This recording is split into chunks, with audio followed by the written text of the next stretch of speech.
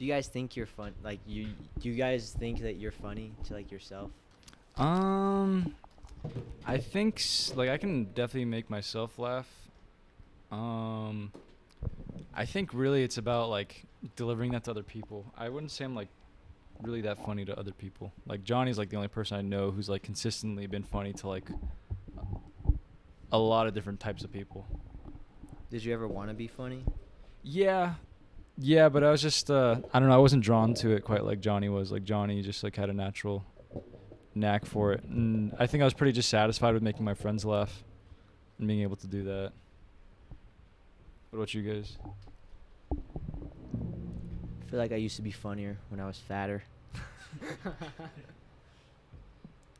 I feel like you go through phases in life where you're like funnier. You have like more of a sense of humor. If you don't have like a sense of humor about stuff, like I don't think you can be funny. That's why I like go ahead, good. Oh, I was just Go gonna ahead. say I don't Go ahead. like. I think I laugh at a lot, but I wouldn't laugh at myself. That's so not true. Sometimes I feel like you're the only one laughing. For real. I think it's just what's going on in my head. I feel that though. That's like some autism shit I relate with. Well, 'cause But keep going. no, that's it. Okay, so this is like not even really an episode. This is like a catch-up episode with episode 24 and 31. Yeah, episode 31. So we have 5 movies to talk about, and we also have a time limit. Backcountry bedtime. What's Backcountry going bedtime. on, film fans? Fucking. Man, it's good to be here. Like Norby said, this is more of a hangout. Come here, come all, come as you are. Because you know what? You might be thinking about those movies we didn't really talk about so much in the past. And, you know, if there's anyone here in the chat, bro, bring up any movie that we've run from these 31 episodes so far. If you feel like we missed something, this is what this kind of episode is for, really, man. It's for you guys. We watched that fucking movie. We talked about it already pretty much. We're ready to watch other shit. But we do this for you. So shout out to the film fans out there. It's kind of for us too. Shut the fuck I up. mean, it kind of is.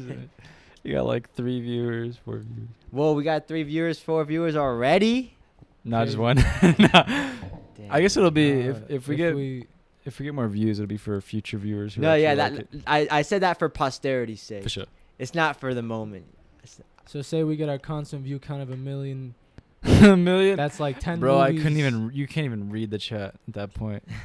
No, we would need like Kate as a producer or Johnny as a producer, you know, Mhm. going through it, Mm-hmm. curating it for That'd be us. sick.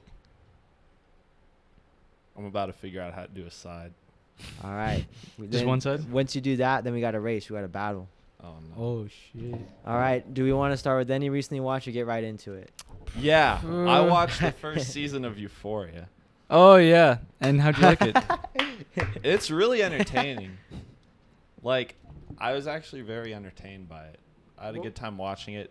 I looked forward to like watching like each episode.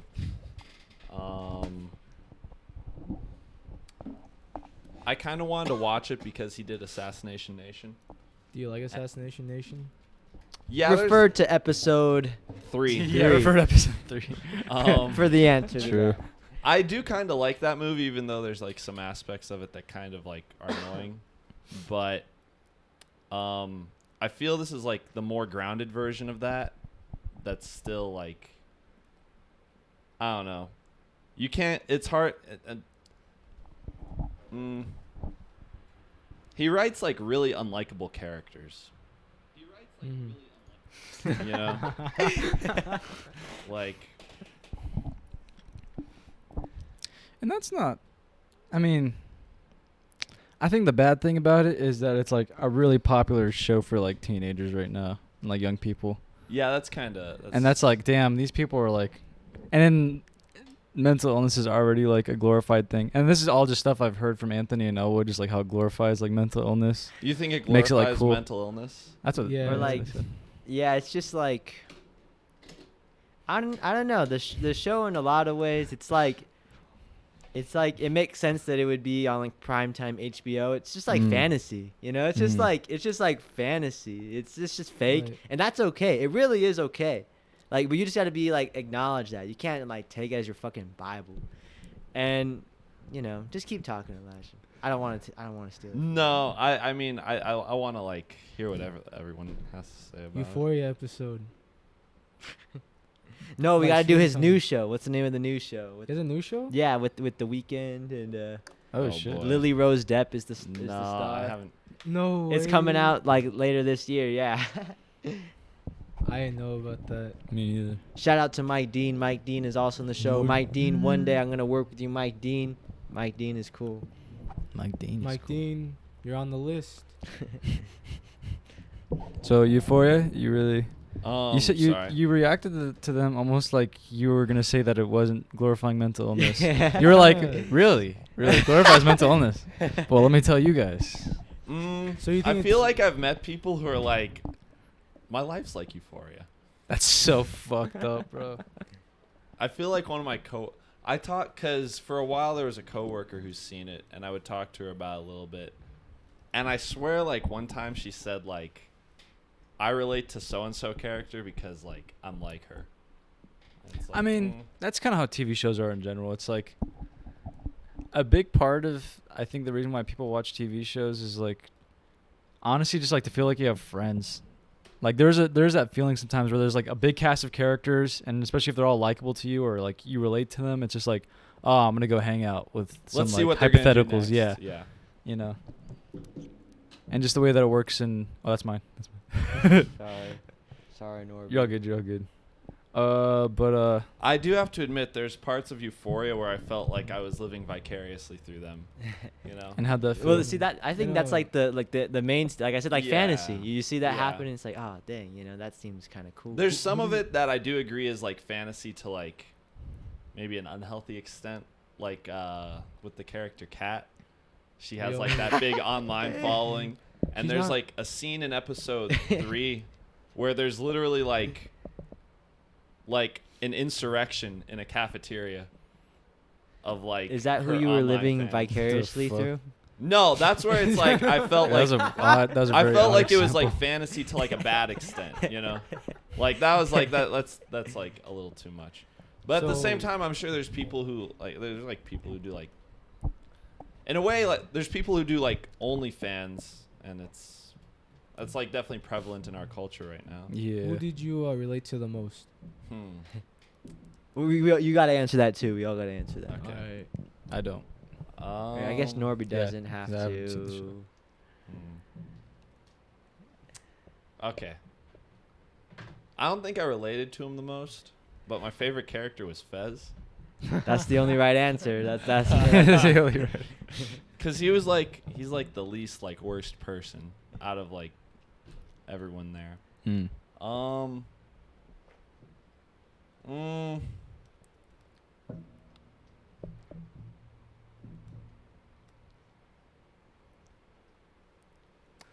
I think Zendaya might be the most like relatable character. She's definitely the most fleshed out. Yeah. Isn't she like the main 'Cause, like, character? Yeah. Mhm. In a way, like I think you'd like to say someone like Nate Jacobs, but Wait, at the same time, I don't think you want to say you're some.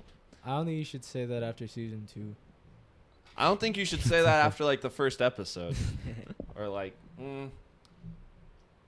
I don't know. I don't know if I can relate to any of the characters. I don't know. I need to think about it. That's not why like I watched the show, you know. Who What do- like the living vicariously part was like they go to a party and they swallow goldfish, and it's like What the? I haven't been to something like that. That was cool to see. It just the whole show feels like he's writing it to live vicariously through all of them, like this almost How old is 40-year-old the guy? man. Oh, He's almost like 40. in his mid 30s. Yeah, 30s. Mm. He has a kid. Yeah. And apparently it's like based off this like Israeli show, but it's also like based off like his own Based off drug another Yeah, addiction. his own. His Because own he was a drug big drug addict. addiction. Oh shit. But the cat, she's not coming back for season 3. Oh yeah. I heard It's about that. confirmed. Yeah. All right. What about you, Elwood? Like season 1, so I don't. Yeah, spoil yeah. season Just 2. for Elijah, season 1. Well, I guess season 1. I just relate to probably Fez's grandma. That's no. That's not an answer. The fuck? That's not. She's in there for like 2 seconds. And She's she's asleep. Like naked. She's asleep. Nah. I don't know. I don't know. related to. Do you relate to any of the characters? Like, Well, yeah, relate is a hard word Yeah. to use, right? I guess it's more like who's your favorite character, right? Mhm. But I don't know. I feel like maybe the dude that Kat dates, he's kind of corny. yeah. I relate to him. He's like a normal person. Yeah. Kind of. You know who's actually like a really normal person is what's her name? But I do relate to Fez too. Who's the sister? The sister of the girl with Oh like yeah, she's Sydney Sweeney's sister's character. Oh, That's Maud Judd Apatow. Yup, Judd Apatow's daughter. Yeah, she's just like a completely like she dresses up like Bob Oh. Ross for Halloween, and it's like this person's like cool. You gotta watch season. Yeah, 2. now you kind of gotta watch season See, now 2. that's what like I was her thinking. season. That's what I was thinking was like, it's weird how like boring her character is in this season. Like, it seems like there needs to be even what's her name? What's Sydney Sweeney's character's name? Cassie. Cassie. There's like, she's not. I don't know if you could call any of them like good people, but she's not like in the first season towards the bottom of the list in terms of like bad shit that people do. And even that seems kind of weird because I don't know. It seems like they haven't told you everything. They haven't showed you the extent. Well, see, that's Of the issue with her. like season I don't 2 know. is because I feel like that's where it shits the bed the most, where it's like leaves all these characters and you can kind of take them in this one direction, but literally every single character except for like one, they like do like the most like stupid like basic thing with. It's just Yeah. like it feels like devoid of like thought. Like the way that season 1, from my understanding, when he wrote it, he was very like interactive with like everyone. Where like he used to have meetings with every like actor that would have their own episode, and he would write and he'd like take notes of like where they thought their character should be going. And it's like season 2, he only hung out with like 2 of them. Wow. Like, cause if certain characters, they feel like think about characters right now that you like really want to see in the second season, like what happens. I bet you don't fucking know. Okay. Did you guys watch like the specials in between watching season 2? I watched 1.5. Okay. Mm-mm. I couldn't get through the Zendaya one. You couldn't get through. Oh, okay. It was, I think I just skipped to the end, and that was the big song. What's like in season 1? What's like your favorite episode? Probably the fair one is just, and that's another thing. I guess Magnolia. for the record, the show on a technical scale is like impeccable. Probably it's like I always say, inspired cinematography, shot on film, and they just do like the most miraculous things in every single way. The way they move the camera, the way it's lit, and the way they stage the actors within the scene. It actually feels like that's where there's like genuine thought put into. And so that's the thing too. You might say that style over substance thing, and I'm always the one to say that sometimes the style is the substance, in the way that something is presented. It's not so much what, but how. But in this way, the issue is that sometimes style is still a facilitator, like, the platform, the trampoline to what's being said. And so my issue with the show is that all that stuff, it's almost like trying to point in your face whatever it's trying to say, but it's not really saying much. You know what I mean? That's the issue with like the maximalist style. But to get back to the question, it's like probably the fair one is the one I remember the most, and I think that's what it is. Honestly, that, and then in terms of sequences, like when she gets high at the party and like the room is spinning and shit, that's pretty impressive. In the first episode? I forget. I don't even Okay. remember. Zendaya though? Yeah. Okay.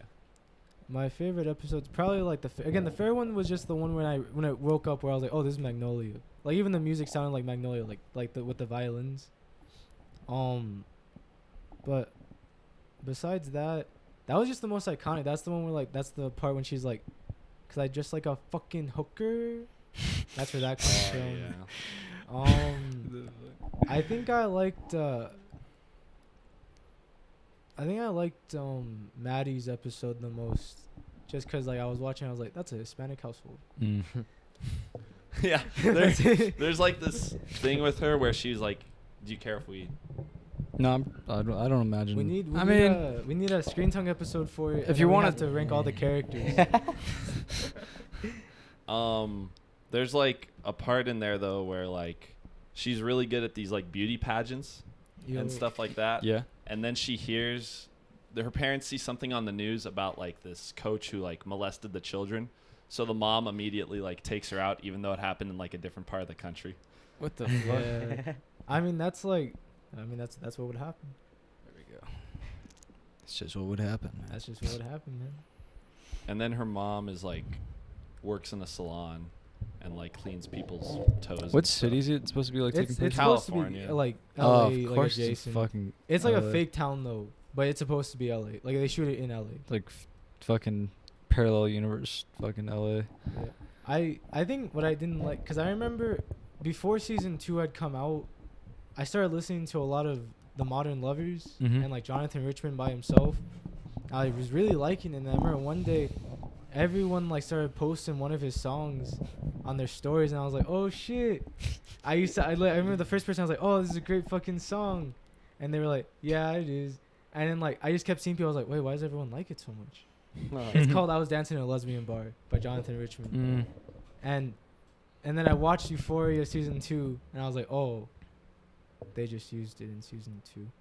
Damn. They name like a lot of the episodes after songs. There's a Mazzy That's- Star episode in season 2. Really? Oh, Mhm. that'll be cool. I really- a newer song though. I really hate it now when like popular shows now use just like I don't know songs that I've liked, cause then it just blows the fuck up, and it's like fuck, dude, I fucking hate this shit.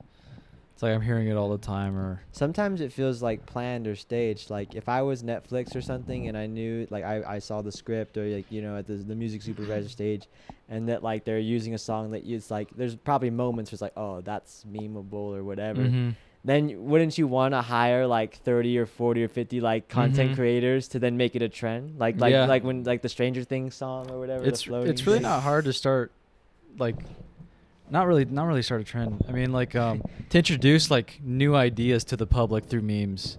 I feel like everything that I've seen now, not everything now, but I mean, like, there's a lot of stuff in culture that like started out as a meme and was like just like stupid shit, and then it's like now everybody's saying it or doing it. I feel like now it's in the vernacular though, so that you can actually almost look at it like an industrial level of like, Mhm. all right, does it meet the quota of like this is like quote unquote memeable, right? Like, Yeah.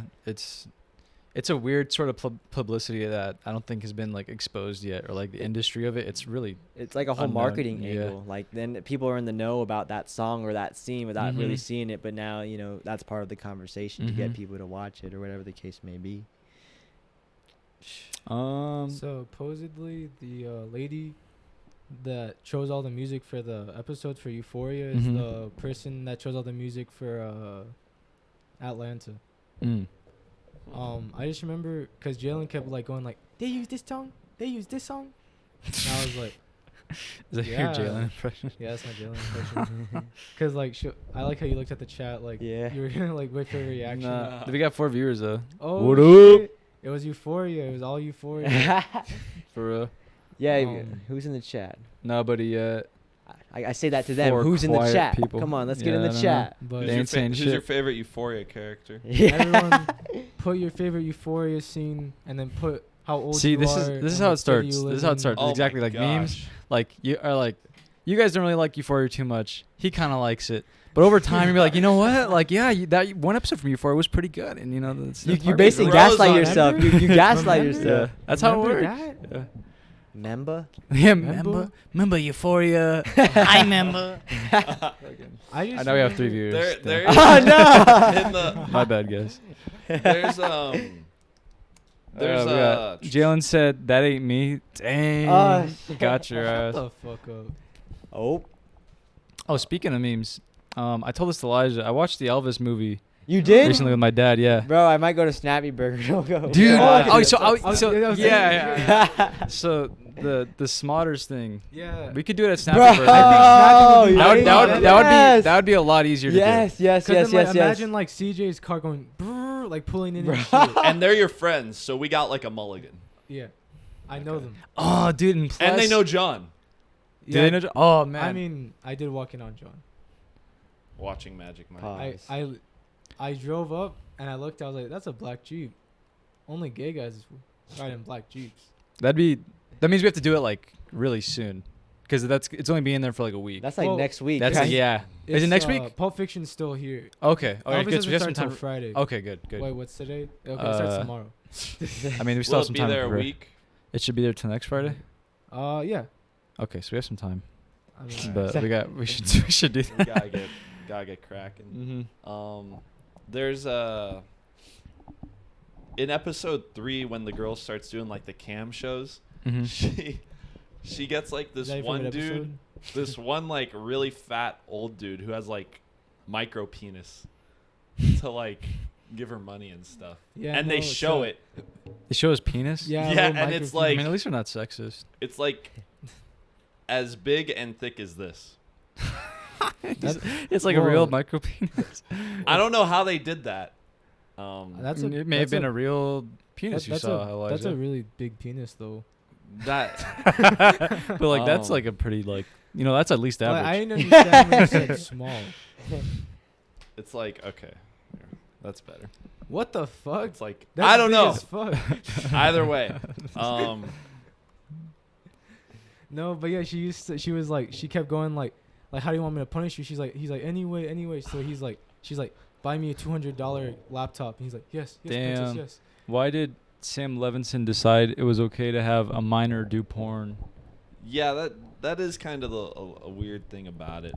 With Maddie's character, they say like she loses her virginity when she's like 14, and like Yeah, all the characters are implied to be like. One of the themes of it too is like child pornography.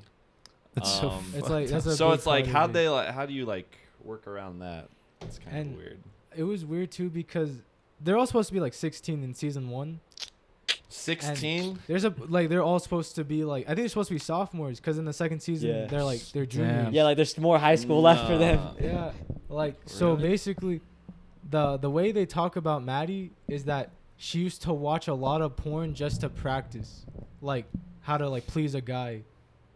That's it, and I was like, that's her character arc, and I was like, I don't like that she's 16 though. I think they're like juniors or seniors. No, they're supposed Because to. the end of season 1 is like at the end of like The the school first year. semester. Oh yeah, the end of the semester. Yeah, yeah. Because Oh, it's like what? Christmas time. Okay, but in It's like a season Christmas 2, pie. it doesn't necessarily. It doesn't Okay, matter, so I guess. There's whatever. it still doesn't. There's still The one- 16, 17. The girl Elijah. that plays Maddie is not gonna talk the about girl it. from Waves, Alexa Demi. yeah, Alexa's the- but she's like 30 in real Yeah, life. Oh but wow. I like her. You know what I think? I think Euphoria was created to normalize pedophilia. I think it was. There just, is. That's like, what I There's think. a lot of like that shouldn't be in that show. Yeah. the transgender girl. She has a name. Yeah. Watch, they're trying to make all these teenagers with mental illnesses, and like then They're next trying thing to you know, make they're them all running the gay. country, and It's like there's a kinda bunch of make 'em pedophiles friends. and like weirdos who like I got traumatized She, when I was like- 13, and my fucking I don't even know what the fucking word is. People get traumatized like a lot sexually when they're like 13 or like 9 years old. They'll stay attracted to like that age. It's like a weird psychological thing for some pedophiles. She like has sex with like the football player's dad. Damn. Spoilers. Bro, don't say Spoilers, that. sorry. You're spoiling it. You're spoiling the I'm Euphoria gonna start episode, spoiling man. season 2. I thought you That's weren't a gonna pause. watch it. No, I'm not gonna watch it. I mean, maybe No, I might. No, but we're gonna I do think the we have Euphoria to. episode after we do the Star Wars saga. Oh yeah, that's right. Wait, we actually did the Star Wars. When are we doing the Lord of the Rings night with Axel? with Axel. And then who we would gotta rather- watch the new Amazon show. They're making a Lord of the Rings Amazon show. They're not making it. It's already premiering, man. It's out. It's out. Isn't Damn. there a new Game of Thrones show? A lot of Yo, Yeah, shit. Johnny's been fucking watching the fuck out of it. Oh, Game of really? Thrones Yeah, show. he's been watching the fucking What's it show. called? Like House of the Dragon or Mhm. something? Yeah. He was like, "It's so badass, dude." So just imagine this, and proceeds to explain like 3 episodes. It was funny. But anyway, anyone else watch anything besides Euphoria? I got- Zendaya does fentanyl. That's pretty cool. Yeah. I think Zendaya. Well, we talked about it a little bit. Zendaya's like pretty good in it though. It's probably her best role, outside of Shake It Up. I got to watch. I got to watch Clerks 3. You did? Yeah. No. I was gonna ask, did you guys all want to go see it together? I saw it. How was it? It was Is it a Kevin Smith movie? Yeah, it's very like Kevin Smith now, Oh. which is. But it did actually get me to tear up in one scene. Like it's pretty dramatic in a few scenes. I was like, damn. Do you think like without the context of the other two, you wouldn't have teared up, as like a fan of like the original? If I didn't have any context? Yeah. Probably not. No. Like you definitely like need to it's like it's 100% like remember this, remember that. It really is like a huge like there's like some meta-ness to it too, which is kind of cool, but I don't know, like there's like a behind the scenes stuff after the credits. That's cool. Which it's like a 15-minute, 20-minute like thing of like behind the scenes. And I realized why, maybe not the one reason, but like definitely one of the reasons. He's working with an entire team of like millennials right now. Oh. Makes sense. And definitely has like a millennial feel, like a weird like millennial, middle-aged Gen X type of feel. And it's like, damn, this feels. How much does it feel like Clerks 2? It definitely feels in some ways like a downgrade from Clerks 2. Yeah. Clerks It feels 2 like, was have you honestly- seen, because Mikey and I went to go see the Jay and Silent Bob reboot. No, It I just didn't see it feels like that. But like, it saw some good scenes. It saw some like just like funny scenes. Isn't the premise though that they basically make a movie? Yeah, They they make made Clerks. Yeah, so it's like the reason why he wanted to make Clerks 3 was because he had like a heart attack because he was like fat as fuck before and now he Yeah, like he's lost a bunch Then of he weight. went vegan or vegetarian. Went vegan, yeah, and he's like smoking a fuckload of weed. Like he's like literally like there's not a day that he's sober now. So there's like quite a lot of weed jokes. Jay and Silent Bob are still there. Ben Where's Affleck's in A it. lot of the same actors. Yeah, Ben Affleck's in it. Where's Clerks Zara supposed Dawson. to take place? New Jersey. New Jersey. That's where all of his movies take place. Mhm. New Jersey. Okay. But Joycey. it definitely feels like it feels more like at certain moments like watching like a YouTube video sometimes, which really sucks. But it has some funny like it does have a few parts I'm like, damn, that's kind of funny. Honestly, I don't know if this is a hot take. Clerks 2, I really like Clerks 2 when It's got some watched really it. funny Like moments. the fucking bro, I remember I used to laugh so fucking hard when like he used to be like well, you haven't seen it? Yeah. No, I think he knows. Have you what seen you're the talking first one? Yeah. Have you seen the second one? No. Oh. about. Do you know the scene? Isn't it like a funny sex joke? Oh, that's not the scene There's I'm a gonna talk about. Which scene was it? The one it's a Jay and Silent Bob like joke Oh, okay. with like I thought you were I gonna don't say know. something else. penis. I'm not gonna go home and watch Clerks 2 right now. So if you want, But it's No, you honestly- can't even say. I mean, I don't I'm know. not gonna say I'm not but like I really used to like Clerks 2 a lot. Like I remember going to buybacks before Zia.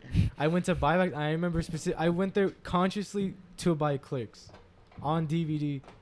There was 10 copies of it. I took it home, I watched it, changed my life. I used to go to my dad's house, used to play it for my like stepbrother and like half brothers and shit like that. They used to laugh so fucking hard at Clerks 1. I remember everyone used to laugh at that part when he's like the snowball part. The snowball. Oh Like, yeah. there was literally like at the time my youngest half brother, he was probably like 5. He still laughed so hard. Like I don't think he understood what was happening, but he just like knew it was funny. That's epic. It was pretty funny. We should probably. Yeah. Anything else? What'd you watch, Anthony? I feel like sometimes I take too much time, so I'm gonna skip this Good time. show.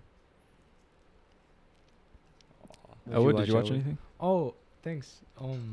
I didn't. Oh, it's Oh, like let I me would- take all that time up now.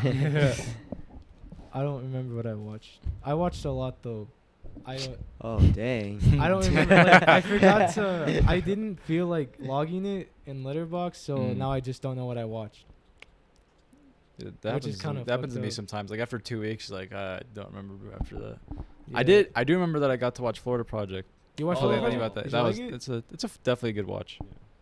I want to watch the Takeout. Yeah, they I got the really wanna Criterion watch it. for it now. I've been wanting to watch that. It was so hard to find. I could never Yeah. find it. Takeout, is that Sean Baker? His first Yeah, it's movie. him and then the lady from she's in Tangerine. She's the donut owner, donut place Oh, owner. he directed it with her? Yeah, they're She- like actually like collaborating. Yeah, she's his production designer on all the movies. That's really cool. Yeah, but she Takeout. co-directed that, and then she's also the donut lady in Red Rocky. Yeah. Red Rocky. I really like Red Rocky. Is I that the remember. is that the movie? I don't know if it's his first one. I remember looking through his IMDb. It's like this one. The poster's like these guys in a car. Do you know what I'm talking about? There's one movie he made like in the like 2000 or He some made shit. Starlet, Prince of Broadway, and It may have been a TV movie. I'm not too sure. he made a TV movie with Seth Green. Wait, no, who's the dude that does Robot Chicken? Is That's that Seth Green. Green? Yeah. Yeah, he did a TV show with Seth Green called like something about a bunny. I don't know what it was. It was like before he started making movies, but yeah, I'm really excited to watch Takeout though. I'm like really What's like what's Takeout about? it's about a takeout delivery driver. Okay. But like I've always wanted to watch it. Like the thing is like on like the library website, you can stream all of his movies if you have the library card. You can stream all of his movies. Hoopla. Hoopla 2, Hoopla Canopy. You can stream all of his movies except for that movie. You couldn't Yeah, you yeah, couldn't find that it. movie. It was nowhere to be found. But now Criterion brought it I know, along with Wally. Yeah, I know. It's like I guess I'll take Wally if you give us takeout. You know, it's worth it at that point. Rest in peace to Jean-Luc Godard. Yeah. Yeah. Bye. Assisted suicide. I know. I was like, dang. When I saw That's that kinda- though, I was like, It makes you think about it differently. yeah. He was like, what? Wasn't he already like 90? Yeah, I mean, yeah, he was like fucking old as shit. I would Jean-Luc do it Godard too. episode. Yeah, that'd be cool That'd be actually. really- French New Wave episode. That'd be really I feel fun. like you'd only, but I feel like you couldn't just stay in the like that good era. You have to like go all the way to. No, the yeah, present. you'd have to do at least a movie from the French New Wave, and then from his second wind in the '80s, and then you'd have to do one of his modern movies. Yeah. You have to do like his last one where it's just images of dogs in 3D. In 3D. Yeah. I think it was in 3D. He made a 3D movie like in 2014 or something. When he was like 84. Holy shit. Oh, I know what I watched. I rewatched the De Palma documentary twice. Twice. You just were that Like- jazzed. Well, it was like I deleted YouTube because I was watching YouTube too much. So I just started watching Canopy more. But the thing was, like, I really liked hearing De Palma talk about his movies. So I watched it once and I watched it again. I've seen the movie like 6 times now. It's really weird that Noah Baumbach's the one that, like, And Is Wes it- Anderson. No and Wes Bum- Anderson. Yeah, like, it's really weird that they're the one asking the questions. Like, and also Noah Baumbach wrote Madagascar 3. Or, yeah, he had some additional writing credits on there. Yeah. That's all I gotta say though. Sure. Jalen, if you remember a movie we watched, let me know. I don't remember any other movies we watched. That's it. Okay. Some movies coming out this year though. Yeah. Blonde. I Oh wanna yeah, see Blonde. I've seen some pretty mixed reviews about it, but I still want to Halloween see it. Ends. I got the book from Halloween. the library. Oh, you did? Yeah, I'm gonna try and read a little bit of it. The Whale. Oh No yeah. way. Halloween Ends. Pearl. I'm not Yeah. looking forward to Pearl. Did you like X? Bro, I don't know if this is real or not. I felt like it was a prank, but I guess they greenlit a part 3. Yeah, it's called Maxine. Oh my fucking god! And it's got XXX Yeah. in the middle. And you can actually, if you send if you send an audition tape, you can be an extra in the third X I movie. saw that. Bruh. I was gonna say we should all try and get in. No, and be in the X more movie. than that, I want to get that signed mother poster from Darren Aronofsky. There's 6 people in the chat. It's $14 each. So we just need to buy 6 of them, and we get the mother poster for free. Signed. Signed, but in a way, like I Mother. searched it up. His signature is not worth a lot because he just signs everything. Yeah, that's how Wow. it felt, to be honest. And also, too, of all his movies, like Mother. You just know because he couldn't get rid of the poster. Yeah, that's like you. When you open that drawer, it's like, damn, he just had a lot of It's a lot extras. of mother posters. He made a whole Gmail just to send it to. Yeah, I saw that too. There's Babylon. Oh yeah, Babylon. yeah, Babylon. I'm I- curious about. I don't know if I like the way it looks, like so far, like from the trailers. We'll see. We'll see. Amsterdam. Oh yeah, is that the one with That's, Christian David O. Bale? Russell. David O. Russell. David O. Russell. Russell. Russell. Um, Russell. Russell. Russell. Oh, the Luca Guadagnino movie. Oh yeah, with, it's like a Bones to all. cannibal movie. I So think nice. so. Timothy Chalamet's in it. And the girl from what the Waves. Yeah. But it's supposed to be like fucked up kind of. Yeah, it takes place in the 80s. It's yeah. Mm. Alejandro Inarritu Really? making his new film Limbo? for Netflix. Not Limbo. Not Limbo. What the fuck's I don't it know. called? It starts with a B. It used to be called Limbo. It's a Mexican film though. When's that coming out? I think it's this year. It's a Netflix movie, so I think it's coming out Okay. like sometime in the middle of the year. It's coming though. There's the movie Barbarian that just came out. Oh yeah, Joseph said it was Joseph, pretty good. yeah. Mhm. Joseph said it's good, man. I know, it's like shit. You did see Bodies. Yeah, I I saw saw Bodies, Bodies. Bodies. How was that? I like Pete Davidson. Remember Pete Davidson? I thought it was funny, but then probably halfway through, I was like, this feels like a 50-year-old woman made this Yeah. movie, and it was exactly a Damn. 50-year-old woman made this Really? movie. That was my issue. Is that like it's like in a sense like this like lens or this critique on like Gen Z and like Gen Z Mhm. culture, like things that we do. But like the issue with it at this point is that like that's everybody. Like Mhm. everyone is addicted to their phone or YouTube Is or it- the internet or some shit. Did you guys feel like it was an accurate portrayal of Gen Z people? I mean, rich Gen Z people. I feel like Yeah, no. like it was just What like the fuck? it doesn't even necessarily translate to maybe something outside of like that very like unique set of circumstances that Right. the characters grow up in. Mhm. The people from Euphoria would like Bodies, Yeah. Yeah. but I can't. It relate seems to like- Bodies Honestly, because Bodies, of- Bodies looks like a movie that would like be a character in Euphoria would watch. I Yeah. thought Sam Levinson produced it at first, but he produced X actually. That makes That sense. makes a produced lot of X? sense. Yup, he produced X. Huh. I really didn't like X.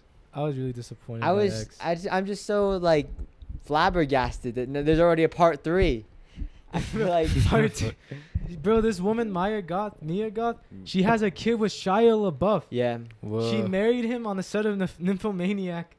They got divorced in 2018, and then they got back together to have a kid together.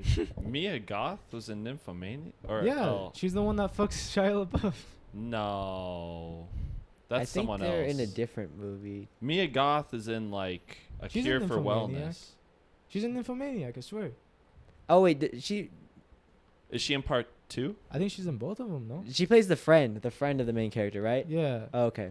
that's how they Okay. met. Yeah. Probably had like an orgy on set. This is what else is coming out.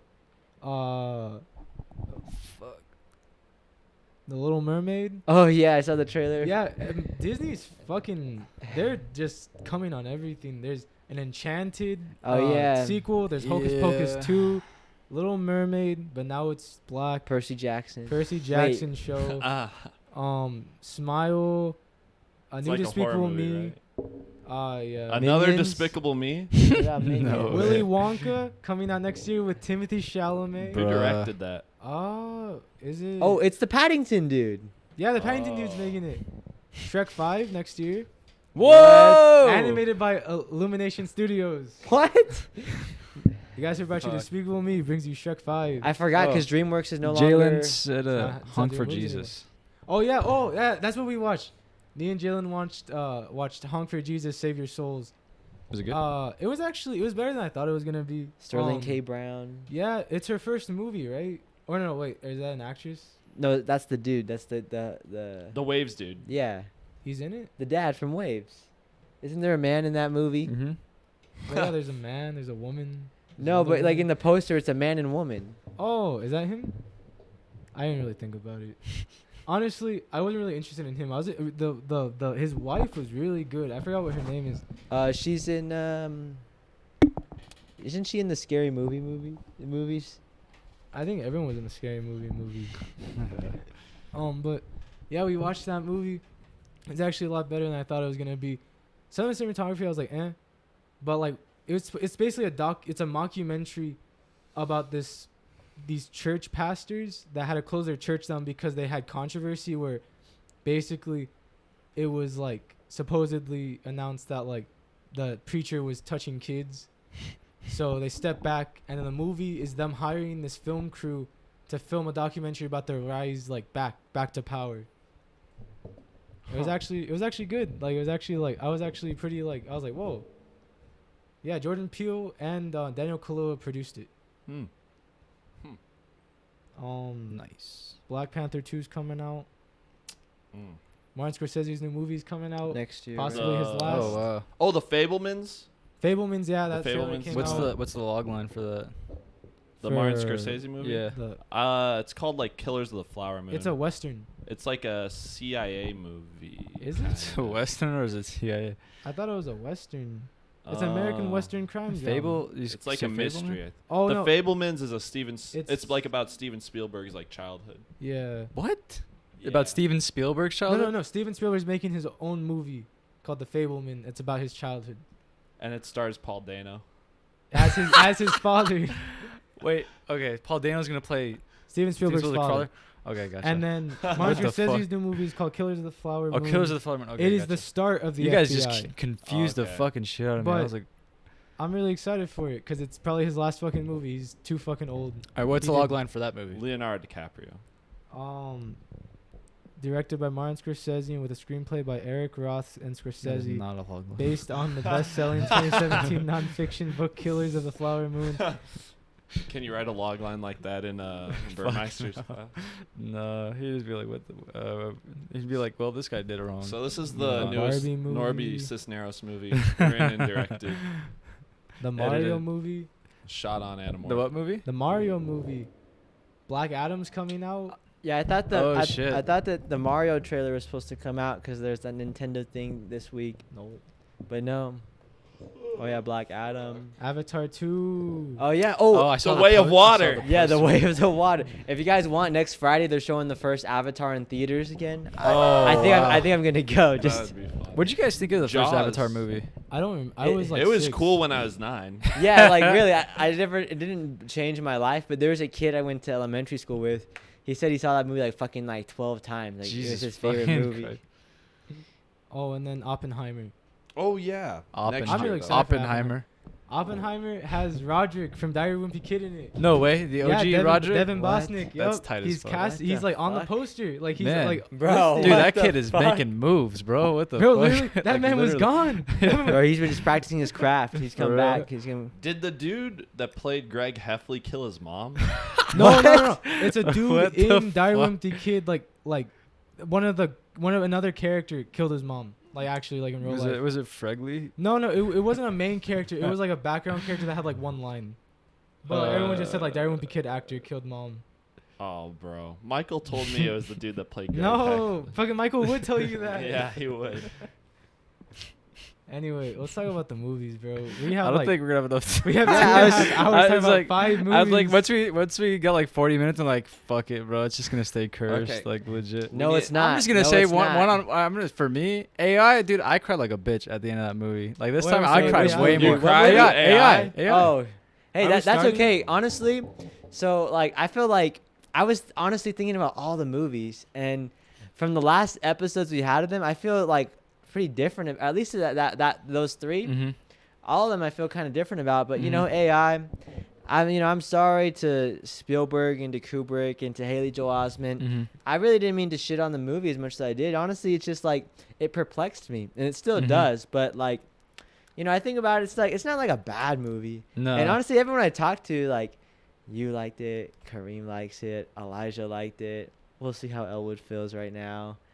Some other people I know liked it, and it's like, all right, well, people like this movie. It's just like, I just wanted to talk about it, I guess. So It's a I'm very- sorry if I framed it like it was just like abomination. No, you didn't make. It kind of. I remember when you guys talked about it. It just made me like really curious, like what made the movie so, I guess, special, kind of.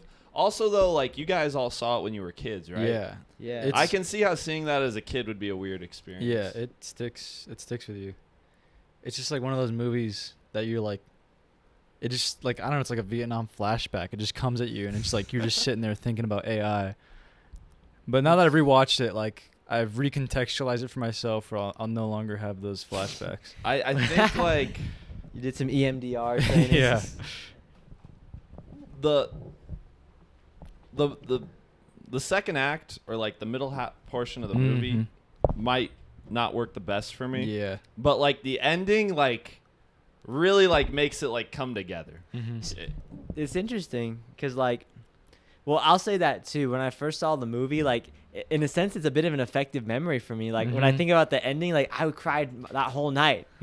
I was at my dad's house and I missed my mom. And you know, he's like, in his head, I want my mommy. I want my mommy. I was sad as shit, bro. But it's just so interesting that you say that too, because we talked about this in the last one. But like the beginning and the end, that's Kubrick, and that middle part is Spielberg.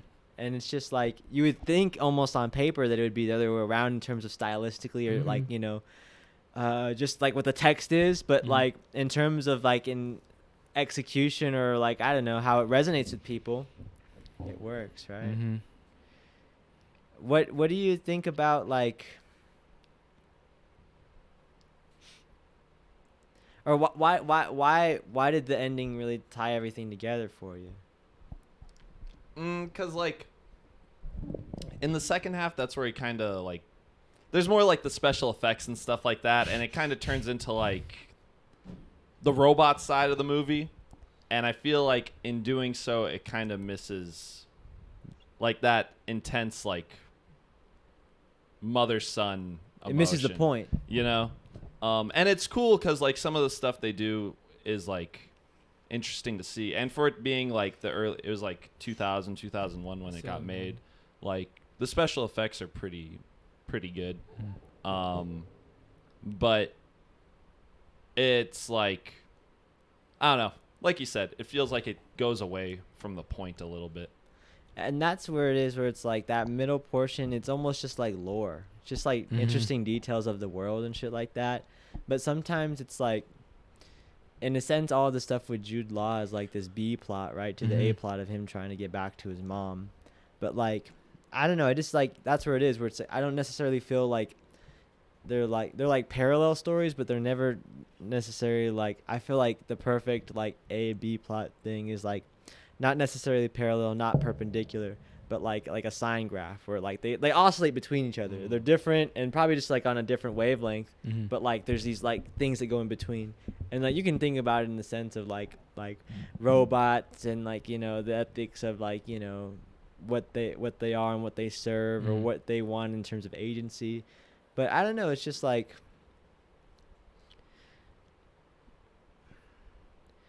it seems like, if anything, like with Haley Joel Osment's character and then Jude Law's character, like machines or technologies, like maybe inherently something that's supposed to facilitate or ease or make things like more efficient and faster to do. But it's like their purpose is to like make connection more efficient, right? Like you don't actually have to like deal with a human, just get a machine. I really still like the opening. Like, I think it's just like, that's where like Spielberg really shines, is in his oneers. You know what I mean? It's just like in that conversation he has with or that dude has with like the board or whoever the scientists are. It starts on like this wide and it goes to like this over the shoulder, and then it wraps all the way around the room, and then the person that was the over shoulder of it turns into a close up of them. And the thing about it is, it's like not necessarily drawing attention to itself. You know, it's like a 7 minute or however long it is, but it's just one continuous take. And it's like, that's hard. That's really hard to do. We try to do that. What did you think about this movie, Elwood? I had seen it when I was a kid. You had? Yeah, like I saw it when I was a kid. Like, how old? I was probably like 8. Okay, 7 yeah, or 8. that's Like that's like, I think all was solid like around that time, but except for Elijah. Yeah. He doesn't know how to ride a bike either. Yeah. We're gonna do that. We're gonna teach you how to ride a bike. I hope so. So I watched it when I was a kid. Nasty Nady said howdy. Howdy. I was about to give his opinion on the movie AI, Artificial Intelligence. Witness the glory. I watched it when I was a kid, and it was on TV a lot. It was like that. It was a TV movie for me growing up. But same thing with like American Graffiti. It was always on TV when I was a kid. And so I used to watch it when I was a kid, and I used to be like, man, I love this movie. This is the greatest movie I ever fucking saw. I used to cry, like you guys. I fucking cried at the ending. Like, I cried at that, and I remember, like, I cried at that, and then my grandma had to calm me down. And then My Girl came on afterward, and I cried like a bitch during My Girl. Have you guys seen My Girl? Nah. Have you seen My Girl? That movie's strange. That movie is shit. That made me cry like a bitch, like bawling like hard. And literally, my grandpa was like, he couldn't calm me down, so he was like, "Stop crying like a bitch." And he was like, "You want me to tell your mom that you're crying?" He's like, I was like, "No, don't tell my mom." He's like, "Yeah, that's what I thought." But I rewatching it, it's definitely awkward. It's got some stiff parts, definitely like really stiff. Like, Bruh, there's this, the part at the beginning where they first see like Haley Joel Osment, and like he walks in and he's like, "I like your floor." he's like tapping his feet and shit Yeah. in like the white ass fucking clothes. Sorry. No, you're good. I remember watching it and I was like, huh. Like rewatching it, it's really strange because like after knowing the context that it was Stanley Kubrick and everything. Did you know that? I think I might have said this before, but Chris Cunningham, they hired when Stanley Kubrick was gonna make the movie. They hired him to do all the robotics, and then as soon as Stanley Kubrick died and Steven Spielberg did it, they didn't call him. And he became a director after that. He didn't want to work anymore. He wanted to start directing. And then he stopped directing. That would have been so cool. Yeah, bro, because like he does everything like actually like physically like For real real. robotics. Yeah. He was a sculptor first. Really? He Yeah. did I shit on should know. Alien 3. Whoa. That's Stanley Everyone's Kubrick favorite. though, he had like had this idea since like the mid '80s. Yeah, no, this is his passion project. This is like the movie. This guy said, Nasty Nady 121 said, nice background. Thank you. And they said, damn, I don't know movies like y'all. Don't worry about it. Just watch them. Or you follow the Instagram and you can see what movies we're going to watch next. It's just like, I don't know. I really don't. A lot of the acting is kind of funny. Like everything's like, it's weird because it's like a hybrid. It's like really like it's Steven Spielberg, Mm-hmm. but then like he's trying to. It felt like he was cutting it and shooting it like Kubrick, and that just didn't mix in my head well. Yeah. Especially like all the shit with like when they're in the house together and shit like that. That's all Kubrick though. That is all. Wait, what do you mean by that's all Kubrick? Like that was like I said, the beginning portion. All that middle shit is like Spielberg's ideas, but Kubrick, that was like in his like the That was treatment the for the storyboard? script, the storyboards, and like the concept Oh. art. Like that's what's so interesting about the movie is that in a lot of ways what Kubrick was trying to do was make a Spielberg film. Mhm. And so to have Spielberg come in and try to make a Kubrick film is, to me, that's where I watch the movie, I think about the movie, and it really feels that way because Mhm. like that beginning opening, all that stuff is so awkward, like, but at the same time you couldn't really put it on either Kubrick or Spielberg because they're trying to do each other, right? Yeah. No, wasn't supposedly like he was trying to get like Steven Spielberg to do it, and then like Steven Spielberg wouldn't do it, so then Stanley Kubrick was gonna do it. But Some then shit like, and then he fucking died. No, well, it was like I think he kind of knew he was like getting old, so he started to talk to Spielberg about it more, like in terms of like. they had like a friendship over the phone though for like almost 20 years. Yeah, like they Wow. were like Yeah. Spielberg was kind of like Kubrick's favorite director. Like he was like he was a fan, which is crazy to think about, really. And Kubrick didn't talk to like Spielberg about Full Metal Jacket or like The Shining. I don't know about Eyes Wide Shut. Maybe, but I don't think so. The movie wasn't. well, I he don't died know. before it came out. There's like a special feature on the AI DVD where he's talking about it, and he didn't say anything about Eyes Wide Shut, but he said he didn't talk about The Shining or like Full Metal Jacket to him. So maybe he didn't include Eyes Wide Shut because he did talk about Eyes Wide Shut to him, or I don't know. Maybe. I really wonder what Steven Spielberg thought about Eyes Wide Shut before like it came out. This guy said, "Are y'all butthurt by Black Mermaid?" No, I think just Elwood. No, I'm not buying it. No. Are they casting an African American to play Yeah. Little Mermaid? Yo, I saw this It was like Ben interesting. Shapiro type of thing where it wasn't Ben Shapiro, but I think his name is Matt something. He's this dude with like glasses and like this big beard, and he basically says like, how can like someone who lives that far under the sea have dark skin? What the fuck? That's fucked up.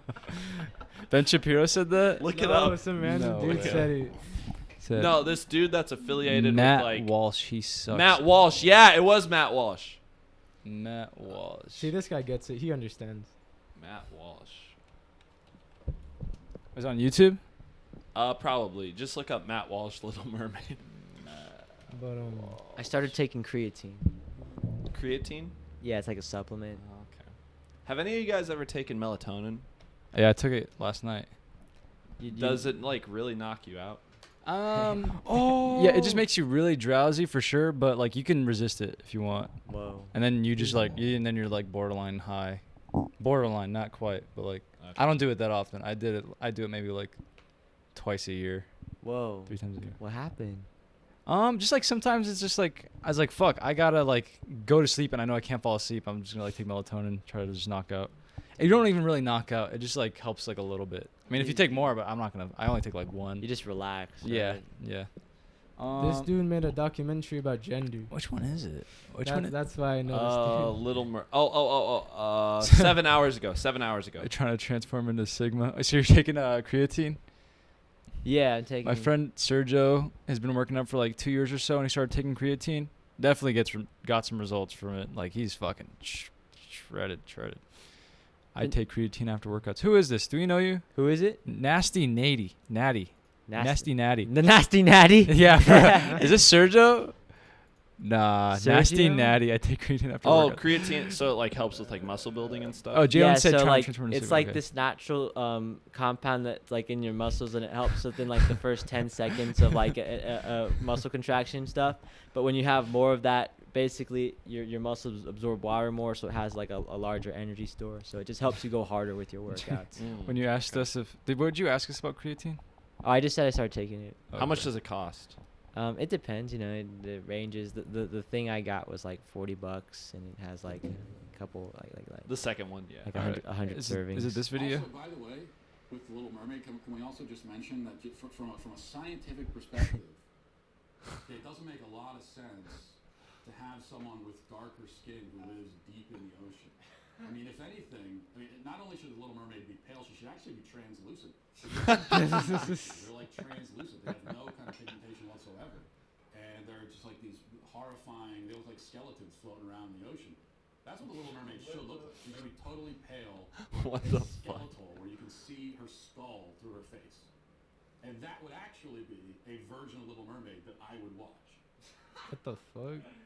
The damage report. He's not like He's just scientifically science not. to justify racism.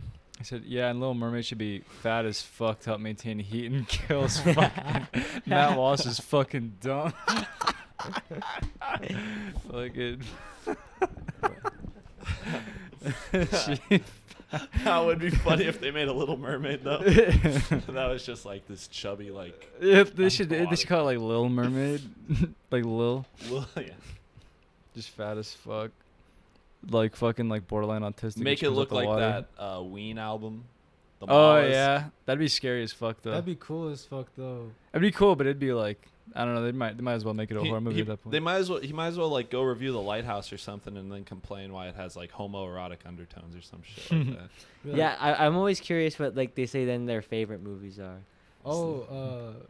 Ben Shapiro loves Top Gun 2. Yeah, it's like Clint Eastwood, fucking Top He Gun. loves Clint Eastwood. Oh, they're probably loves Top big Gun American 2. Sniper fans. Yeah. I mean, I think he said like I think he likes Once Upon a Time in Hollywood. Nasty Natty just asked, "Is Lighthouse good?" Yeah. Is Lighthouse good? That's how Nasty Natty sounds. He's all natty. Good. Who the Is heck it is the good? Nasty Natty? I don't know, man. some nasty natty. He's not answering it, so maybe it's I don't know. He's keeping it secret. Is Lighthouse good? Yeah. I enjoyed it. I like that Yeah. movie. I take a lot of visual inspiration from it too. If you like surreal pieces and historical pieces, you might like The Lighthouse. honestly, if you see something Who now, the fuck am I? I don't know. This might be fucking Johnny for all I know. I miss that guy. My brother. Yeah. I think he's here. Nice background. Damn, I don't know. Like, who the fuck? It's Johnny. Fuck Johnny. Wait, Bro, I might go grab some nuts. the from fuck my is this? car. Is this I'm Zach? hungry. Dude, please tell me who you are. Ben Shapiro, top 10 most overrated directors, Ridley Scott, Michael Mann, Dude said he's gonna grab David nuts. Lean. Okay. David Lean? David Lean, What? Darren Aronofsky, That makes sense. Mike Nichols.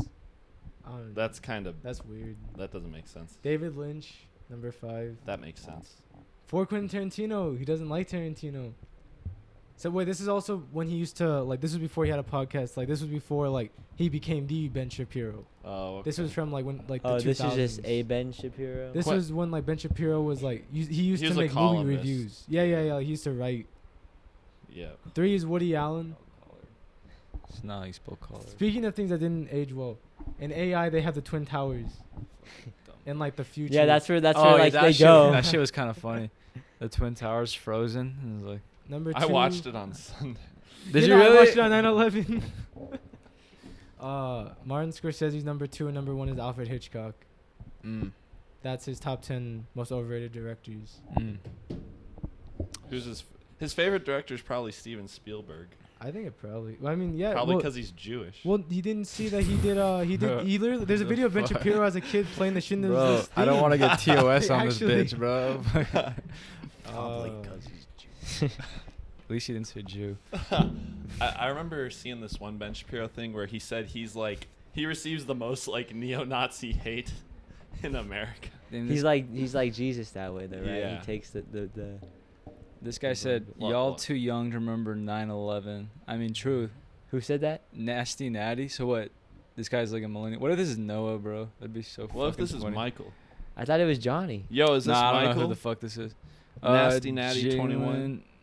Jalen said, but are y'all Michael going to talk about remembers the 9/11. robot Holocaust part? Like the game show part? That part was pretty... Bro, was- literally, there's a whole religion based off of killing robots. Actually? Y'all That's don't what. That's know literally what me. he was talking about when he's gonna kill what's his name, David. The sacrifice. Yeah, he's like, don't be fooled. That's what they want you to think to replace your children, to replace your love. Oh, like Religion wait, is dumb. I when keep going. Well, I mean, that was it. Like he was literally like he was talking about basically like that's literally why he wanted to kill the baby robot, was Right, just because right. it's like The it's baby proof that robot. like The robots baby can beat us. And then there's also that one robot in the cage who's like they're doing this because they know that we're gonna outlast them and they can't stand for that. Yeah. I like the design there too of the robots in there. You know, they're just Like- because there's like I a like- mix of like practical stuff too. Mm-hmm. Chris Cunningham, No, shout out. Mhm. not Chris. Not Chris Cunningham. I loved Chris Rock in the movie. Chris Rock is in it. Yeah, that was funny. Do you think Stanley Kubrick would have casted Chris Rock? Yeah. Yeah. All right, I said y'all Oh, I don't was know gonna- me. I don't think so. Religion is dumb, for real. I think I do. Jalen said, Elwood is scared of AI. I am scared of AI art. AI art is fucking crazy. And then Nasty Natty said, y'all still didn't get colored shirts and food. Oh yeah. Oh, yeah, you you go- wanted to you get wanna some. go nuts? This guy said 2 times that you wanted to get nuts. Yeah, I'm hungry, man. I'm sorry. Like I came straight over here. It's a busy time, bro. Fuck. But I was gonna say AI is like not a bad movie. Definitely, I like the end a lot more than like the beginning. I don't know if I like the end though. Like, the end felt like it was taking. Like I think as a kid I was crying my eyes out, but now I was like, this is taking too long. That's the why thing. I was crying. That's the thing about the ending, though. To me, like I watched it again. It's just like, wow. You like in my head, when you think about it, it's like the final scene. But like no, there's like that's like the last 30 minutes. Like it's like a Yeah, no. long ass Yeah. sequence. It's this whole sequence. I literally remember the movie like got to that point where like it's like starting to pull out of the ship and like there's the voiceover and everything, and then Jalen was like, "Oh, we're done," and she checked the time and it was like, "Wait, how come we have 25 minutes?" left? yeah. She's like, "Is it 25 minutes of credits?" I was like, No, it's like 40. It's like 45 minutes after everything freezes. It's like holy fuck, bro. Like, but it's like a like whole it's ass like 4 act. endings, you know? Because Yeah. like it could almost end when he's like just frozen down. True. there, Yeah, too. it should have ended Shit. there. With Yeah. like that, But- the not the mermaid, the fucking fairy. "Yeah, that's how it should have Mhm. ended." But like, I do feel like the last ending did like, I don't know. That shit attacked me, bro. I think It's This just time it's it just like a attacked the hard pill to fucking- swallow when like a fucking alien comes down Yeah. and like I don't know. It's just like wow, they really went for it, you Mhm. know? I think if it wasn't so fun where it's like where he's like please make me a real boy, please make me a and That's- then the voiceover and everything, I feel like if that just didn't happen and it cut from him like driving and maybe like when he hits that shit and like it crashes on him, Yeah. like if that's how it ended and then like it went to like it's 4,000 years in the future now, Mhm. that would have made more sense. It's just like when you end it like that where that's such a definitive ending, and you go like, oh fuck you. This is the ending. That's when I was really upset. I was like, this is taking too long now. Like I remember this as a kid. I was crying during this part, so I didn't really pay attention to this part. Mhm. But fuck this movie. But bro. honestly, you're right though. Like I'm thinking right now, I'm getting a little emotional thinking about the ending of like that. And it's like this weird thing, because like at a certain point, it's like it's almost nostalgic, right? You can't help Yeah. but think of like that's what you might wish for in some days. It's just I don't know, because holistically, to get all those pieces in there, it's gonna be clunky, right? Like, there's Mhm. no. I Yeah, don't think it's there's like. That's the thing about it too. Like I might be able to identify maybe this thing I don't necessarily I like, or like it's a problem, but I don't have a solution. And in that case, now I'm just like bitching about the movie, Mhm. right? I don't know how to fix it. That's just how it is. Yeah, it is like one of those movies where it's just like there's a lot of problems in it, but it's like I'm not gonna touch it with like a 10-foot pole. You know, it's just like it is what it is, and I'm just gonna try to enjoy it. But like, yeah, the ending is like like in Charles Burmeister's class, you know, he'd be like, "Why the fuck is it 4,000 years in the future?" And there's like 40 more pages.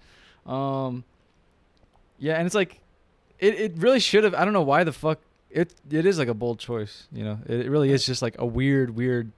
Like I think maybe like Stanley Kubrick wanted it to be like that, and Steven Spielberg didn't know how to pull it off, so he's just like, we have to do it because it's his dying wish. I don't think Steven Spielberg pulled off anything. Let's break down the ending. Let's break Maybe he down thinks the he did. ending. So basically, he goes there with Jude Law, and that's when he meets like William Hurt, right? Yeah, the guy who created him, right? And David's finds actual father. finds out that Nasty Natty, he's real quick. based- Nasty Natty said, "Later, fellas, love you. Workers of the world unite." Peace out, And Nasty Natty. then Jalen said, "Norby, kiss the homie goodnight before he goes. Later, bro." You And didn't kiss he me. also said, "Long hair cries a lot." I cry a lot. And then Jalen was trying to defend you. She said, "He was like 2. He ain't no ABCs yet. What the fuck is a Norby?" Norberto. Later, bro. You have a you have a good night, bro. Workers of the world, bro. Workers of the world. Take it Bro, I easy, love dog. Nasty Natty, bro. Yeah, he's a good guy. Shout out to Nasty Natty. Bro, Send I your cried fucking so workout much. routines, bro. For real. Send me your supplement Guide. guide. Yeah, whatever. So they go there. He meets William Hurt, and then he goes underwater, Mhm. and then he like submerges, and they like steal Jude Law away. Jude Law. That's what makes Jude Law's character feel like a bit like unnecessary throughout like the whole thing, Well, kind of. The whole reason is that it's just to get him there. Well, cause like in a sense, like it's a Pinocchio story. He's like the Jiminy Cricket character almost, right? Like at a certain point, his I thought- function is. But like Teddy was like Jiminy Cricket. Oh Mhm. wait, that makes more. He's sense. more like the He's the like guy the who gets wolf. Pinocchio like wasted. Yeah, the friend, Yeah. the Yeah. friend. How do you guys feel about how they integrated the wolves into the story, where it was just the motorcycle? That shit was so looked like retarded. wolves? I thought that was the That dumbest that's shit. pretty dated. That was like some little corny. Batman and That- Robin Bro, shit. Yeah, it's yeah, like- for real. I started playing Marilyn Manson, like.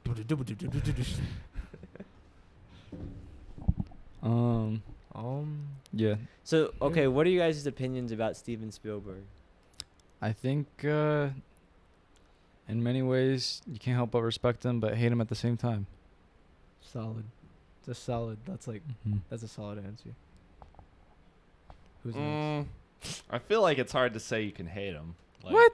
You Bro, c- he you created can like the definitely modern hate him. blockbuster, which also he basically created Marvel without realizing it. Yeah, but like he did it through like Jaws, Close Encounters of the Third Kind, E.T. You almost can't blame him. like So, those like- movies like are fucking like. You can't hate on those. So, movies I mean, too it's like- hard.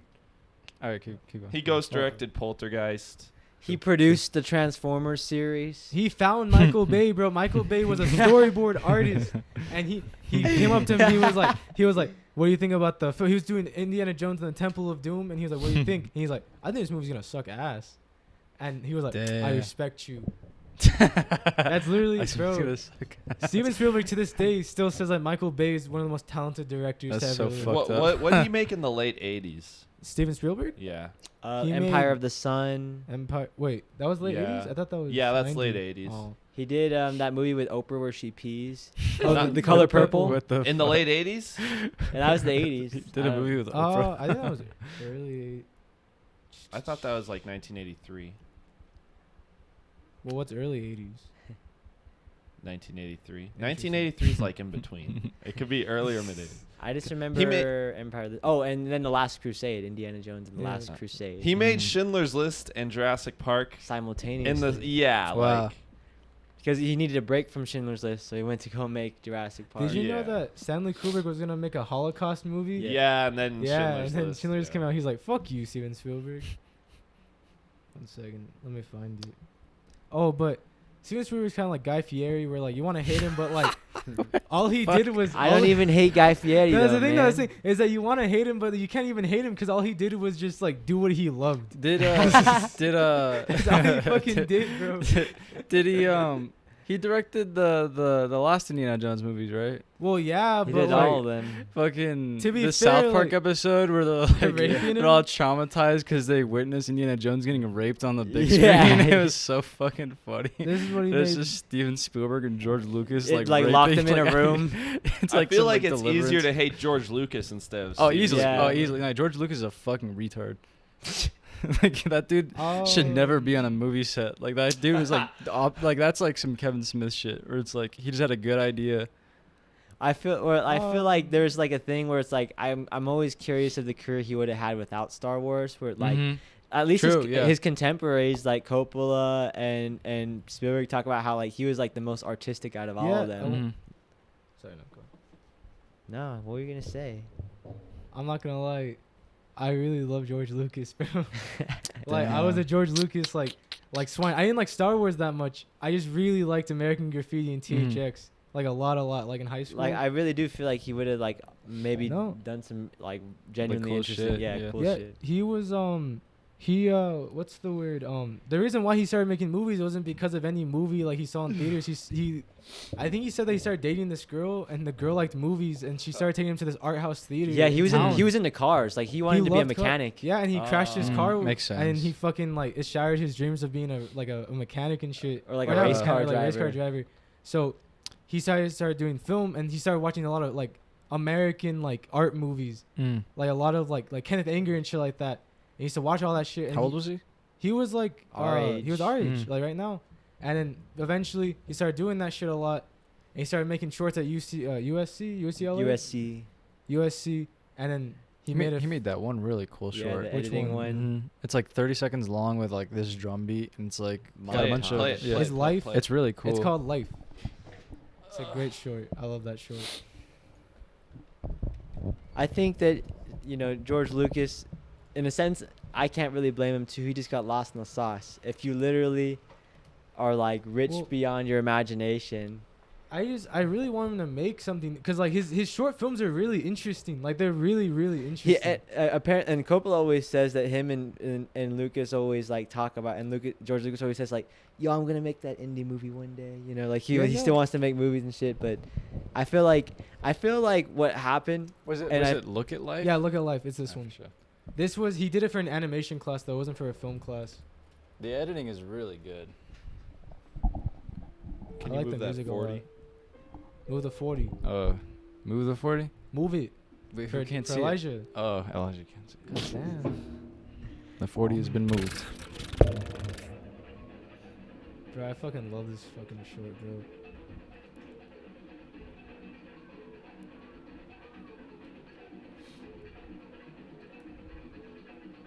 Editing classes were the best. Yeah. They said that they gave him a minute of film. They could do whatever they wanted with it. That's really cool. Is what he did. Yeah, no. I want to say George Lucas would be a cool dude to do an episode on, just like his early stuff though, just like THX, American Graffiti, and Yeah. Star Wars. No, you gotta go all the way. You gotta go to Howard the Duck. You gotta go Howard to the Duck. Red. You gotta go to Red Tails. Well, then you gotta do Indiana Jones. Well, duh. Duh, fucking. But Was that's he like Ghost associated with like any project after Star Wars? he was a producer. He did the editing and producing for the next two, and then he directed obviously the prequels. And then he But- produced Howard the Duck. He's the person that came up with Indiana Jones. Yeah. Like, that's his character. Oh, and he also kind of facilitated the birth of Apocalypse Now. Yeah. Oh, really? That was his movie. Like he was Interesting. he was actually like that was his baby, his project, and he gave it to Coppola so that he could do the Star Wars movies. I have heard Wow. like Francis Ford Coppola said like if he died, George Lucas would like finish Apocalypse Now. I think I've heard stories where basically I didn't hear it like he gave it to Francis Ford Coppola. I heard stories like George Lucas didn't want to make it anymore. Well, yeah, it was Francis Ford Coppola like just needed to make money to like get something out. Yeah, because at that time Coppola was like really into like trying to like get his own like studio and production thing off the ground, and I think he just saw like the gold in there. But at that point, he himself is lost in the sauce. You know what I mean? Trying to make the greatest movie ever. We need to have an Apocalypse Now episode. Well, we have to watch the original cut, the Redux cut, and the final cut. And Heart of Darkness. And read Heart of Darkness. So the original one's 150 minutes, and then Redux is like 200 minutes, and my then the God. final one is 180 minutes. Jesus Christ. So I've he seen- added like an hour, then took away like I've half seen hour. all 3 of them. I haven't seen the newest one. It's interesting watching them final cut. back to Does back it- to back. Because You I watched back to back to back. I watched them because I bought the 4K set because it was like $20 on Amazon. So I watched them like I watched the first one. I was like, damn, that's so good. And then like the next day I watched the second one, and the third day I watched the third one. I really like Apocalypse Now.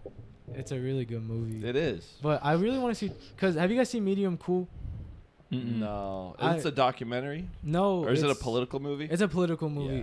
But I really like Medium Cool, and supposedly George Lucas was supposed to make it where he was gonna take a bunch of kids, like a bunch of not kids like college like kids like actors. He was gonna make them play characters, and they were gonna go to Vietnam during the war, and they were gonna record it all like on 16mm black Damn. and white camera, and they were gonna make it like Medium Cool, where it was supposed to be like actors just in like real life scenarios. So in a way, he made Smotters before Smotters.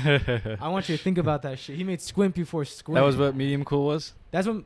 That's what George Lucas was gonna do. Did he do it? No, he didn't make Apocalypse Now. That was supposed to be Apocalypse Now. It was Oh. supposed to be a bunch of kids going to Vietnam to They were protest. they were gonna do it like But he didn't real do it. deal Guerrilla. shit. He didn't do it though. But That's like true. that's the thing though, is that you put respect on Lucas's name. He literally like without him I we wouldn't have CGI, bro. We wouldn't have it. You seen that shit where like they're in the room, like Yeah. the editing room, Yeah, and they for just Phantom finished it. Yeah, Menace. they're like they're watching it. And he's like, "This is like what does he say?" There's Can like you verses. play it? He He's like, basically says like, "What have I done?" yeah, he's like this is like terrible. but no one says anything though. And that's what's kind of sad. And like that's where it's like in terms of a career, you can't help but respect it too, because like maybe he had all these ambitions and stuff, but with that success, like by his own words, he George says, Lucas's reaction to episode 1. he says, "I chose to be a father." You know, like he chose fatherhood. Have you seen the video with him and Charlie Rose? Oh, Just as baffled at the clusterfuck as we were. George admits to throwing too much out there. Yeah. The editor then attempts to explain pacing and why 4 scenes with totally different emotional tones don't work well together. In a space of about 90 seconds, you go from lamenting the death of, a hero, to escape, to slightly comedic with Jar Jar, and returning. But he kind of realizes he's wasting his time, so he stops. Rick McCollum is frozen in utter shock. Currently, he regrets not challenging Lucas and some of the things he was worried about. Shout out to Red Letter Media. Really, yeah. Major segments of the movie and editing because they're intertwined. I mean, I've thought about this quite a bit, and the tricky part is you almost can't take any of those pieces out of there now, because each one kind of takes you to the next place. And you can't jump. Hey, it's too late now. Later on. Lucas attempts to explain his newly minted bowel movement as bold, extreme, stylistic. It's stylistically designed to be that way, and you can't undo that, but we can diminish the effects of it. No one looks Diminish like the they know effect. what's going on. Oh man, Listen. that's like a nightmare Okay, conversation. I understand what he would Okay. do, but you can't like. So I feel like the way it's like right there, what you're seeing is like Mike Tyson in the 2000s. Like it's like a guy who's like, all right, it's kind of sad and like it's easy to shit on him, but you can't take that away from at the age of 19, Mike Tyson was the heavyweight champion of the world. Like he was knocking fools out that were like 6 inches taller than him, like actually like monsters, and you just like in the first 30 seconds. And I feel with like George Lucas, it's not necessarily the same where it's like, he's just kind of corny. He's more corny. Yeah. But like I feel like I think that might have gone too far.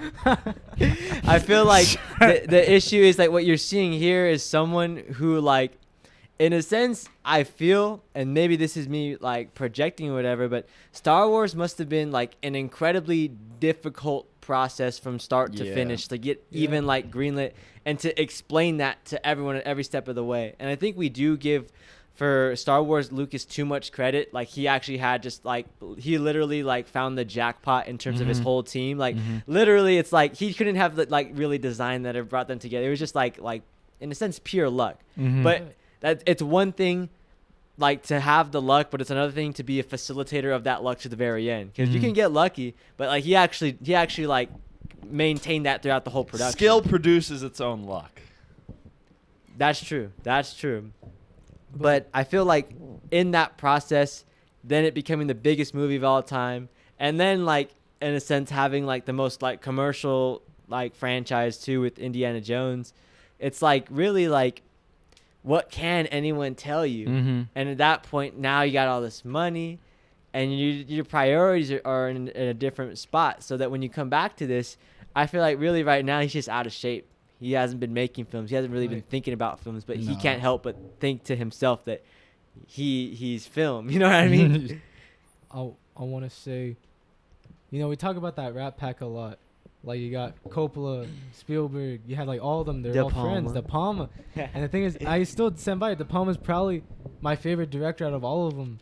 But in a way, I feel like George Lucas, like, if he just didn't fuck up, like honestly, if he just didn't make Star Wars, bro. Like think about it. In a world where he didn't make Star Wars, that man would have gone so far. Oh, he also produced Mishima. He produced Mishima. Like he knows talent. Like he understands talent. Like he understands movies. Like what was the tone in THX? What was the tone? It's like dystopian sci-fi. Like, but it's like abstract, right? It's abstract. Yeah. If you watch the original cut, don't watch the Lucas cut. Is Lucas cut kind of so like he made one in like the movie came out in like 1971 and he like re-edited it in like the early 2000s. Yeah, he added CGI cars and shit like that. But the thing, go ahead. I was gonna say like that's the thing about Lucas is like I don't see him as like a director at all. Like he shouldn't be directing. Like he directed Star Wars and they had to save it in the edit. Like his wife saved it, or I think I'm pretty sure his wife saved it. It was his wife. His wife saved first the fuck. wife. Yeah, she saved the fuck out of Star Wars. And then Empire Strikes Back comes out and he didn't direct it. And it's like he wrote it, but he didn't direct it. he didn't direct it. Did he edit it? I think he's an editor on it. He might. Maybe his wife is an editor too. No, his wife. Maybe his wife was. Maybe whenever like he's credited, it was his wife.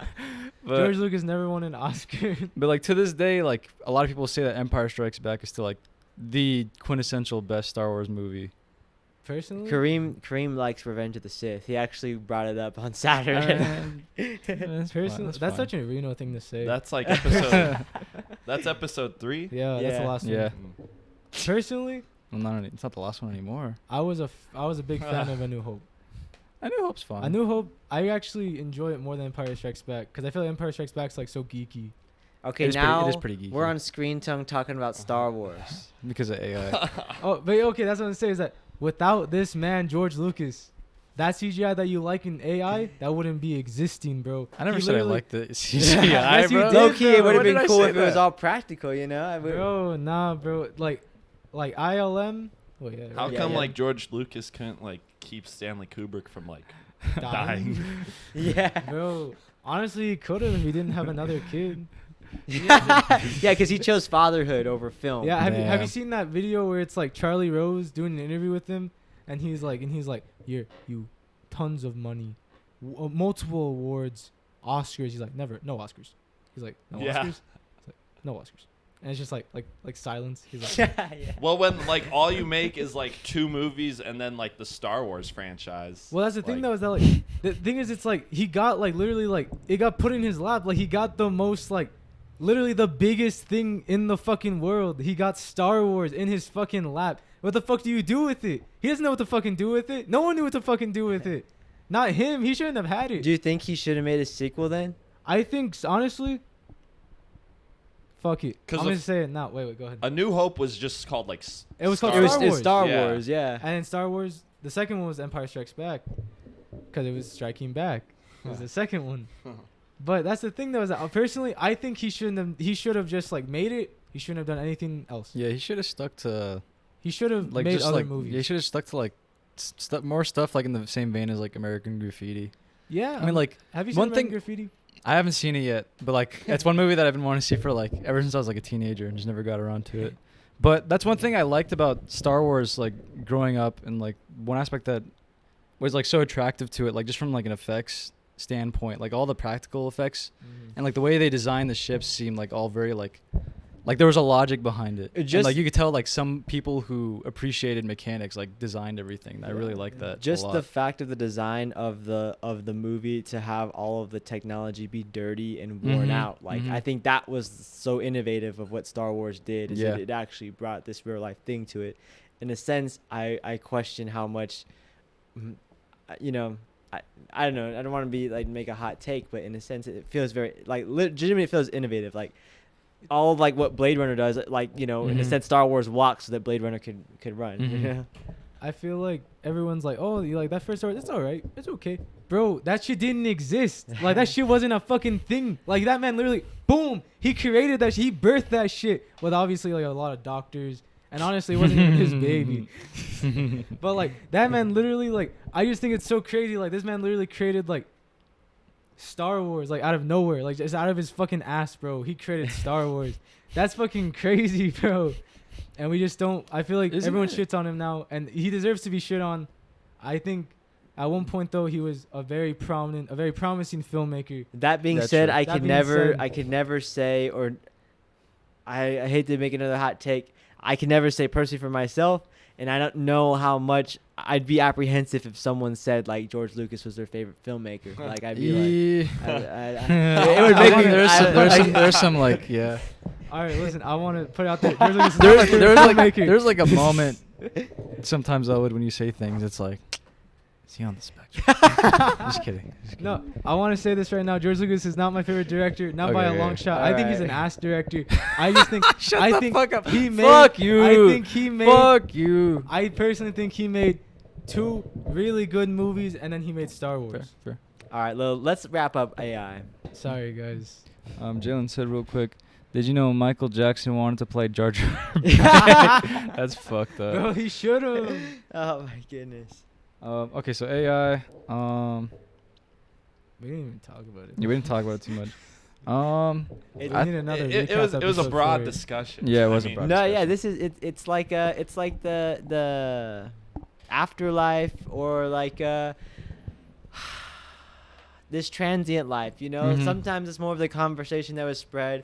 Seemed like some of this stuff had to get aired out. I hope you For- feel better. What is No, interesting I about just- AI, I guess, kind of like in like a grand scheme of things with like Spielberg's career, is like when you go up to people and talk to them about Steven Spielberg, they don't talk No, about AI. No one talks No. about AI. Yeah. And like AI is like a really like interesting movie, like culturally and just like in itself. So I mean, it's in between 2 of his biggest movies, so I feel like it's like a lot of 'Cause people would he was all- forget it. Minority Report and like And War of the Worlds. Oh, what I did he was make talking- before this? I was talking about Saving Private Ryan and Schindler's List. Wait, Saving Private Ryan, Was yeah. 90 But you're 88. saying in between. Oh, my bad. I meant Minority before. Report. Minority Report. Honestly, I haven't seen Minority it's Report. not that bad. I really like Minority Report. It's Like, a I'll good talk movie. like that one's a good movie. That's like a time travel movie, right? No, Yeah. No. it's a movie set in the future. yeah. but it's. Go ahead. Isn't it like about people committing crimes though before they Yeah, commit the crime? so- Yeah. It's basically it's- the ultimate algorithm. Yeah. So Oh. basically, That's Is what it like China's Loop? actually doing some shit Nope, like yep. that right now. They No, just it's happening. A yeah. lot of shit in Minority Report is Yeah. happening now. In the movie, instead of having phones, they have contact lenses. And so you literally, whatever you're looking at, the other 80% of your vision is filled with ad space. And that's what's going to happen when we get that Neuralink, Mhm. bro. You already know. So wait, I thought you was talking about the Neuralink on the way here. He said, "I want to start driving and write at the same time." I mean, you can like record yourself, but Yeah, voice I was memo. about- I was about to say that like you can literally just like have the phone recording. the whole It time. even has a speech to text thing. You can turn that on and it'll actually type it for you. I want text to mine. Wait, Minority Report though, it's like Tom Cruise is like As a cop. is a cop, and they're trying to like prevent crimes from happening. So Shit. basically, it's based off a book by Philip K. Dick, who wrote like Blade Runner and shit like that. And basically, in I don't remember if it's in the book, but in the movie, they have these like 3 like mutants basically in this pool, and What basically the fuck? these fucking people can just like see the future, and then they bring these like they go boom, and then a ball comes out. Honestly, of a machine. So like the things about AI when you describe it and you're like, what the fuck? And you watch the movie and it's still kind of like, what the fuck? But it makes more sense. In Right. Minority Report, it does this. You could explain it the same way, but honestly, the movie is a lot more cohesive and it like Yeah. has like momentum and like through line through it. That like it's a fun watch. Yeah, I really like. There's a shot where it's like up above, like it's when he like has his like eyes like covered, and like the shot's like all like it's like a video game, and like he's like, and like he's like it's like a Metal Gear Solid. That's literally what it looks So like. okay, so he did AI, then Minority Report, then War of the Worlds, then And that was like his like post 9/11 sort of edgy phase. Yeah. It's like, even how all the movies look like Bleach Bypass. Or Like, Mhm. even with War of the Worlds, the fucking plane, yeah, the big yeah. plane that's like destroyed. Uh, What did he do in like 2007? 2007. That was Catch War Me If You Horse. Can. He did. Oh yeah, he Oh. did Catch Me If You Can. That- Yeah, Catch Me If You Can is fucking great. I really love Catch Me If You Then Can. didn't he also do The Terminal Yeah, with that was. with Tom Hanks? Oh wasn't- yeah. oh yeah, I guess. That's the movie we got to talk about. We should do a Catch- series of like all like the worst movies from good directors. Catch Me If You Can was like one of those movies that I always saw on TV when I was a kid. Yeah. That's It all- was that's definitely a always playing. TV movie. The Mhm. Terminal. Okay, so basically, AI came out after Saving Private Ryan, and then before Minority Report, and then right after Minority Report is Catch Me If You Can, then The Terminal, then War of the Worlds, Then Munich. then Munich. Have you guys seen Munich? I've seen Munich. Mm. My Munich's grandpa loves interesting. Munich.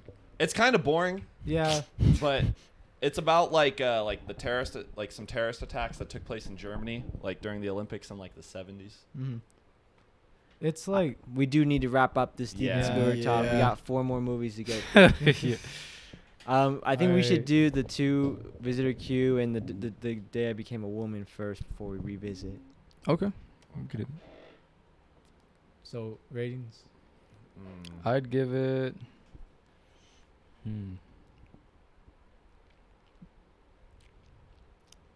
I'm gonna give it a 7 out of 10. Damn. Damn, that's like the first out of 10 I think I've ever heard. I was Yeah. gonna say I want to get rid of like my out of 10 thing. Like it's driving me nuts. So, I'm not sure what I'm gonna replace it with, but I would have given it like a 7 out of 10 too, Whoa. probably, or like a 6.5. Out of 10, it's gonna be like just kidding. Out of 40 bubbles, Mm-hmm. it's gonna be like probably like personally it's like 20 bubbles out of 40. There's some cool shit in it, but it's just it feels like Stanley Kubrick and Steven Spielberg were having like a fight, like artistically, and it doesn't feel right. It doesn't feel right in my heart watching it. I'd give it an 8 out of 10. Do you want to do Visitor Q or The Day I Became a Woman? Probably Visitor Q is one we've been It talking would about be for cool to long have a time. Steven Spielberg episode. That would be- though, yeah, in that'd be some fun. regard. Maybe not do all his movies like in. at once. Yeah, that'd be like a 10 episode Yeah. episode. Yeah. I want to talk about. Do you still need to get? Do you want to get your peanuts? No, I'm not gonna get them. No, go get them. No, I don't, because I want to have water. Then it's gonna take a long time to get water because they're like Yeah. they're like salted, so Mm. Okay. it's okay. Um, So, man, it was very nice just to watch Visitor Q finally. Yeah, I'd for never real. seen it, and to see it with all you guys, you know, sometimes it's like, is that a movie you should watch by yourself or with other people? I don't know. You know, it's like there's certain movies like that, but I'm glad I watched it with you guys. And Yeah. honestly, it was different than what I expected, while also just being as out there as I expected. Yeah. You know, I guess it was in how it was out there it wasn't. I didn't necessarily. When I looked I knew about the movie, but I didn't know in terms of its form that it was almost like this like found footage, like very like, Mhm. you know, very like rough around the edges, low budget sort of thing. It almost felt in the vein of like a Dogma movie. Mhm. And that was actually really cool because like in a lot of ways I feel like it might come off kind of over the top in a different way, or kind of like overbearing, or I keep on saying, but like honestly, some shit is just kind of corny. And so like if it was like that, it would be kind of corny. But in this way, it just feels like, by in a sense adding that barrier of not, of like unpolishedness, it actually removes the barrier, which is like to actually like accept the conceit that, all right, we have this incestuous family, and one is a drug addict, and one is gonna squirt milk out, and all this shit's gonna happen. And honestly, I've talked about it before, but I just really appreciate like that, like I guess Y2K, early 2000s era of just Asian cinema. Like in a lot of ways, it just seemed like what they were doing, what they were embracing was cool. It's in terms of like, because in one way it feels forward thinking while also being super, super dated. Yeah. What did you guys think about this movie? I was impressed by it. It's like, for as rough as it is, like you said, it is impressive. Like there's just like some sequences that are just like definitely catches you off guard. It starts out like incredibly uncomfortable. And yeah, to the for point, like a little while too. Yeah, that scene is so long, and that I feel like that's part of the reason why it's so uncomfortable. And in that way, it feels like very strong, like, but almost it was so long, it got to the point where it's like, man, this might just be an unpleasant watch, But the movie wins you over, and so there's parts you're laughing. You know what I mean? It's funny. It does a good job as to like, what's the word? Like priming you. It like. You start off with something that's like a sequence that is very just like, you wouldn't dream that upon, like you wouldn't ever want to like witness that ever, and it's just like and it's like for such a long time too. It's just like you start off in such a weird zone, and it's just like it you can really tell that, I don't know, it introduces like a humor that I think reacts to that like weird tone like pretty well in your head. It's a very interesting movie. I don't know how to feel about it, because like we watched it, and like when the weird shit was happening, maybe it's just like the way I was like, I don't know, I was watching, I'm like, no, I didn't want to be like that wasn't the movie I wanted to be watching that day, I guess. I think you were upset because both your boyfriends were there. Maybe. I don't know. Yeah, Pat left. He's like, It that's was the craziest movie I've ever. No, Pat wasn't really watching the movie, but every time he looked up when like some like really disturbing shit was happening, like when she was so lactating or something. That is so. So I don't know. Literally, the last thing Pat said was, "That movie's fucked up." I don't remember what I'd seen like directly like before it, but maybe it was like I feel like I hadn't been like watching a lot of stuff, and then like of all the palate cleansers, like you turn this on, and there were definitely parts where I just thought it was like just kind of like stupid, a little bit too much, but then I thought about it, and there are parts that are kind of like like Jalen, you go ahead. There are parts that are like disturbing in like an interesting way, and like in a way that I think like it definitely like has an interesting tone. And then there are parts that are kind of funny. And it is kind of like crazy how like the performances are really good. And I don't know how to think about it. Like, I think it's interesting. I don't know if I would show it to anybody. True. And I don't know if I enjoyed it.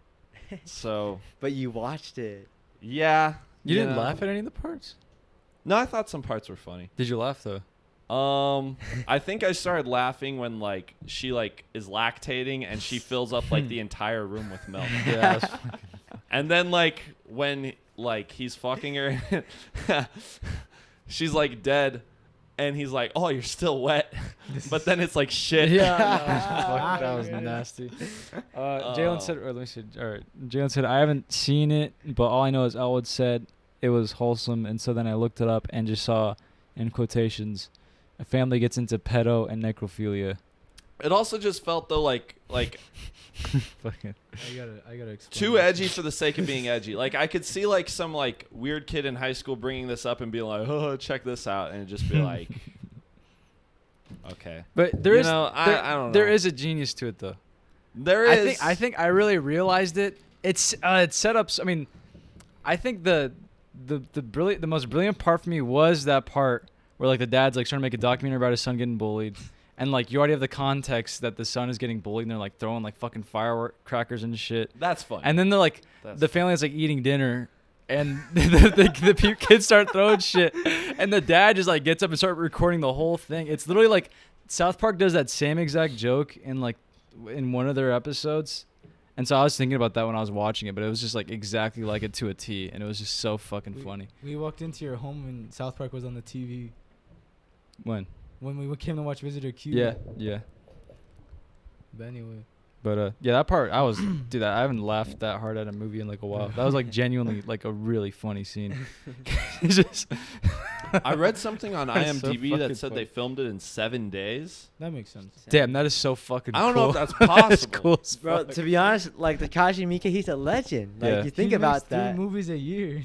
consistently, Of like varying genres. but like I won't say they're all good, but it's not about that. At a Mhm. certain point, when you're a film, you can't worry about if the movie's good or not. You're just making shit, and that dude is literally like making shit.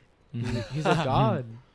He wears a bandana. That's But- like the image in my head. So how do you feel about it then as him as a director or a filmmaker though? Because like in a lot of ways he's kind of like the antithesis of what I think a lot of us kind of revere in filmmakers. Someone who is like very passionate and careful and meticulous in what they like from beginning to end. But this dude is just a straight up director. He Mhm. usually doesn't write his scripts. He's never there for editing because he's always shooting. You know what I mean? But Mhm. like the thing about it is you watch his movies and there's like a clear style, a clear voice of like, regardless if he's there for every step of the way, it's his movie, you know? Mhm. And that's what it's like, wow. To me, when I started to get into him and his career, it kind of opened up the way I also saw things because like that's how I thought like a good filmmaker should be, right? Someone who, you know, is in a sense very selfish, very personal with it. Mhm. But in the sense he's the opposite. He's almost like to a detriment, kind of like, wow, that's TMI. You know what I mean? For real. In terms of like just and how he constructs things and how he's just so kind of like, I guess like, I couldn't imagine just giving shit away like that. You Yeah. know? I think you're gonna say, go ahead, Owen. Oh, I was just gonna say, I really, really, really, really enjoyed this. It was my favorite movie from the 4 that we were gonna review. Like genuinely. 4 or 5. Pause. Like no, the 4 that we were originally supposed to do. Like, Oh. but now it's probably my second favorite. But this one was definitely my favorite on that episode. I was really upset that we didn't get to talk about it. Me too. Yeah. I like Anthony just said, like he's a director. Like he is like, that's all he fucking is. He's a director, and like in a way, yeah, no, like when you said like, oh, some high school kid would show you this shit, I would be that high school kid. Bro, I fucking love this movie. I feel like I would have made some shit in high school just like this. Well, wait, not just like this. Pause. Pause. That is one thing where it's like, I feel like knowing he just like makes stuff all the time. Someone's like, you want to make a really weird porno? And That was part of it too, because like this was part of like a 5-film series that like him and some other filmmakers did. That's cool. Where like the whole conceit was that like they got the budget to make the movie if they just shot it like on those like mini DV like digital cameras, and then it was like this like exclusive like exhibition thing where they played the movies, and like then it was like that was like the boom of like DVDs and all that, and you could get this like really fucked up DVD. You know what I mean?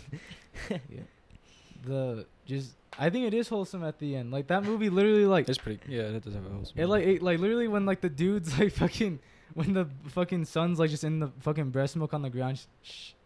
It Like- basically AIs itself at the end. You know what I Yeah, mean? like- it ties it all together. It ties it like at the end like they're a family, and like doesn't matter if they're a little fucked up here and there, bro. Like they're just family, and I don't know, in a way like I feel it's something so extreme, and I feel like honestly, Elijah, I feel like you have disgust for it.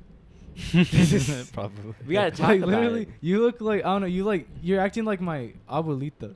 It's like, so you're acting like- interesting too. not like, I mean, there's like, Like, you other literally movies. There's love like Boogie Nights. there's like other movies that like I enjoy that are like, you know, like have like disturbing elements to it or like gross out elements. And even in like some stuff we've like done, like I put like a crucifix in my ass, like you know, Pause. like I'm not saying like it's just, I don't know, the way it presented it, like it It's I guess that's my reaction to it. I don't It's- know. That's valid. You know. I mean, I also like. What other movies like do women like lactate like that in? Like, I don't know. I don't know. That was like that was a bit out there, you know. It's just like, I don't know, something about it where like I feel like a lot of movies, like a lot of, speaking of Godard died, Mm. I feel like a lot of art movies, especially like European ones, like it was like, oh, we're gonna talk about sex, like we're gonna show nudity. It's like that's cool, but this motherfucker said, what if I just show her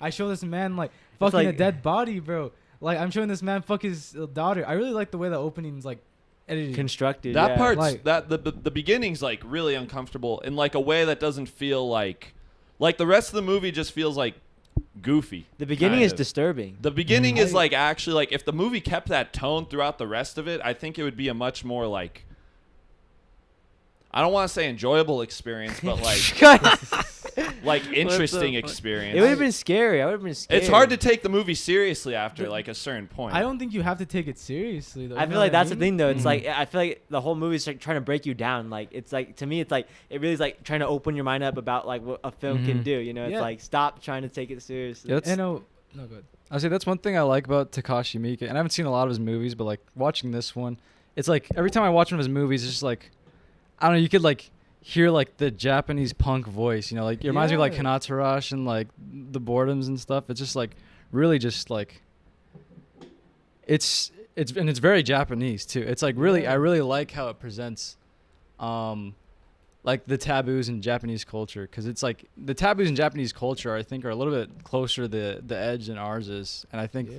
the way they see things is very I don't know, it's like it's something about the way about the way they live over there in their culture. It's just Like porn is censored, like still. It's censored, but at the same time, I feel like a lot more open or like. Mhm. It's like porn is censored, but then the art that comes out is like at least when it's like sexual, it's like weirder. Even in like Yeah. anime or like Mhm. even in like the Japanese movies that we've talked about, there's always like a weird like. Oh, it's because they live on an island. It's like they're this literally transient life sexually was repressed. Japanese, right? Yep. This transient life, Snake Ichi the Up Killer. June. But I think the movies we picked here are very specifically. We picked them because they're of a specific vein. Like True, yeah, we haven't seen like one of his normal like we haven't movies. like watched like Ikiru or something. You know what I mean? Like or like Yeah. even like an Ozu movie. You know, like I feel like there's a spectrum to it there. Like, I don't know. I feel like these are the movies that you're gonna watch because we grew up on the internet. Like these are True. very internet movies. Like I heard about Visitor Q. I heard about Audition and Ichi the Killer like when I was like 11 on like watch. But like Audition and Ichi the Killer are like respectable to like. Bro, But this is from the same guy though. Like I that's- know, same I know. motherfucker, bro. Takashi Miike directed, but like, you can like watch Audition and like still like. It makes sense that Tarantino would talk about that and not Visitor Q in his top 25. Like it'd be weird if he actually brought up Visitor Q. Like I don't understand why he would bring up Visitor Q. Well, see, I wouldn't even see. Okay, I don't say that to say that like they equate to each other. Like I think Audition is a better movie than Visitor It is. Q. But like, I don't know. In terms of this stuff, or like the way like we even talk about Japanese culture or film and all that, at least the lens of Screen Tongue is still very very small. Like, you know, I wouldn't talk to Tyler Kirkpatrick about Visitor Q. We talk about Ozu. You know? Yeah, Or, yeah, I like, get that. I mean, like, Talk to Tyler Kirk. I think like what I'm just trying to say is like I didn't like the movie, and- but like I don't like. If you guys like the movie, like, No, yeah, I'm I don't happy wanna for you. bully you No, for yeah, not I'm not liking trying it. to say like if you like the movie, like nothing like that. I think I'm just trying to like. My reaction to it was not like positive, And- and I think I'm trying to figure out like how you get there. You know what I mean? Honestly, and that's what it is too. I guess I want to say, you know, I apologize if like really I want to understand that. You know, it's like a lot of times I feel like in one way or another we're all of the same sentiment when it comes to most movies, and so to have like a genuinely different opinion, It's okay to disagree about it. You know? yeah, let's talk No, about it's it, not. man. Elwood, you're such an instigator. No, I'm sorry. True. No, I know, no. like, sometimes I think about, like, because, like, I grew up and I watched, like, a lot of movies with my parents. And, like, there's obviously, like, movies that I went on, like, have seen that I know they probably wouldn't enjoy or it's, like, not up their alley. But, like, you still think sometimes, like, okay, what if you're, like, watching this with them? And, like, what they would think about it. And it was like one of those movies where like I think I started to like have that thought a little bit, like that I don't think they could like sit through this, and I couldn't blame them. You know what I mean? Nah, see, like I had a similar feeling like when we watched Ken Park. Like it happened, man. Ken Park was different. That's like that was like actually watching porn. No, Ken Park's like in a way it's like up the same vein though, because like you like I think I thought about this, like what if I showed my dad this? Like with Ken Park, I wouldn't probably sit down and be like, yo, Dad, let's watch Ken Park. Like, no. I feel, at least with Ken Park, I remember feeling like it tied a little bit more to, like, this overall, like, tone. Where, like, Ken Park doesn't necessarily have, like, a cohesive narrative, but you're, like, following these, like, 3 people throughout. And they all just, like, it seems like their lives suck in somewhat of a realistic way. Whereas, so, do you feel like you're missing like the narrative aspect of it? Because I guess so. I feel like for me, like at a certain point with like some of his movies, and like I don't know how scripted this one was, but like I could sort of feel like, especially if it wasn't. I mean, I don't know how scripted it was. Like there may not have been a script. I mean, and I say that just because there is an aspect of it that is very like just flowing with the subconscious. He's like we're doing this. I want to get this tone, and like suddenly he like has a different idea. He's like, now we're gonna shoot this. And it's like that's something about it that's like I can really appreciate, because it's like it's almost like watching like athletes in a way. It's like here's a film director, here's what he's gonna do like in the heat of the moment shooting, and he's like he does weird stuff. Let's see what he does. It's guerrilla. It's very It's like really, yeah. It's very much like I don't know, in a way like it's like shooting on film where it's like damn, you have to be kind of like you have to be very sure of what you're doing when you're doing it, because that shit's expensive. But in a way, it's like the same thing where it's like he had 7 days. Like, he really needed to know what he was doing, and he still was like, you know what? Oh, what if we did this? Oh, what if we did this? I don't know how they got the lady to lactate. Like, Honestly, it also just seems, though, like, they're like... I guess it is like, what if we did this? But it's like, what if we just did the most fucked up shit? Like, not even like, what if we did the most, like, interesting thing? What if we just did the thing that's, like, going to make the average person, like, queasy? Jalen asked, does movie have a proper representation of women? And then she said, this sounds awful. I mean, yeah, don't check out the movie. Well, you're going to have some explaining to do when you talk to her. Genuinely, in a way, like, I compare it to something like Climax, or, like, something like Gaspar Noé would fucking do. Yeah, that's you know what I I mean? felt. Yeah, but I feel like his movie, like... No, go ahead. Are Tell me. better. Like, hold on. I do have to say, I really did like that trailer you edited. That's And good. when, like they are... When he's saying, like, backcountry and stuff like that, that was really funny. That was funny. I feel like Gaspar Noé has, like... In Vortex, it happened a few times where there's parts where it's just, like, it felt like he was trying to just make it, like, as uncomfortable for you as possible, regardless of, like... Just, like, a... It almost feels like the director's, like, forcing this, like, discomfort upon you instead of showing you what, like, the story should naturally, like, evolve to. I kind of feel like... Go ahead. But with, like, something like Climax or... Okay, you said it's Climax. Something like Climax seems like... It's about these people who are basically having, like, a breakdown while they're high. Yeah. They're having, like, a bad trip. So, are you trying to say that you can understand Climax more because there's a reason for it?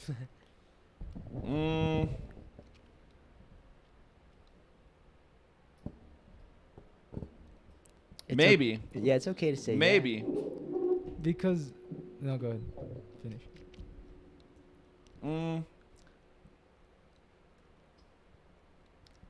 A big part of Climax is, like, that... The second half where it's, like, that one long take. And how it's, like... I think you watch Climax... Or I watch Climax and, like... I enjoy it for, like, that, like, technical aspect of it. Like, pretty greatly. But it also, like... It seems like... I don't know. Realistic. You know? You're going through, like... this whole like dance trope of people that you just spent like the first half of the movie dancing with and like getting all like fucked up and stuff, and now you're seeing them just like descent into madness, but it's because someone like spiked their drink. So in a way, do you feel like if Visitor Q just gave you context, would you have enjoyed it more? I guess so. I feel like it's not really just about context. I do feel like it's about like where your head's at when you watch it. No, yeah. Like I feel like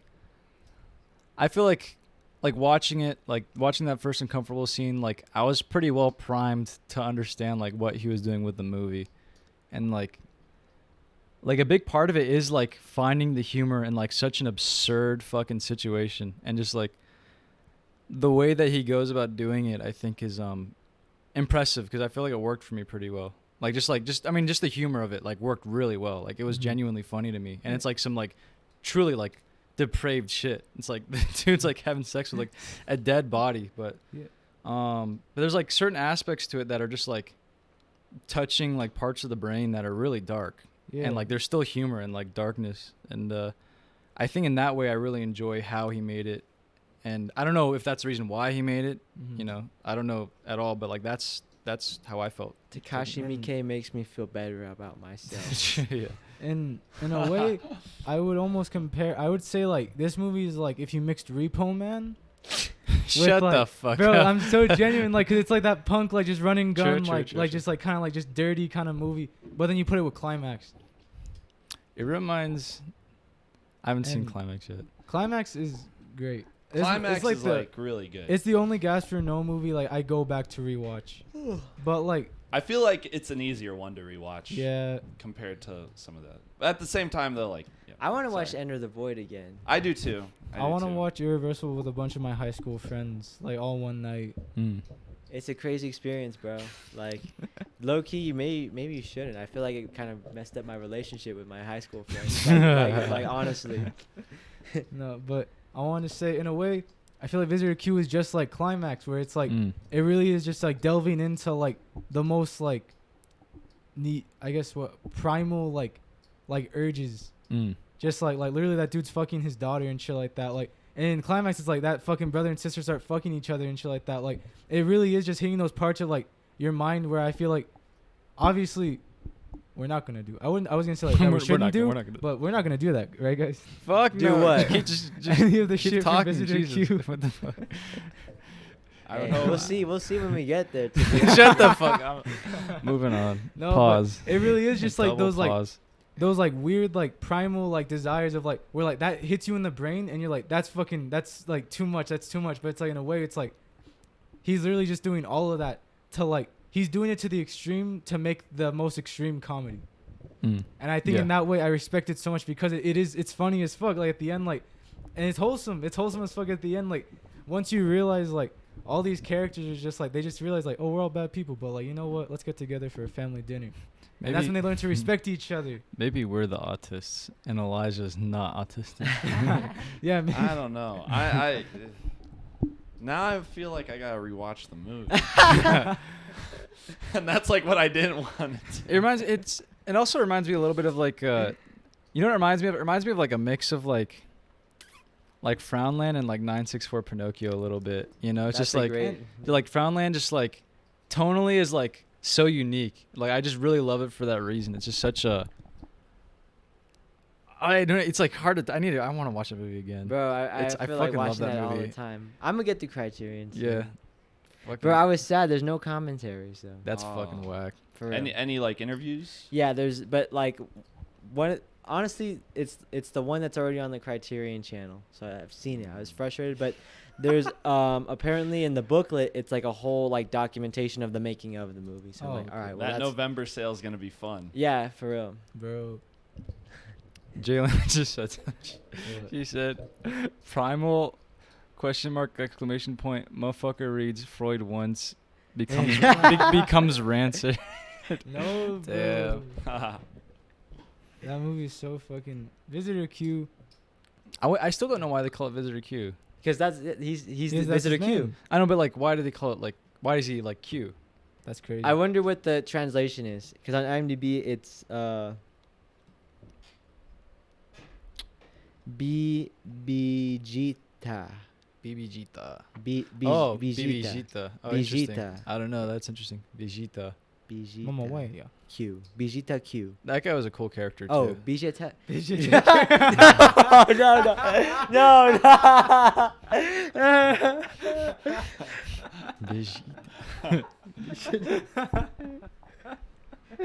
Sometimes I can't take Japanese, bro. Bro, don't look it over there. I thought someone was coming. No. Did you Low know key, I was Alex Cox? disturbed when the door was closed and you looked over there like, wait. You're like the dogs when they start barking at nothing. It's like, what are you barking at? I didn't make a noise though. Alright, Did next. you know Alex Cox was supposed to direct Fear and Loathing in Las Vegas? Yeah. Yep. Oh crazy. yeah. Didn't he get writing credit? Oh, I yeah. think he 'cause did, yeah. They, Or like he a had to like producer sue one. it. There was like a big like controversy though. Yeah, because supposedly like him and the original writer were like we fucking wrote that. There's parts in the script that are definitely from our version of the script. Alright, I feel like on one hand, maybe on like in artistic integrity or moral level, you can get mad about that. But you gotta understand that like whatever contract, whatever you sign, like it's you're writing this for someone else, you know. Mhm. And if someone else takes that shit and takes your thing, it's like, okay, are you just supposed to have your own vision? That's cool, but they're probably not. You know what I mean? It's like you can't really get mad at it. I feel like Mm. it's just a Especially bitch when- thing to do. Especially Mhm. when you're adapting something. It's Yeah. like, how are you gonna steal from it? You're already stealing from it. I really want to watch Alex Cox's like Mexican movies. No, we have to watch Repo Girl. What? I don't want to watch Repo. He Girl. made He that? made a Repo Girl? It's like 2009. Yeah. He made Repo Girl. Oh, man. I wanna see That sounds Walker. like it's... I want to see Walker too. Isn't that the movie that blacklisted him from Hollywood? I think so. Yeah, I want to watch, but I want to watch his Mexican movies. Like no one talks about that era. Like everyone always talks about Repo Man, Sid and Nancy. Sid and Nancy, Walker, and then what was the other one with Joe Strummer? I forgot what it was Oh, called. Straight to Hell. Straight to Hell. They always talk about those four I movies. think so. And then all of a Straight to sudden, like he got blacklisted from Hollywood. He went to Mexico, made movies. It's like, what the fuck was he doing there? Like, why didn't he just go to England, like back where he came from? Like, no offense. Oh, it's because he was around that time also working on a movie. It was supposed to be the setting was like motels, so he was doing a lot of research, living in motels and shit for a while, and then that just never got off the ground. He made a movie called Three Businessmen, and I watched it before I watched any of his other movies, and it was just a bunch of people talking, like these three dudes talking, and they just kept traveling to different cities. But like they would be like they get on a bus in England and then they'd get off and they'd be in like Oklahoma. Like it was like edited really well, so like every time they came, like got off a bus, it'd be a new place, or they went to a restaurant, they came out, it'd be like Japan now. Could It we was do really- that? No. No. But yeah, and then at the end it was just like, they were the three wise men and they went to Mexico to find Jesus Christ. It was really crazy. Like it blew my mind. Like, and then that's why I watched Sid and Nancy after. All right. Sid and Well, Nancy. I think we should sum up this visitor queue. Next up, whenever it happens, I got some other Takashi Miike picks, dead or alive. You know what I'm saying? JoJo Bizarre Adventure. Got about movie. like... Shut the He fuck directed that? Yeah, he Yeah. directed the live action. Oh one. wow. There's about an hour and 10... We can do women. About an hour and 10 minutes. They so became yeah. a woman. Women. Woman. Ratings? I would give it... I'd give this an 8.7 out of 10. Yeah, I'd give it like an 8.9, 8.8. I like its Oh. artistic integrity, Elijah. I'd give it like a 3.5 out of Mhm. 10. God damn it, I That's, don't hi- that's higher than I gave Hardware. Oh man, yeah, I regret choosing that one 100%. It was that one, and then Hard to Be a God. It was like two totally opposite spectrums. Dude, I still like. Hard to I Be want a to say God's Hard to Be a crazy. God was We need to rewatch so that. fucking good. That Like is that fun. movie was genuinely Um, fucking what is it? masterpiece. Are you kidding me? We'll bring it over sometime. Hard to Be a God is fucking. Dude, that movie's fucking beautiful. All right, Elwood. Out of 40 bubbles, Visitor Q is gonna get about 37 of those This bubbles. motherfucker.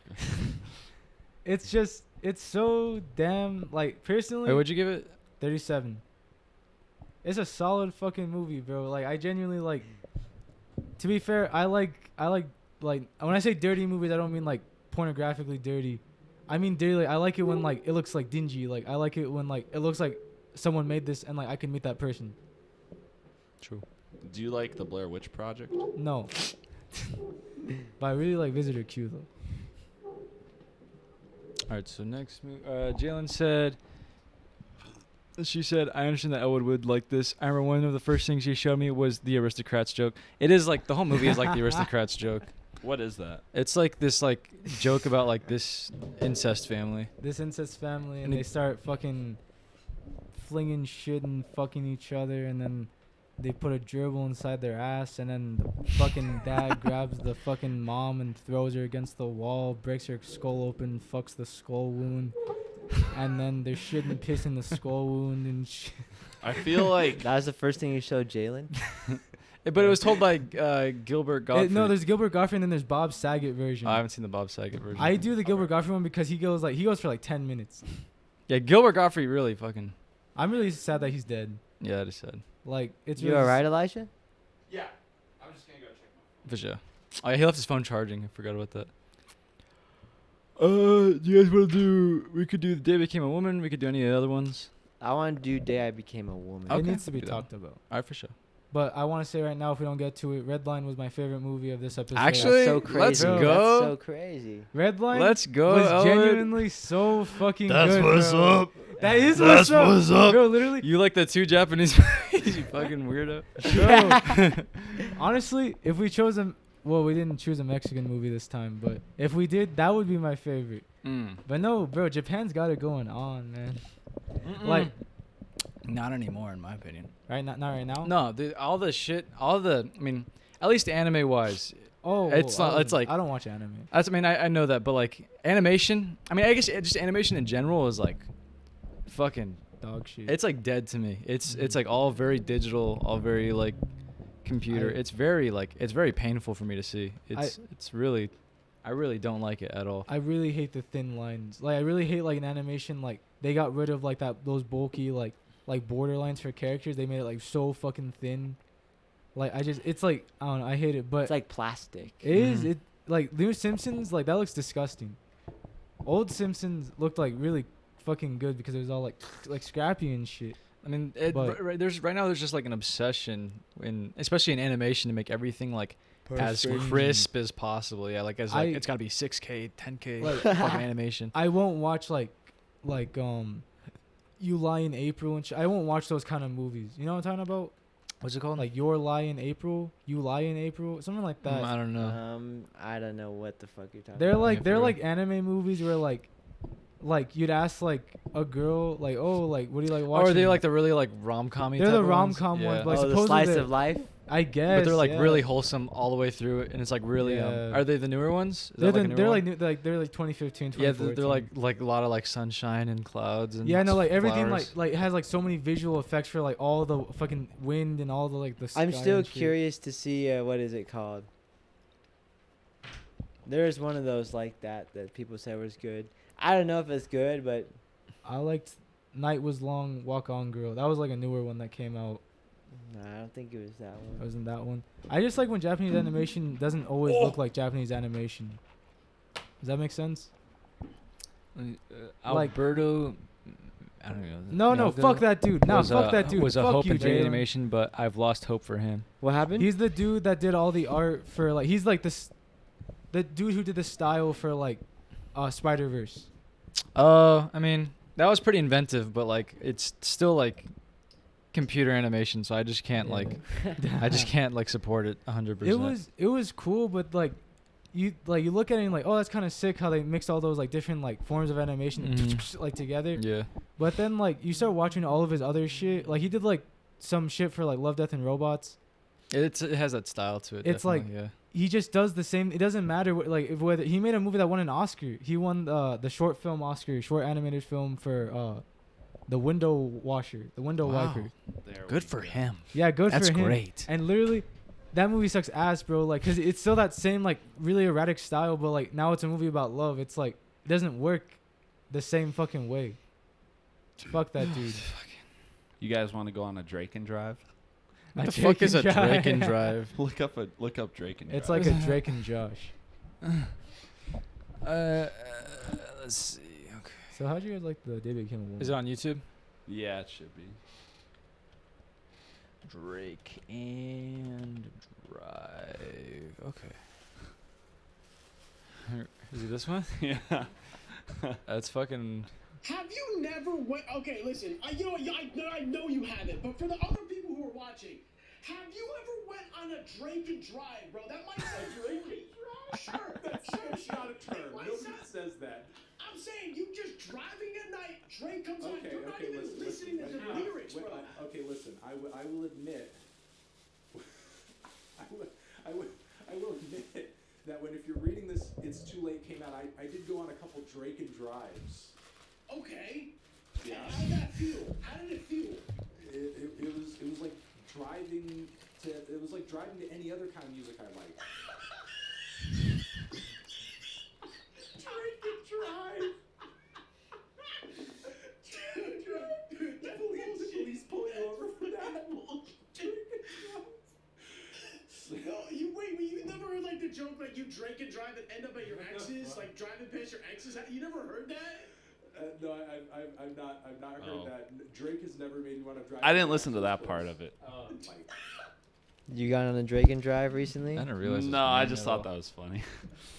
Fucking that one. The last time you came over and you were like showing me that Reddit story about the guy who was like. Oh, the having Seabat? sex with, yeah, the Seabat. What was it called? That was called the song. Yeah. Oh yeah. That shit was funny. So. What do we? Oh yeah. So All right, all right, the Day Became a Woman.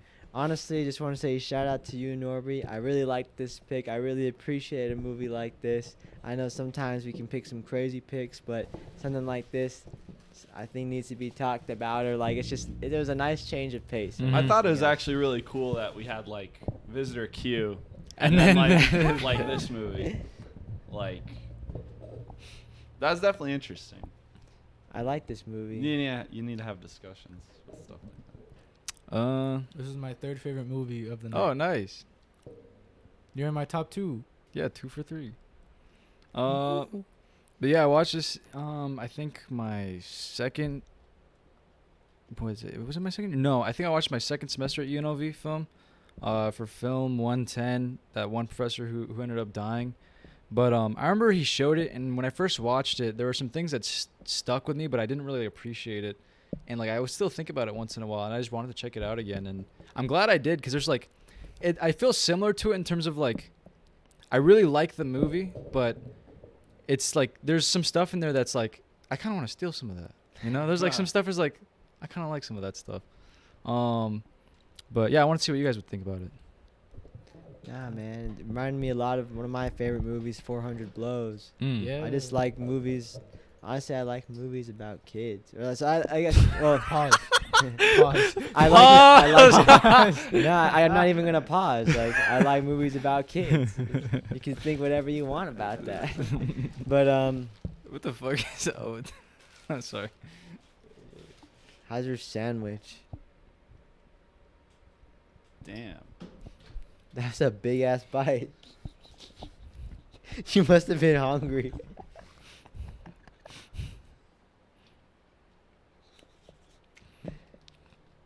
Damn, Anthony Move. starts talking about kids. It's time to take a bite of his sandwich. I just didn't want to like comment on it. So I took a bite so big so I didn't like. By the time I was done, the conversation would be over. It's not though, cause like we were waiting. Yeah. I really. Anyways, unpause, Anthony. No, but honestly, that wasn't even my favorite segment though. But it was cool to start with that. Yeah. I like the biking one. Mm-hmm. Cool movie. The biking one was shot really cool. Yeah. Mm-hmm. I really like the opening of the biking one when like you hear like when it's just the horse like I don't know I really like how he just keeps wandering and you just hear the bikes in the distance and she's like whoosh whoosh. Like I really like the bike one. I like the children one the least. If anything, I don't like children at all. I But just wanna the put that out third there. one the third act has like a lot of children. In fact, like more children than the first act. So like, Pop. what does that mean? The Bruh? third act was my favorite act. Okay, and that has like the most children, and it has like primarily little boys, and grandmas. Abuelitas.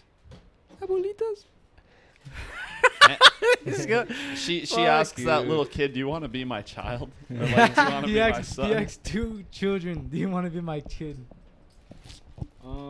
Yeah, I think the biking sequence is one of my favorites too. I like the music a lot in that. Like I deadass was like, when I remember when I first watched the movie, I'm like, the music in that was dope as fuck. And I remembered that watching this time, I'm like, oh shit, the music's dope as fuck. And I found it on Spotify. I'm very happy. No. I started listening to music too. Wait, this is Iranian? Yeah. Yeah. Shout out to Iran Films. So far away. But yeah, the music in the biking sequence like was really fucking cool. I like the breathing. I felt like what was cool about it too is like there's obviously parts where they're talking and stuff, but a lot of it's just kind of like visual, you know, in terms of like this, just the conceit of the race and where she is in the race. Kind of works as like this internal struggle of how she's feeling about certain things. And I thought that was really cool. And then like you said, nah, man. No, go ahead. Nah, just careful. I was just gonna say I like the way it ended. Like, I just like the way the camera just kept moving. But I just like I like the visual of the horses like going around and like you just hear like saying sorry. Yeah. Like, Yeah. Get the fuck back. Get the fuck back. And I remember just like that shot like just like keeps going. Like I was like, man, like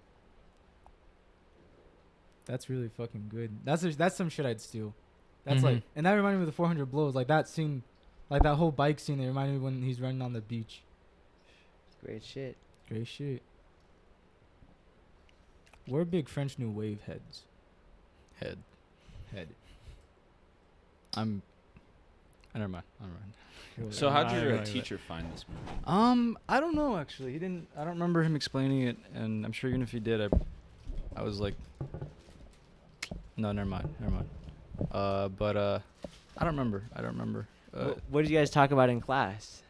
Tyler Kirkpatrick was actually in that class.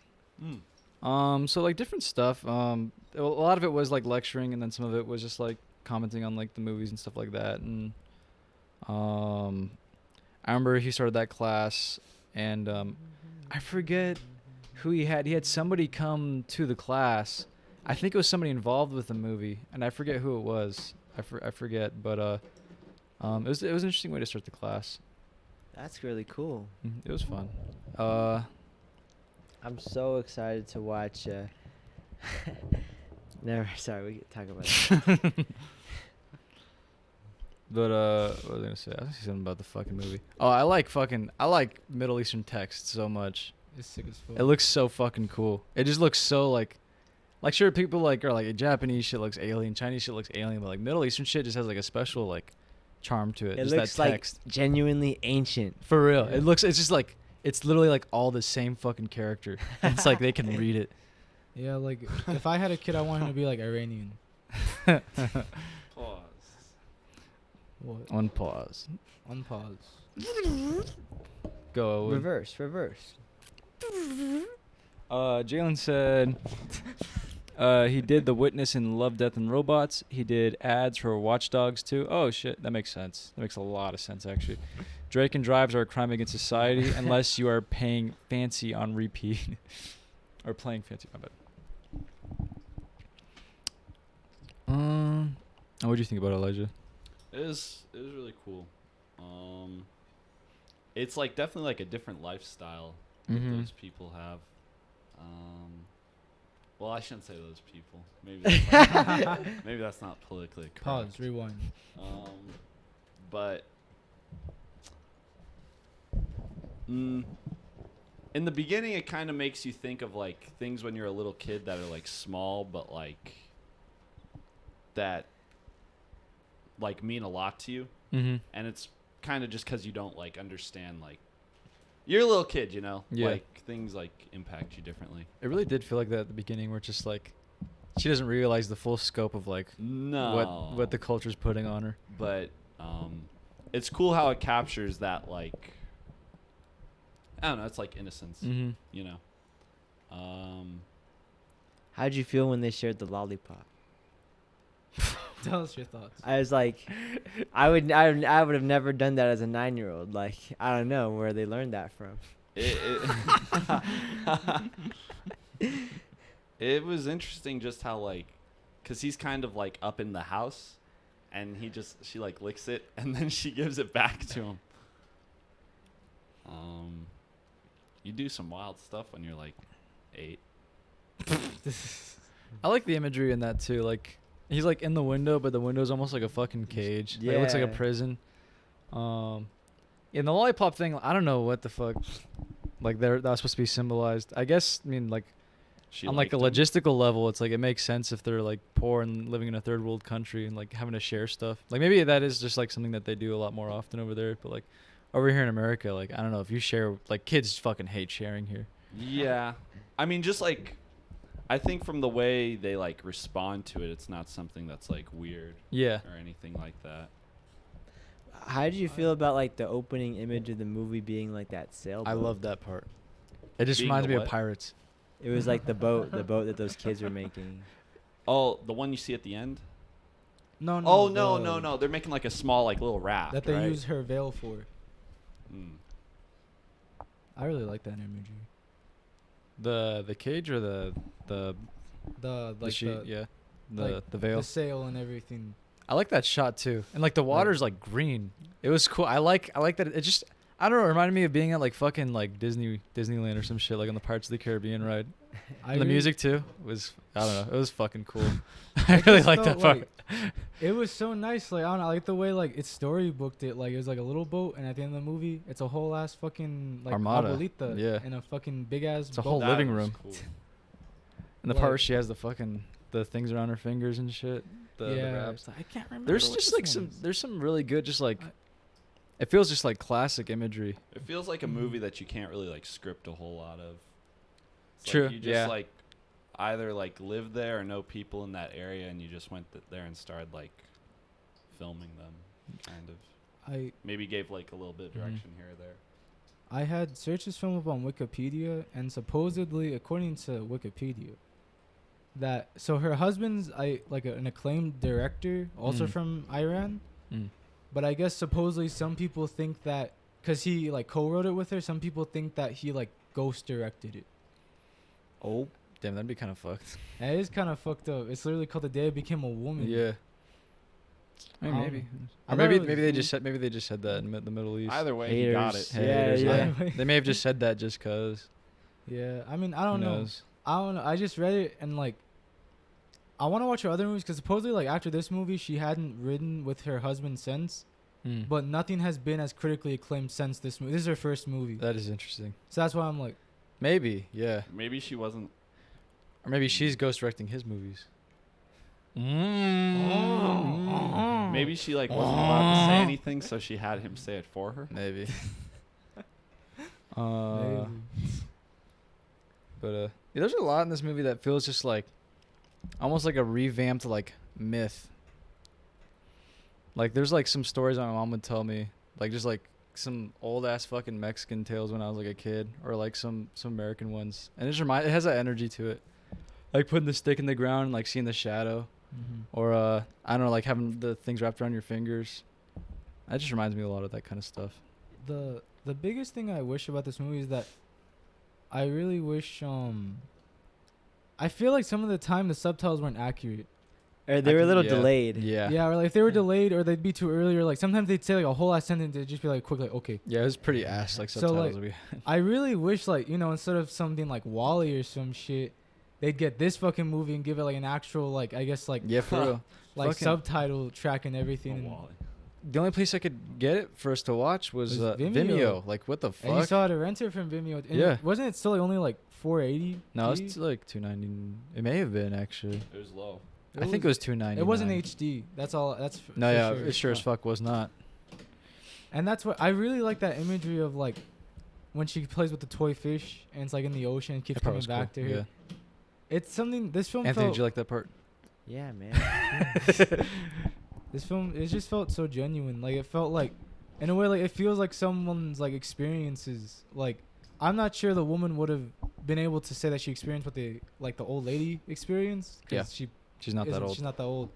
But definitely like the other two, like it felt real. Like it felt like, especially with the acting, especially with the second part, like a lot of her like face, like that Mhm. was really like a lot of like I don't know. I really liked her like performance. Like it was a Mm. lot of like just like, I guess how would you call it, like a lot of like emotion held. Does that Mhm. make sense? Mhm. I feel like sometimes like that can go like too corny, where like it just looks like they're gonna shit themselves or something like that. But I felt genuine. Like, it felt like, I don't know. It felt like she was, like, racing for her life. You know what I mean? And that's Mhm. what it felt. It was a good movie. It was also cool imagery seeing like a bunch of women in cloaks on bikes. I liked when they're fucking, like, clip. Yeah, yeah. It was pretty cool. Like I feel like they were buff or something. I would have been out of breath. They were just yeah, breathing through their for nose. real. And then the fucking, I think it was a cool location to shoot it on too, like having the ocean right on the side, but like not on quite on a beach, like over on a cliff almost. Yeah. So it's like you see the land and then it just drops off and then the ocean just like splashing up against the cliff. It just looks really cool. Yeah. Mhm. That one felt like a myth for sure. Like Mhm. when like all the people literally came and was like, God will condemn you.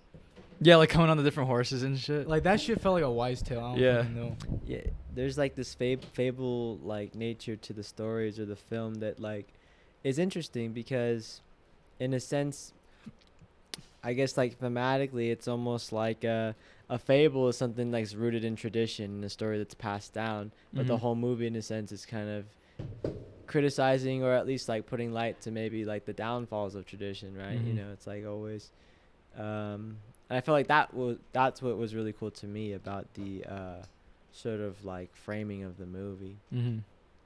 I have to use the restroom real quick. Oh man, we all had to use the restroom during the That's day I true. became a woman. I mean, that was like a very important part of watching that movie too. It was just like, damn, I'm gonna piss my pants.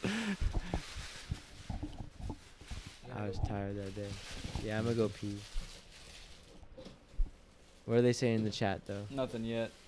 Nothing in the chat. Jalen said the Nothing? last thing she said about Drake Drake and driving. I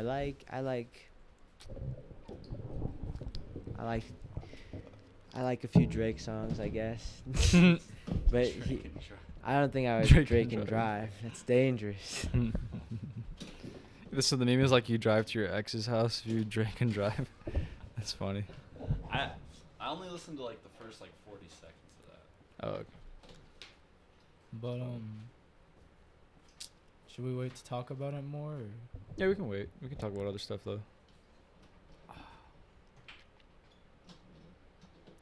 I'm looking forward to editing more bumps.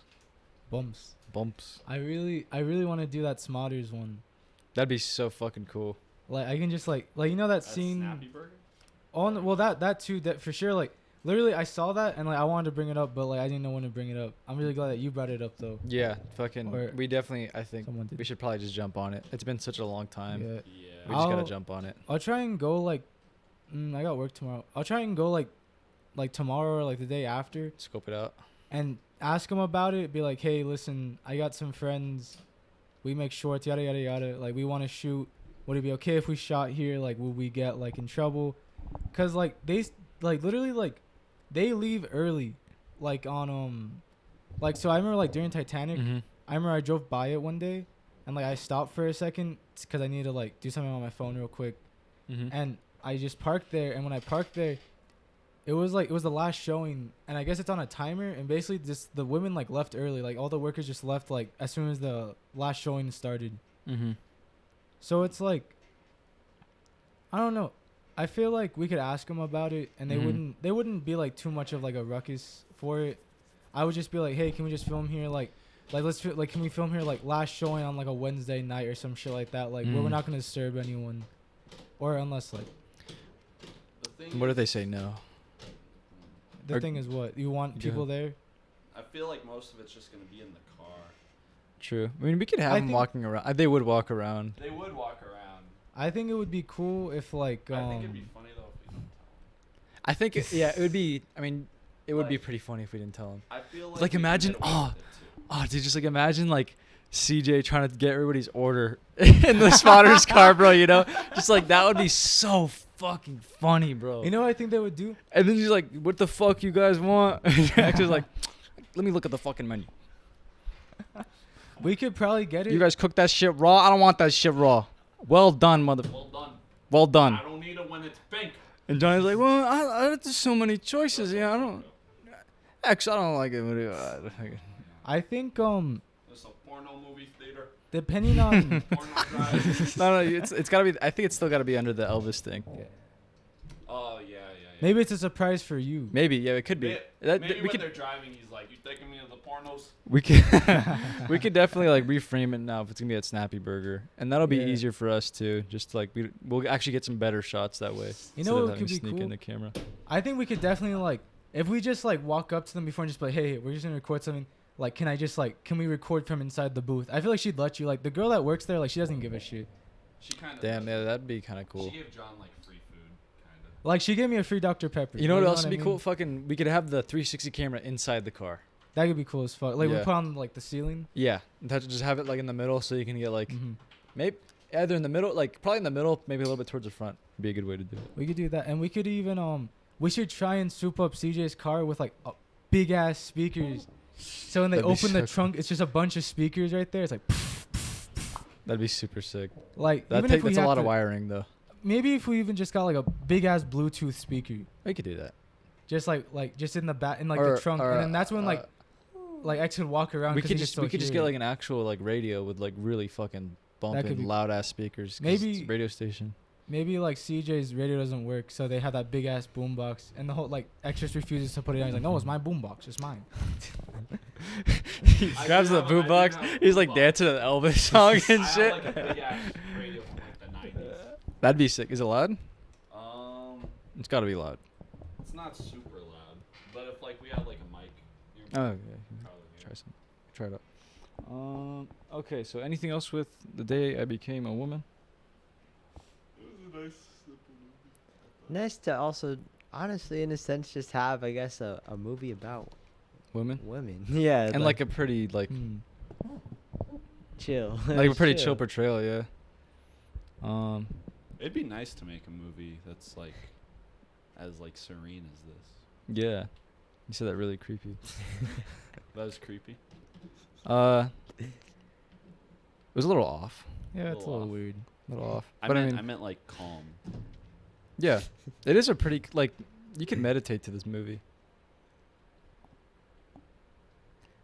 How do you feel about the cultural stuff about it? Like, must be tough. Yeah, shit sucks. See, this is like I remember someone used to be in the chat going like, when's there gonna be bitches? Like, when's there gonna be women in? And like I always thought that was kind of like stupid, but now it's like, man, I feel like we should have had a woman for this one. Damn. Yeah, that's on us. Jalen, Yeah. you Jalen, should have told you us should- Jalen to watch Should've it. shown it to Jalen, yeah. Talking about in the chat. I was like, yeah. See, look what happens when we do women filmmakers. Jalen no said, one shows Jalen up. said, "Imagine!" exclamation point. The song by John Lennon. I hate that song so I like much. the cover that all the celebrities did during COVID though. Yeah, that was really. That shit good. was inspiring. That was really good. Actually, That almost made the like disease. y'all are go away. fucking capping. Bro, What do you wow. mean? It that was a was it was so a whole good. fucking movement. Honestly, I don't think I liked music before then. Okay. That made me want to like pick up the guitar again. Wow. Like honestly, I understood why like pussy ass Kurt Cobain liked John Lennon so much. That's fucked up. Pause. Pause. Why are you pausing? It almost Kurt- brought John Lennon back to life. Kurt Cobain could sing way better than you, and he had a shit Wow. fetish. A dude with a shit fetish could sing way better than you. I would. His mouth bled, and he still liked. Poop. True. He still like poop. I wouldn't wonder his mouth bled. I didn't say he was a bad singer. I just said he was a pussy. You can still be a good singer and still be a pussy. Like the dude from Sublime. I'm pissed, bro. I'm pissed they're about getting a that shit. movie? That shit is fucked up. Like That genuinely. is kind of. I was like, I watched Elvis recently, so it's on my head. It's in my fucking brain gonna about do how s- bad the biopics are. And like, I like Elvis, so I kind of enjoyed the Elvis movie. Like, I like his music. Obviously he remixed it and he did the Baz Luhrmann thing. You liked and- Queen too. Yeah, and they did it to Queen too. You know, they did it to Queen too. Now they can do it to someone. Yeah, I know. I was thinking about that today. I was like, why are they doing this? Who are they bro? gonna cast? You know, Probably some fucking douchebag. Black. Jack Black. Black. I wouldn't be upset about that. But like he's too old to do it. He can't do it. He'd be He like just a can't do it. manager type character, like Tom. He could be a Hanks. manager, yeah. But I mean, like, who's gonna play like Bradley I Newell? feel like it would be like another Disney star. Like who's the guy from Austin and Alley? Like imagine my him with like a God. buzz cut. The dude from fucking My Friend Dahmer. Yeah, that See, dude. the thing that like really gets me mad about the biopics is that the dude that they cast usually doesn't really look like them like at all. No. Is like, that like important to you? Yeah, I mean, it's just like We should do a biopics episode. I'd like to. Yeah, I mean, it's. I mean, I guess it's important to me because it's like there are people who probably have the talent to pull it off, and they probably look like them too. It's like Yeah. like the dude who played Freddie Mercury. I mean, like Freddie Mercury didn't have blue fucking eyes for one. Like they didn't even change they his made eye it- color. Rami Malek's so small. Freddie Mercury, he was kind of small. But Freddie too. Mercury was like swole though. But he was small, but he was swole. He wasn't swole. He was like lean. He was like lean, muscular. he was like a fabulous. Yeah, he was fabulous. Exactly. Rami Malek's not fabulous. But I don't know, just like No, my favorite biopic where it actually like got someone who actually looked really like the dude was is Control, the Ian Curtis one. Oh, I want to see that. Yeah, I was gonna actually, if we do a biopic one, I want to recommend that one. The dude who directed the Anton music video Corbijn. to Heart Shaped Box. oh and, shit. And Okay, he cool. did Love Will Tear Us Apart and Atmosphere by Joy Division. Mm. He directed those music videos. Yeah, that's why he directed the movie, was because he knew them, like he knew Ian Curtis personally. Mm. And he's Anton Corbijn's an interesting dude. He hasn't Mm. made a movie since The American with George Clooney, Mm. but he made Control, and Control is really fucking good. They I'll actually check it got a out. dude that looked like. You should. I'll give you the DVD. It's only on DVD. It's like Oh, not on Blu-ray or Okay. anything. Yeah, if you give me the DVD, I'll definitely watch it. Yeah, I bet you would.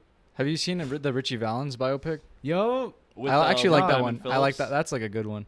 But La he Bamba? also La Bamba, yeah. bro, they That was casted that a was like Filipino. such a fucking. Yeah. That was, He's not even Mexican. He's That's kind of Canoa. fucked up. Yeah, that That- is no, fucked that's up. really fucked up. But I still like that movie. But he Like- didn't really look like him either. Like Richie Valens. Nah, Richie didn't- Valens was fat. Yeah, Like- exactly. Yeah, he was fat. Like he wasn't like a pretty boy. No, that movie and Selena. My mom, like, I grew up on Selena, like the movie. My mom hates that movie. She said like Jennifer Lopez is not Selena. She's like really upset about She's that, not like her. to this day. She just isn't.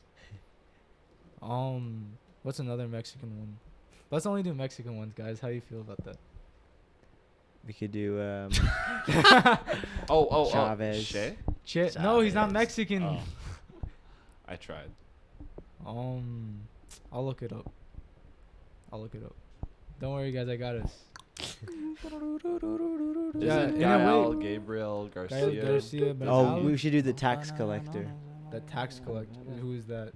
That was directed by the guy who did the first Suicide Squad, starring Oof. Shia LaBeouf as a cholo.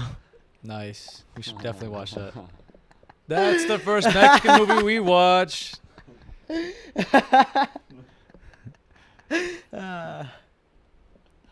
Elwood, as a half Mexican, I have the right to say stuff like Shut that. the fuck up. You're such a fake ass Mexican, bro.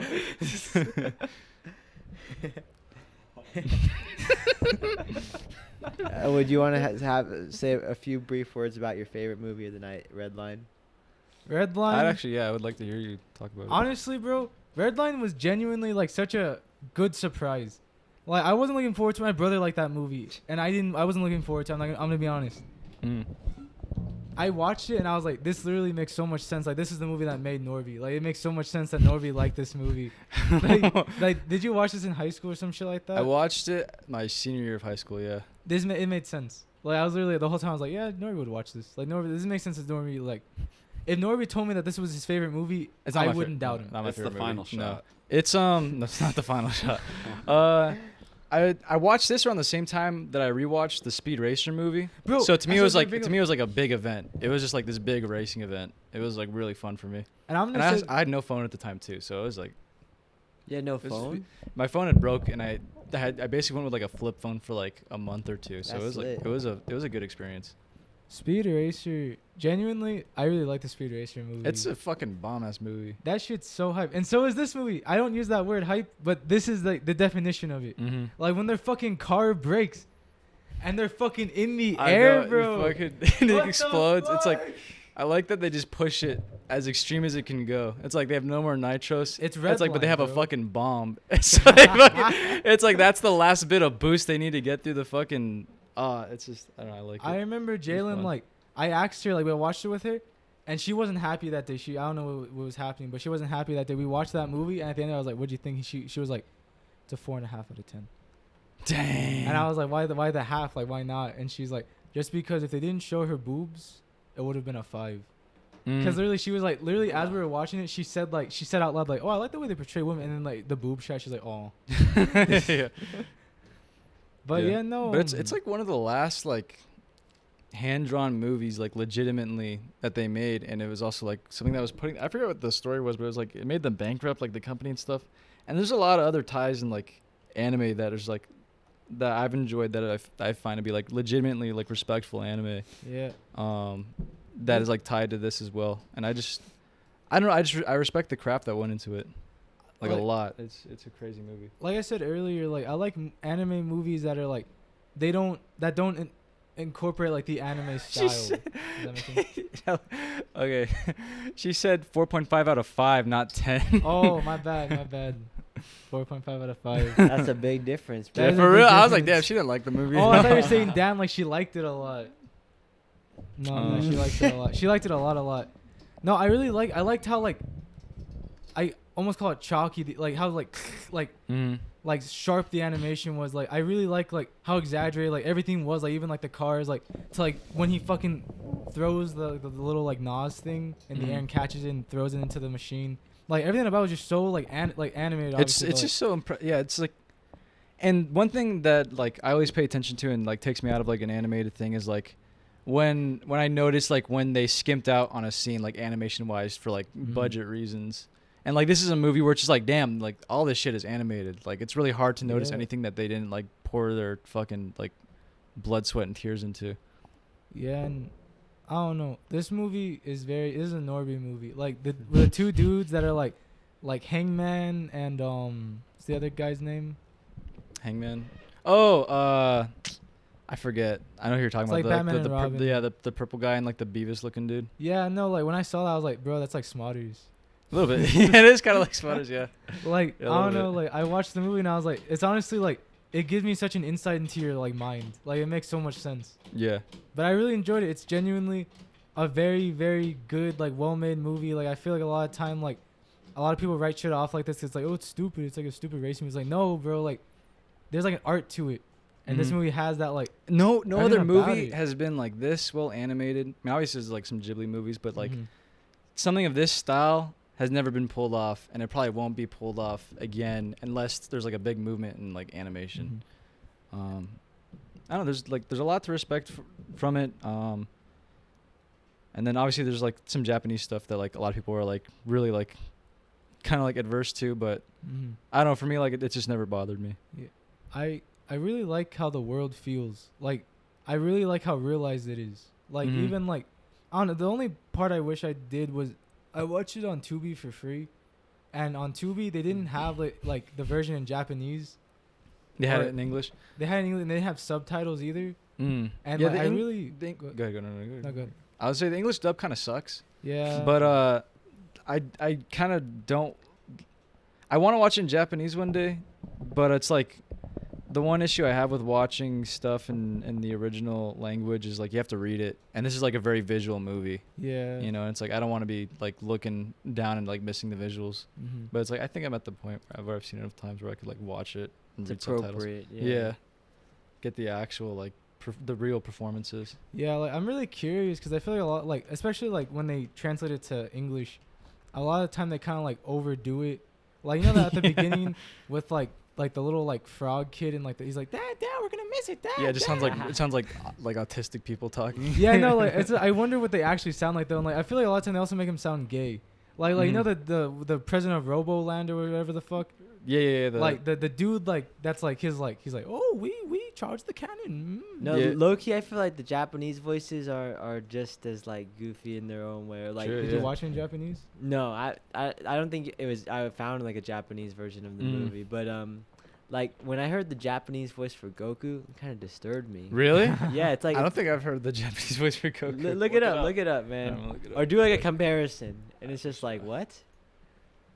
To be fair, I don't even know what Goku sounds like in English. That's why wasn't we're a gonna do. Dragon Ball That's why fan. we're gonna do a comparison. Just in case. Oh, not the actor. I'll put comparison at the end of this. Oh my god. There we go. Comparison. Okay. Versus Italian. Okay. Italian. We'll get Italian, Japanese, Three. English. Okay, here we go. English. Bruh, come on.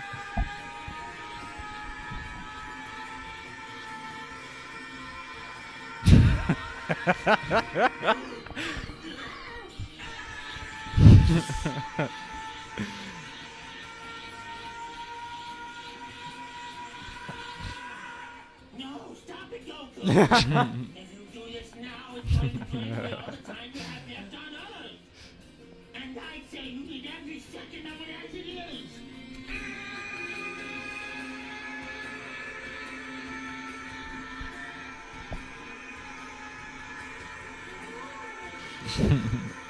That's one thing about anime, like all those like different reaction voices. Like, whoa.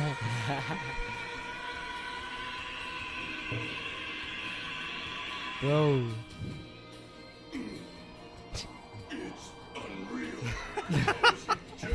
What the fuck? Do it, Dad. Alright, Yeah, yeah, the fast Japanese. Shows Japanese. This guy really spends his fucking Oh my time on this, God. bro. What the fuck? It's a 20. This is not the. Why'd Here we you go. pick this?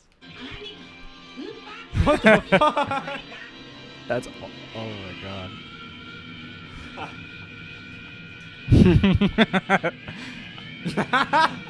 God, dude, even with the voice, it just like. He doesn't sound like the way he looks. That's just- what it is. It just doesn't match anymore. It really transforms into like a totally different thing. yeah, it's like a so different. It's a whole different vibe. Sound. That's better than the English one. Yeah. At least.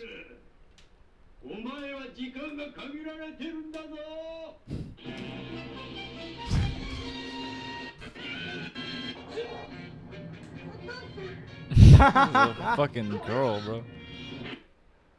That's the Japanese version. Yeah, I'd Go back. Go back. to which part? Just go back in the to the search. The search, yeah. No. Go Oh, back. okay, That's back, the- okay, like Do the, one minute. that's a minute long. Okay. What were you thinking? Who jumps in front of a tire on a joyride? Seriously? Oh, man, I'm sorry. でも、海王様の力なら、 Bruh. うちとか車とか簡単に What the 直せる fuck? から。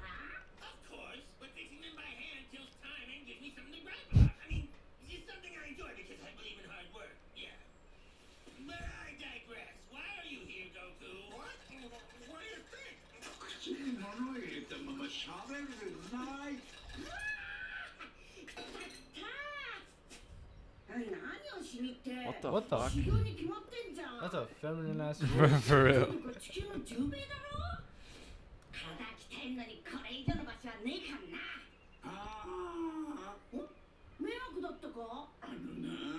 Why would I be happy that it's Oh my god. a good world has its own workout gym? And let me That guess, sounds you like want room and something. board with that too? Yeah, sure, that sounds great. Come on, King Kai, you act like we're not pals or something. Hey, maybe you forgot because of my disarming sense of humor. わしはいらんけど。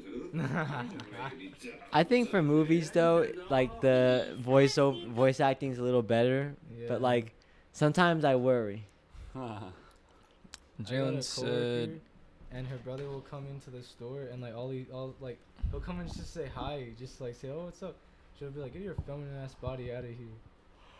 Damn. happens What like- how does he respond? He just leaves. Does the blue guy sound like another voice to you? Yeah, it did. I don't know It who. reminded me of something, but I can't like think of what. it There's a lot of the people who like do American cartoons will do anime too. was. Yeah. So it's like there's like whenever I listen to like like going back to like cartoons, I'm like that sounds like something in like something else I've watched recently or some shit.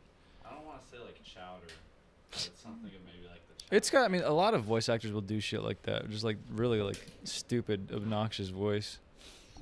Jalen said, but it was 0.5 points off for boobs. But I liked how they made all the women badass as fuck, even like the hyper feminine characters.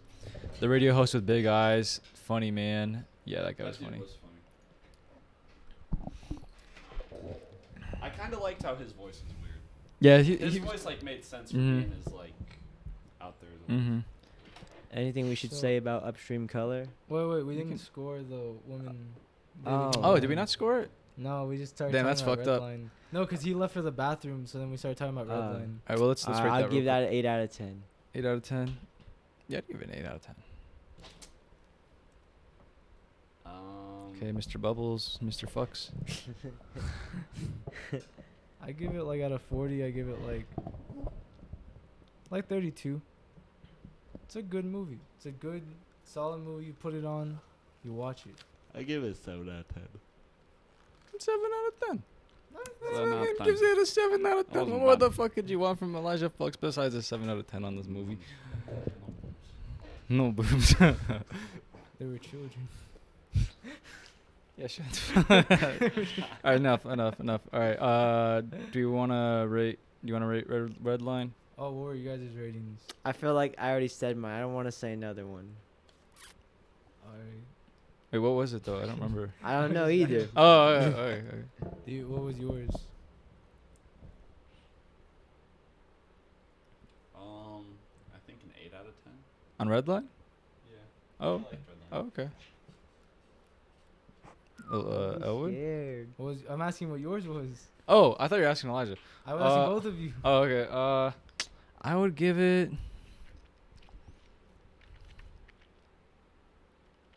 It's tough.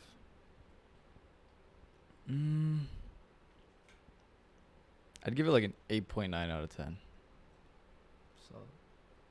I give it like a solid like 34.6. It's like really good. Like it's just like it's really damn good. Mm-hmm. Like everything about it, it was just like so. Even the way they drew like motion. Did you like this more It's fun. than Visitor Q? No. Oh no, they're not comparable. Like I put on That's Visitor. fair. That's fair. I put on Visitor Q because I want to laugh. I put on like Redline to like feel something. I think it's definitely just like different aspects of like artistic expression. Yeah. They're just like two very different things that wanted to be expressed, but were like true to like its integrity or like its foundation. I think it'd almost be racist trying to compare them both and ask. Like, What the fuck? Racist. You don't gotta make it like that. That wasn't racist. that wasn't racist. So what'd you give it? 34.6 out of 40? Yeah. Okay. Now Upstream Color. I rewatched it today. Upstream Color's interesting. And I have your DVD in there. Thank you. What do you guys think about the editing? I actually really, Superb. yeah, I respect the fuck out of the editing. I haven't seen another movie do what this movie does. It's really cool how like at the beginning of the movie there aren't like establishing shots or anything like that. Mhm. It's like all told through like close-ups. Yeah, very little. There's like Lots of it's like all insert shots Mhm. basically. Yeah. inserts and close-ups. But in terms of like that, like what I say, like the special thing about film being the manipulation of time and space, continual jumps in time and space. Like Mhm. it never really lets up on that, you know. And it really isn't until like maybe the last third where you might be able to piece together the context of what is what. But in a sense, it's not even necessarily about what is what, you know. There's Mhm. just this feeling to it too, and it feels like in a sense like a wall of sticky notes or something, or just like moments, you know. But like say like you wrote it chronologically and while it's still in the pad, but then you put it up just in like some sort of like, I don't know, random but structured order. I don't know what that would necessarily be, you know. Mhm. However the mind works, let's say, or however the mind interprets or receives information. Mhm. Like, I don't know, it's a really impressive movie. Mhm. There's so much for it being like an hour and a half movie. It feels longer than that. Yeah, that's one thing I was like gonna say was like, this is like one of the most interesting boring movies, and it's like not really like boring. It's like There's no exposition or yeah, anything. it's like I'm watching it and it's like damn, like how am I watching this and like understanding what's happening and like being enthralled, but like the movie feels like this. It's like really interesting seeing like my reactions to like just like sitting there and like watching the movie in itself is like very interesting to me. It is like I don't know. I think it's definitely like I don't know. I remember something that you said when we did try to talk about it the first time, where you were like, it was like in the first like 30 minutes or however long, all the creative choices were made by gaffers. And ever since you said that, because I remember trying to rewatch it after that, I always think of that when I like the beginning. There's definitely and like, I don't some even stuff that feels like that. I don't know. I don't think it looks bad, but like it's really flat at some parts. Yeah. But then there's also other parts, especially like all the color parts, that just look like really cool. Really, yeah. That shit is badass. Do you guys like those parts, or what do you guys think about that part? I was gonna- Elwood, you're abnormally quiet. Well, yeah. What do you think about Upstream color? Grab the Alright. mic. Take the mic out. There's no more sandwich left. There's no more sandwich. I guess full context. I don't think I understood it. Oh, good. But Don't be embarrassed. I just want, because I just feel like, I feel like I feel like I've been hostile tonight, and I want to apologize for that. No, No, I'm yeah. sorry for laughing at you just now. That made me No, feel like a but- fucking asshole.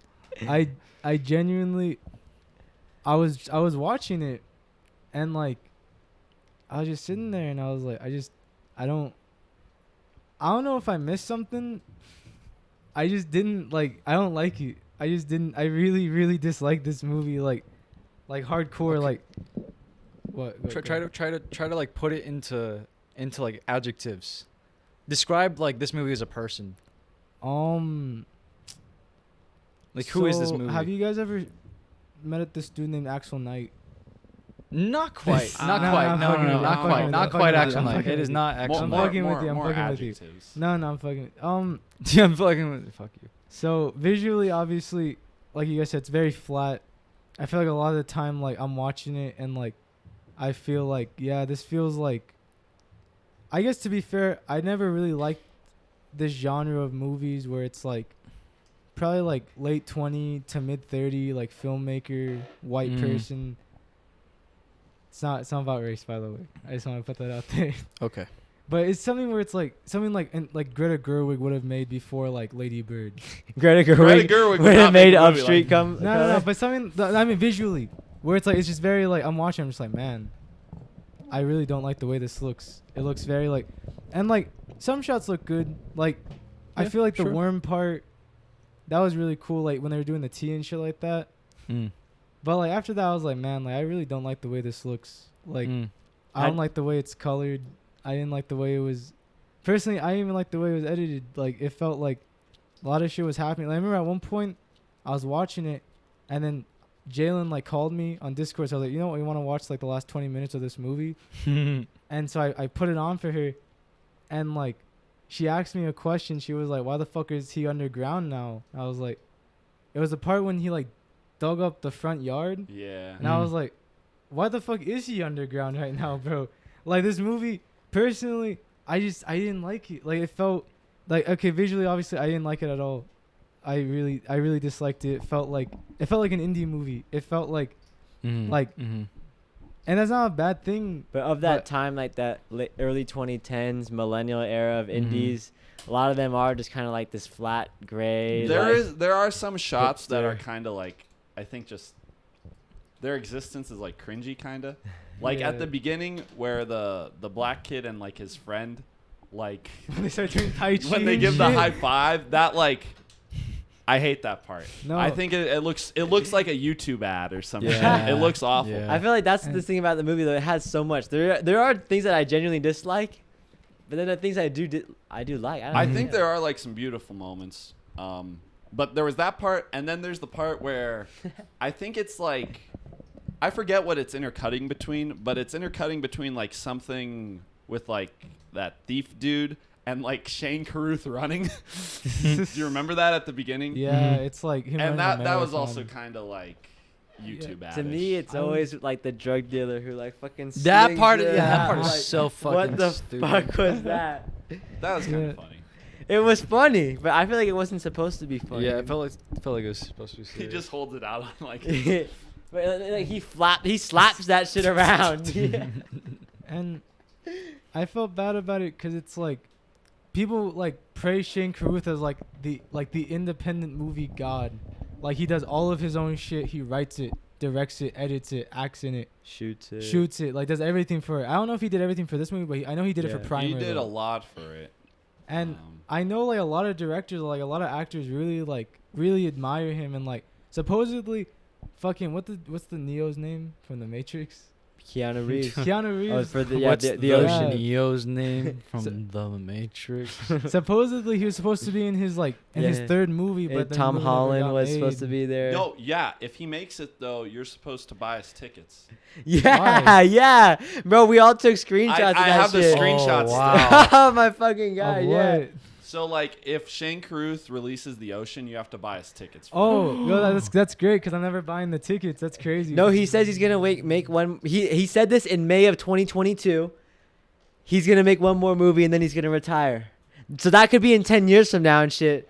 But he's gonna make I'm it, still man. gonna I have don't- that screenshot. Donda 2 is coming out. Bro, by the time that fucking happens, tickets are gonna be like $20 each. Yeah, that's on you, For bro. Yeah, all right. I'll buy it. I'll Okay, buy it. but he And, low like, key got canceled though, so we'll see. how it Shane goes. Carruth got Really? canceled. Yeah, man. For doing what? Like I was telling Norby about this, but Mhm. I saw this thing today. So around 2020, he was on Twitter, and It always But- starts like that.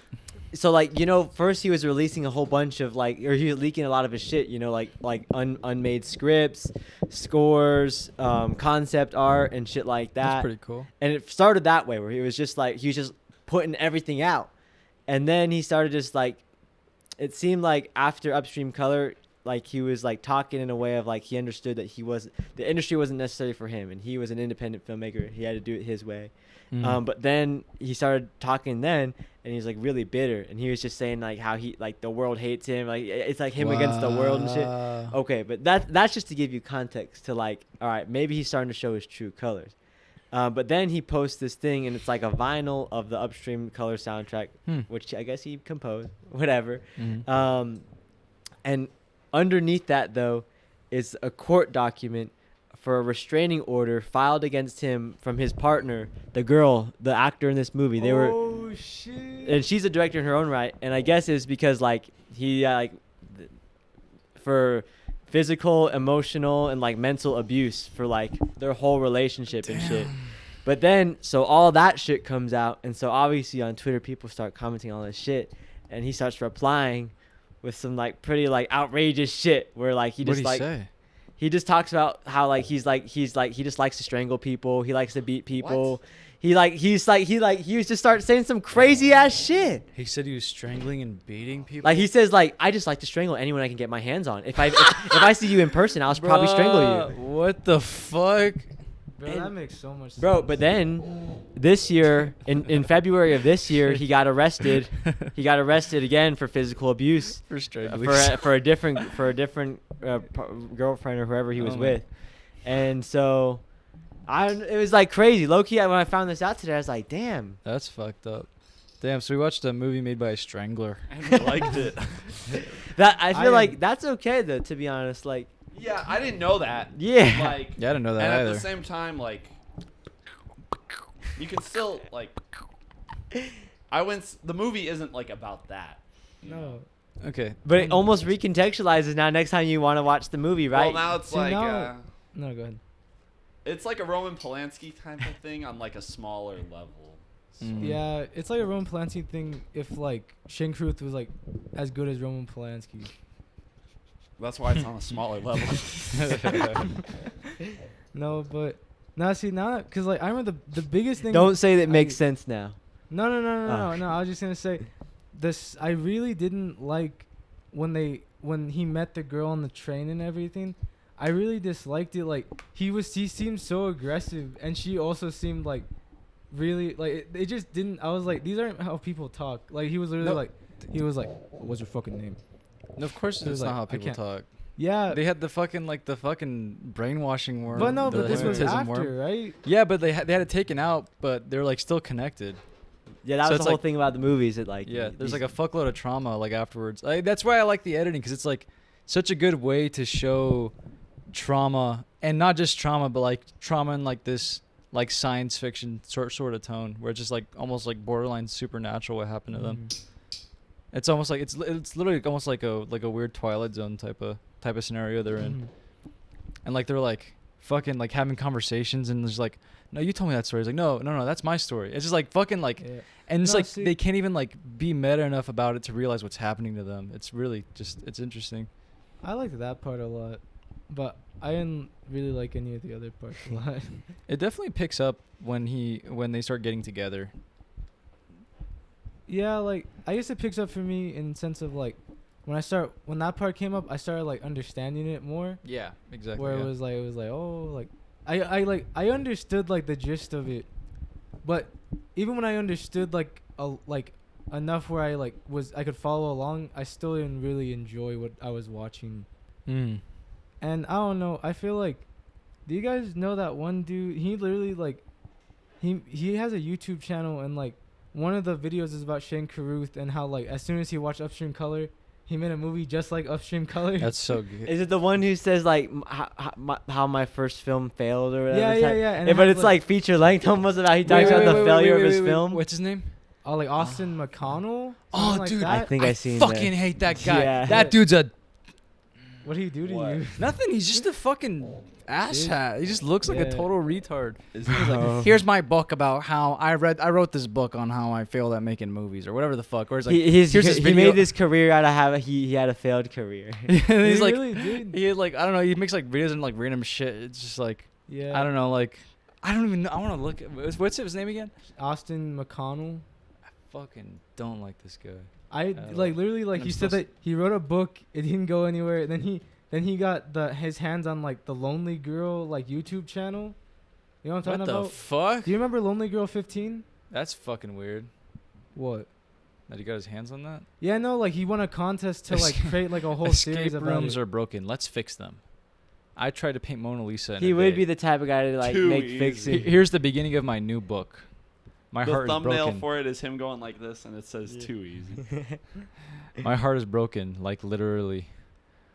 I bought the rights to a bad Jack Nicholson movie. Yeah, that's the movie that what's his name? Roger Corman. No, but Noah Nagi.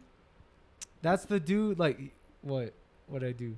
No, you just mentioned Noah Nagi, a real life person we know. Oh, he fucking told us to watch that movie. Oh, did he? He What was was it like, called? it was called The Raven or some shit like that. It had Jack Nicholson. It's a Roger Corman movie. But I literally remember like, cause he was like, we were giving each other like suggestions on what to watch, and then he said to watch that movie. It was on Amazon.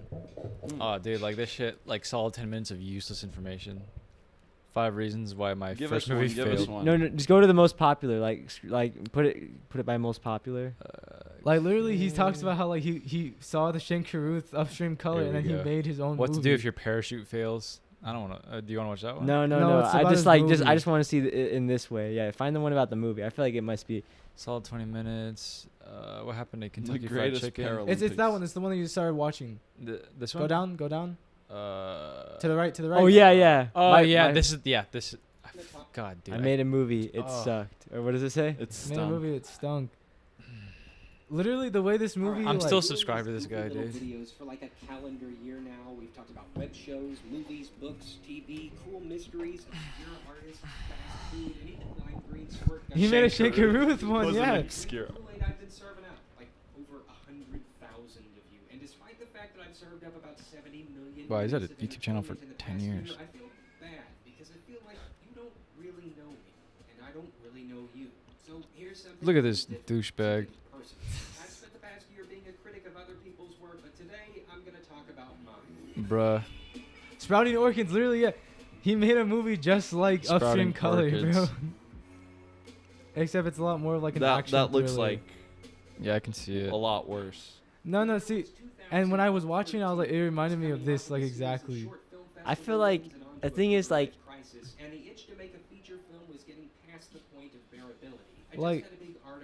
Yeah, more filmmakers shitting on a fellow filmmaker. Yeah, see, I don't know. I feel bad in that way, but I think what I want to say here as a filmmaker watching this or talking about this is that, like, in a sense, I think it gives the wrong idea where this guy, he's talking all about maybe the lessons he learned from how his first film stunk, but where's your second movie, bro? Like, I feel like it's like you shouldn't go in expecting like everything to be your end all and end all, you know, in your first movie. You just gotta be making shit. I think he's making a new movie like right now. Probably the same way he made this one though. What did he really Yeah. learn? Nothing. Nah, see, and I don't know. There's something about like all these millennials who are like they failed at making movies that is like really annoying to me. Because they still talk like they have this chip on their shoulder about it. Yeah, Like, like they have a chip on their shoulder. Look at him like holding fucking, the fucking all the what a fucking bitch. awards. I wasn't gonna stand around anymore with my head in the clouds and hands in my pockets. And like it's just annoying how much footage he has of himself too. Like I just like I don't know. I can't fathom. He had no money. Oh wow. An okay script. $3,000. Fuck that. Sorry. You can stop watching, bro. No, I want to hear it.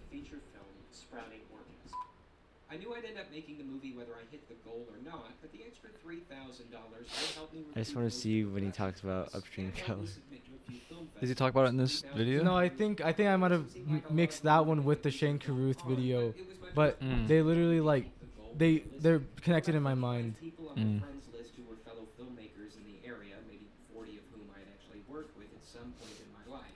Besides that, I have plenty of contacts from working in TV news and participating in TV news, like fucking Lance. 40 of these people to pitch in, and I had 2 angel donors from a previous job. Angel who donors. told me they'd make up the difference for whatever I didn't raise. So at the start of the Indiegogo campaign, it felt like everything was going to come up Millhouse. Wow. In the end, 8 people donated. Woo. 8. Oh, and one of those angel investors decided to drop out too. In the end, the fundraising campaign. I mean, did he make shorts beforehand? Yeah, he said that he made like a lot of shorts, and then that's why he wanted to make a feature. $1,000 off the books, and well, close enough, right? So before I knew it, I was sending out casting calls and hiring. So you just have people record him? Seemed pretty momentous. Yeah. For real. I was featured in a local newspaper. I was on a few podcasts, and I had inked an agreement for the film's premiere to be at a local art house cinema. What's more, I had an award-winning cinematographer and my best friend. Lance Little. What the fuck? Second lead, and I'd hire out for the first and third. I'd also juggle most of the other behind-the-scenes stuff myself. Oh no way. Shot, I would be shooting Sorry, I'm sorry. Bro, I'm sorry. Yeah, I'm he's sorry. Shane Carruth. all because the budget called for it. The less money you have to pay people, the more work you'll be needing Wow. yourself, and that was fine.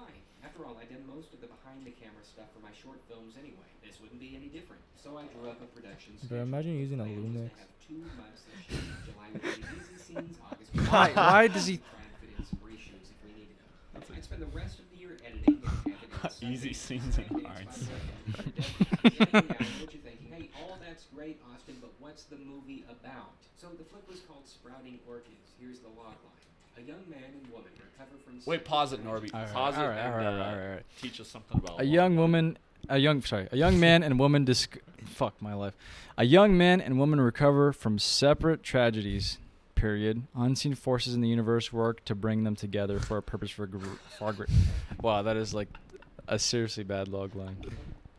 Would Charles Burmeister, what would he say about that? For one, there's no like opposing force, right? It's just like It's an unseen force. it's also just, Yeah. it's also like so vague you can't like imagine the movie. For that reason alone. can. No, you Yeah, can't. it's You called- no. It's called Upstream Color. Separate strategy. I mean, sure you can, but like, let's say you never watched. Like Okay, let's say you know you're giving this to a new guy, right? You can't imagine this movie, like you can't see images from it, and like for that reason, like he went into this like not really understanding. Did he How go this to movie's film gonna go. school or? I don't don't know. think so. I think Yeah. he was just all like by himself From shit. separate tragedies. So that's like the setup. Sick. Unseen forces. But yeah, but you know, even the cover, like it just reminds me of Upstream it's, Colors. it's like exactly like it, yeah. Sprouting. For And purpose so, far greater than I themselves. guess- That is so gay. I guess what I was trying to say is like, yeah, it's just shit like this where like I watched this and like there's even a part in it that reminds me of like parts in this movie, like the way it looks like when it gets really bad in this movie is like when it gets really good in this movie. Does that make sense? And that's when like I just didn't like it. Like I don't like this kind of movie. Low-key though, this is probably like the best trailer he could ever make for the movie. True. That is true as fuck. I think after this, a lot of people, because it was on Amazon for a long time. Like I tried to start it on Amazon, and I couldn't finish it because it's so boring. How's like the, I don't know, how's like the style of it, like It's like costumes? Is it edited the same way? Yeah. What about the costumes? The costumes they're so generic. Like they're so it's like literally just like what people wear like in this movie, except What like about how's the acting? it's not good. Not good. Okay. Keep going. Yeah. Unseen forces in the universe It's a 30-minute long video, by the way. Yeah. We We have to He really like It's like 12. pretty vague, right? Okay, at least he admits it. He said pretty vague, right? and Rachel are two strangers who have never met, yet both of their lives What the were fuck? forever changed. Oh, well, let me Bro, I see fucking this. hate Oh, yeah, that let me see. shit. The synopsis on the back of the DVD explains things a little better.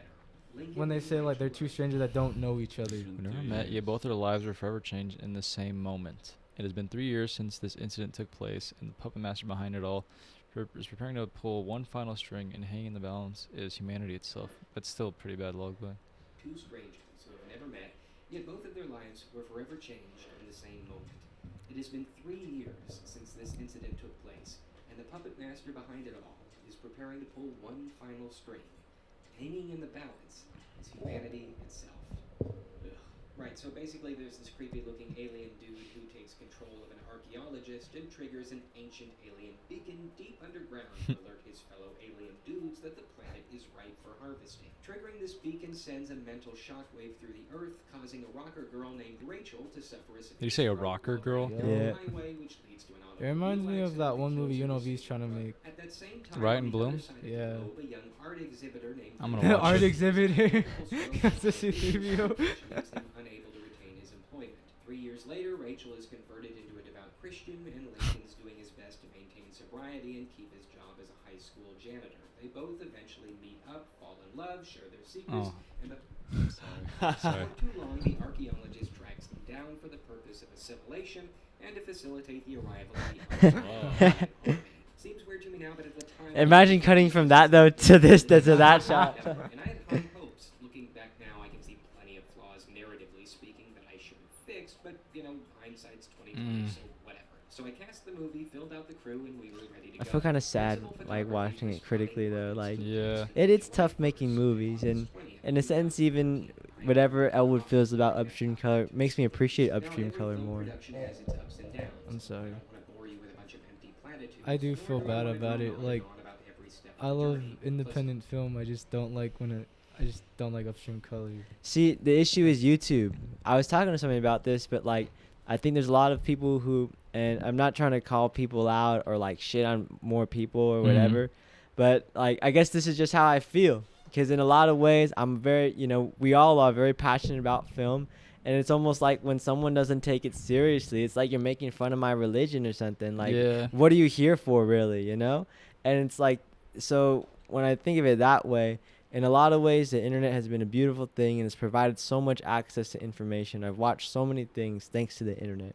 But at the same time, there's things like YouTube or even social media. And so, like, the whole inception of something like a content creator, though even just the word content, and I think a lot of people, it's like what we've talked about before, the distinction between a filmmaker and like a videographer is like actually they're very two different things, even if they use the same tools. And some people, it's just like, it seems like I don't even think they watch movies. I don't even think they actually like movies.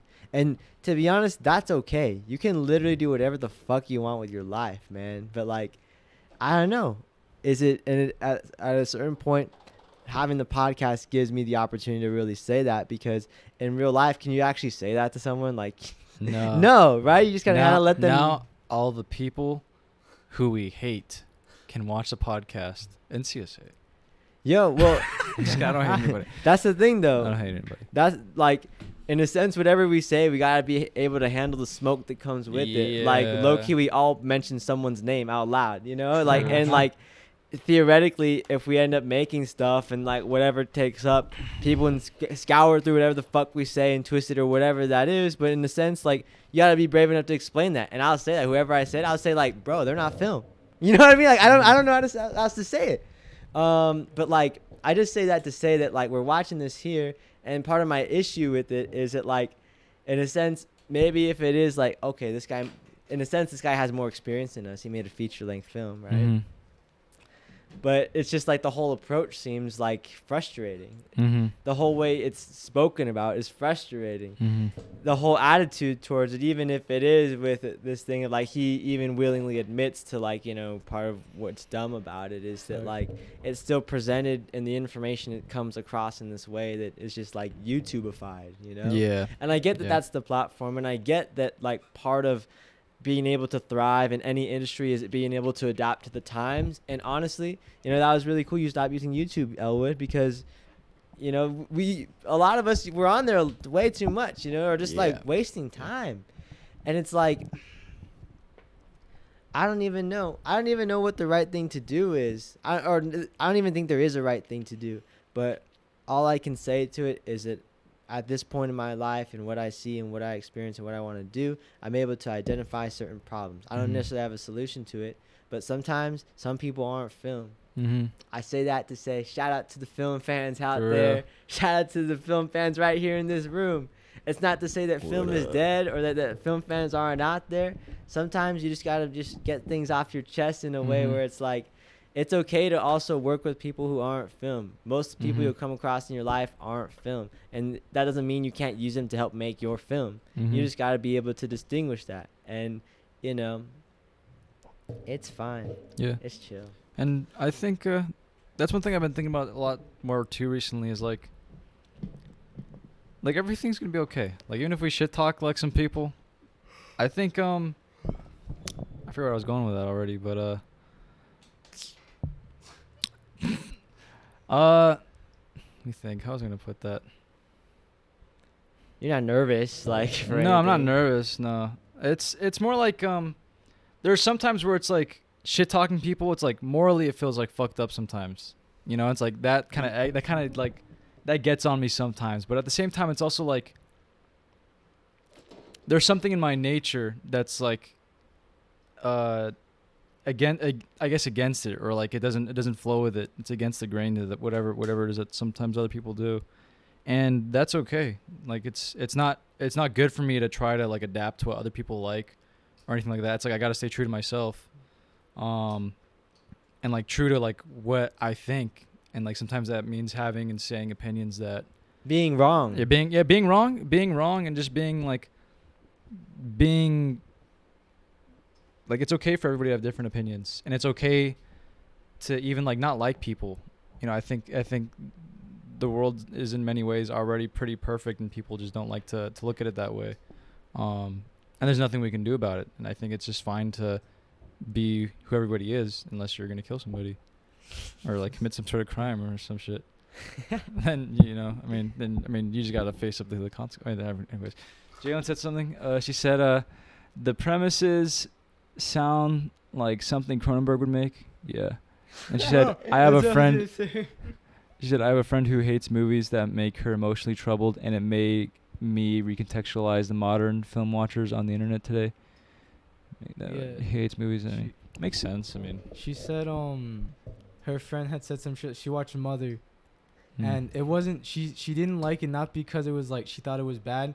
She didn't like it because she felt too distressed. Like she felt too much for Jennifer Lawrence's character. I've heard people say that about Uncut Gems too. They don't like it because it stresses them out. and that's Yeah. I mean, But it's like And- like the point. yeah, you and know? it's like, but I mean, that's also like they're not gonna make movies. Like we love movies. And it's okay. Like, that's what it Yeah, is too. It's yeah. like for someone like that to say that, that's cool. Honestly, I welcome that. Mhm. It's more on the other side of like when someone like, Yeah, true. If somebody's a filmmaker, there's this dude who was trying to tell me he was the next Kevin Smith, and he was like shitting on the ending of Florida Project, and I was just like, who said that? I don't want to talk about it. Wait, Was wait, it mute the mic. like the actual ending or it being shot on an iPhone? No, like both. Like No, for he the idea of he it. basically said that like that's not writing, and I was like, interesting Bro, that what you the say that. fuck? But it's just to say that, like, and most people you'll come across, everyone has a hot take, whatever the case may be. But, like, it's just tough. It's tough because how do you yourself distinguish yourself from that without just letting the work speak for itself? And in a sense, it's more of, like, on the practical side of, like, you know, you're trying to make a living, trying to, you know, really do stuff. And for that to happen, you know, I don't know. Sometimes I think about, like, the industry, and it's just like you probably most of the people you interact with or come across you don't like. And sometimes I used to ask myself, like, am I okay? Am I going to be okay with that?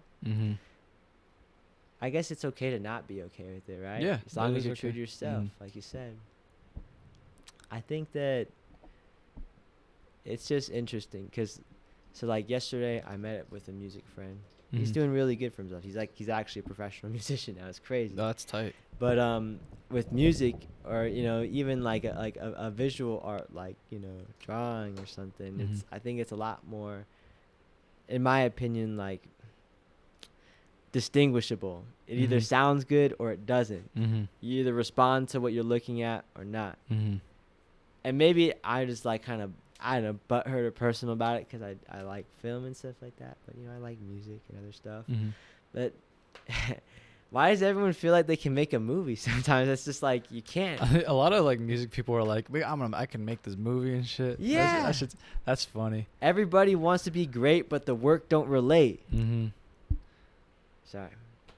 I feel that way about, like, music sometimes too. Like, not, I mean, just, like, in our ability to do music, and, like, we all have, like, varying talents and understandings of music, but, like, just from, like, a personal experience, it's like, I don't know, like, I don't go out saying, like, I can make a great song. Yeah. You know, like, I'm not, like, fucking retarded like that. You know, I can't, like, I recognize my limitations And it's like, in music and all that shit. yeah, being honest with it, it's like, yo, I like doing music, making music, but for me myself, like, I'm a pretty shitty trumpet player. Like, you know, you gotta just say that. That doesn't mean you can't do it. And, like, a lot of music people also, like, don't, like, do videos. You know what I mean?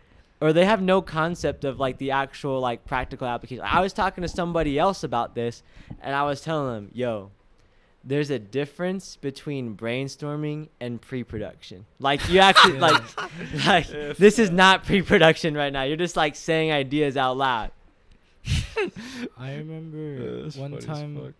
I heard this musician, very prominent musician, and I'm not gonna say who it is, but he was in an interview and he said, like, they were telling, like, oh, I really like that music video for this. How are there any other songs that are gonna get a music video off this album? And he was like, no, I don't really have any more concepts in my head for music videos. I really hate when the director just tries to, like, do their own thing over my song. You know what I mean? Like, it's my song, and, like, I really like it when, like I'm the only one that can come up with the ideas. Like, I can't have like a director doing that for me. You know what I mean? And, like, the thing, I liked it with this one guy because he added, like, this part, and, like, it really, he had just one thing to it. It was like, man, that's so good. That was so good. But, like, really, like, I don't have any ideas, so I'm not gonna make any more music videos. That's funny. And I was like, fuck you, and that was Kurt Cobain. That's funny as fuck. I could tell because you kept looking at me. That's one thing about, like, musicians is, like, a lot of the time, like, you can really tell, like, they don't have an eye for that kind of stuff. Like, a lot of, like, musicians will, like, choose art that looks, like, flat out stupid as fuck. Or, like, they'll have, like, dumbass looking music videos. I'm like, damn, like, you really should just stick to music. How does that make you feel? What year was that interview? I think it was right after In Utero came out. Cause I know that because he references Heart-Shaped Box music video. Cause that's what he was like. He was like, I liked when the director added that fat lady. Like, it was just really good. It really inspired my vision. Can you talk like the way he talked? Next time I will. Because, like, he probably said, like, all that at, like, half speed. Because he was probably, like, fucked up. No, and the whole time he's playing with a ball of tinsel. So, okay. no, what were you gonna say? I know you were about to say something. We gotta wrap. Oh this no, up. because I was gonna just tie it all up. Like, what do you guys? How does that make you feel then about, like, a Shane Carruth who is, like, coming in here, like like literally dick out. I'm gonna do everything, you know, like. And Wish he's like he a STEM didn't- major type of dude too. Yeah. So I wish he didn't beat women. I mean, But I didn't know that when I recommended this. yeah. me no, neither. no, no. It's no, okay that to- I mean, I haven't seen Primer, but I saw this one, and people say Primer's pretty good. I don't know. It feels like it was made by like a STEM major, and he brought something that I think was valuable, but also not like a really fulfilling experience either.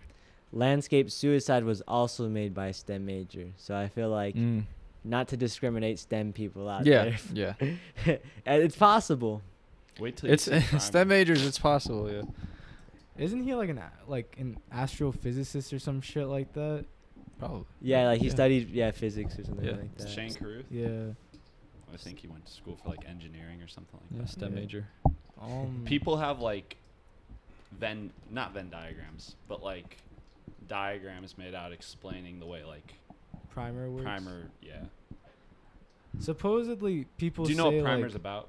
Time travel. I watched Yeah. one of the videos Yeah. on it, like explaining it. supposedly people say that Primer's the most like realistic depiction of time travel, yeah. like according to like science or some bullshit. That's good. I respect that though. Like I respect No, that. I respect that, but it's like, man, like Does it look cool? Does it like look like cool? like Yeah, that's what- craft wise? Primer? Yeah.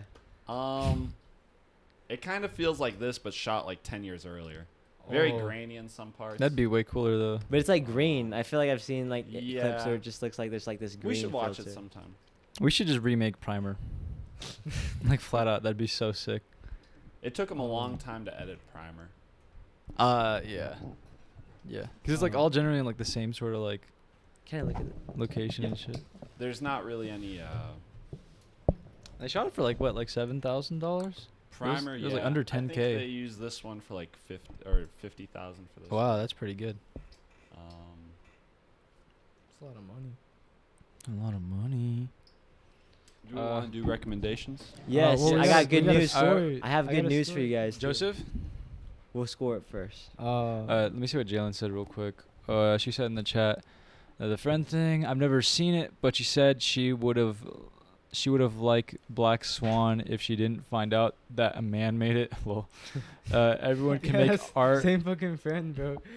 For real? Yeah, like it's like the same person. Like Is that the cosplaying hell? friend? no, but she's friends with the cosplaying friend. All right. Then she said, everyone can make art, but not everyone is an artist. For real. That's one thing. Like for a little while, I hated using the word art because it'd be like in everybody's like Instagram bio, and it's like I look at it and it's like this is like utter garbage. It's just like absolutely terrible. Do you think it's possible for artists to make like bad shit though? Yeah. Oh yeah, it's possible. I mean, it's definitely possible, but it's also just like, I don't know. I don't know. I hated using that word for a long time, and I didn't really understand why. And I started thinking about like, why do I hate using the word art and like artists and shit? And it really just came down to like, I finally realized that I hold that word in like such a high regard for like people who actually like know what they're doing and like trying to put out some like good stuff and like understand what they're doing, like understand the choices that they're making. I think that's like really, really important. Do you in consider art. yourself an artist?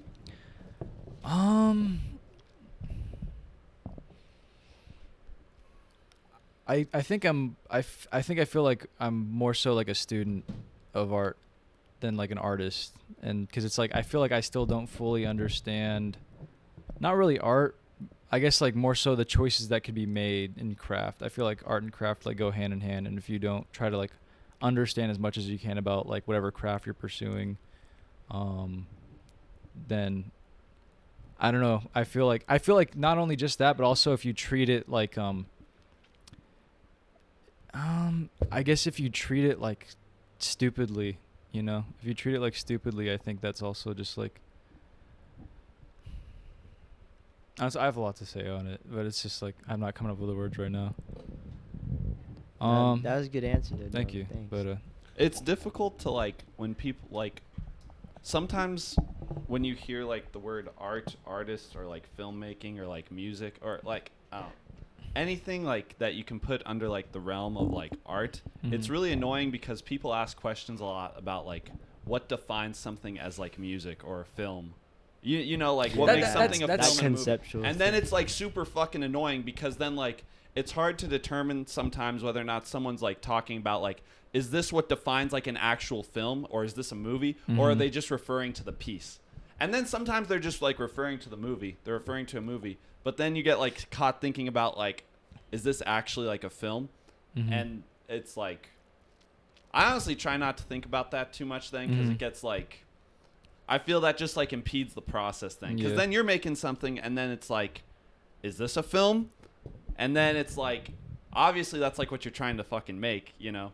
Like when you tell someone you're making like a short film, you're not like gonna like define to them what like a short film is. You're just gonna like try like do your best to make it. So I try not to think about it like too much, because I feel like it turns into like a I think like a catch-22. That's one thing I also like thought a lot about, was just like the labels that people put on stuff, and like people are like, oh, like look, I'm an artist, I do all this, and it's just like, I feel like more drawn towards like the labels of like what you're actually doing. Like if you're drawing, like, you know, you're a drawer, or like if you paint, you're a painter, or if like you do music, you're a musician. Like I wouldn't say like an artist. It's just like people say like an artist. It's like it's so vague. It's so stupid. It's like I feel like, you know, and people put like art to like anything. Like, you know, like they say anything can be an art, and it's like I get where they're coming from, but at that point it's like, then it's like the word kind of loses meaning, and it's like I'd rather keep the word at a higher standard just so it stays like more defined instead of just like subjective and loosey goosey. To me too, art isn't just like creative in the sense of like the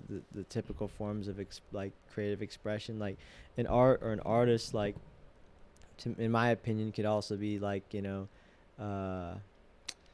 an architect or like a master coder, like some, like, you know, the guy who created the internet, that's art. You know what I mean? Like you actually invented something, you created something. To me, art is creation. That's what it is.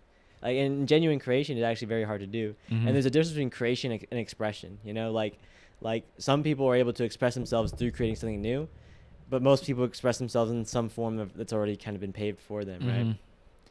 And that's okay. Like, for example, my mom, she finds it very therapeutic to just like do coloring books. That's cool. And it's like, I feel like that's like the way of like expression. Like, okay, it's already been paved and defined for you, and just do something like that in your own way. You pick the colors, but you color whatever it is. Then there's creation. That's when you draw the picture and you color it and all that shit, right? Like, I don't know. It's tough. But looks like we got to wrap up. Yeah. But yo, look, we did 5 movies. Yeah, in under 3 hours. And we got 4 viewers. And we got 4 viewers. We actually had like 2 or 3 from Shout out most to of that. Jalen too for providing some good, and for who was the Nasty Natty? Nasty Natty. Yeah. He didn't follow, but so we'll probably never see him again. But 3 hours 40 minutes. She said some more stuff. Everyone can make art, but not everyone is an artist. Yeah, I get mad as fuck when I see Las Gringas. Gringas copy shit off Pinterest and painting or film, like the birthday cakes and the chicos and shit. Gringas. Las Gringas. He's ready for the M. Night Shyamalan episode. Oh, fuck. Oh. Is that your, what is that? I'm looking at all the movies from 2021. All right, so what do we rate Upstream Color? I'd give this one like a 6.8 out of 10. I enjoy talking about it, and I think I enjoy the concepts a lot, but watching it is actually somewhat of an annoying experience at times. That being said, I really like that scene where like he knocks all the papers down. Do you guys remember that? Yeah, oh yeah, no, that looks that really part good. Was cool. I'd give it like a 6.5 out of 10 probably. I'd give it maybe like a 7 out of 10. It's worth a rewatch though, I think. Yeah. I think it's worth like several rewatches. Elvis. It's not my recommendation. I give it like a 9 out of 40 bubbles. Damn. 9 out of 40, fucking A, bro. You did not act like you did not like this was that conversation was not 9 out of 40 Elwood. What was it? That was like at least like a 13. Yeah, that was like 17 out of 40 Elwood. I'm sorry. I felt bad about it. Like, you're like it's YMS. Getting close to Halloween time. All right, well, I got some good news for you guys, but Uh-oh. especially for the film fans out there. Let's hear it. We got a special guest coming for episode Nice. 32? 32. I believe it is. Let me double check. I'm pretty sure it's 32. For episode 32, coming on for his second time on the podcast, filmmaker, writer, Yeah, director, 32. and friend of the Film Backcountry critic. team. Oh, actor and critic, Joseph C. High. Seth Joseph. will be here, and I got his movie rec. Should it be first or last though? Have it be last. Save the best for Okay. Yeah, last. for sure. Who wants to go first? All right. Boom, boom, boom, boom, boom, boom, boom. Who went first last time? I don't remember. All right. I've been wanting to like watch some more movies that have been coming out recently because I feel like I haven't been doing that enough. Okay. And I also want to like talk about like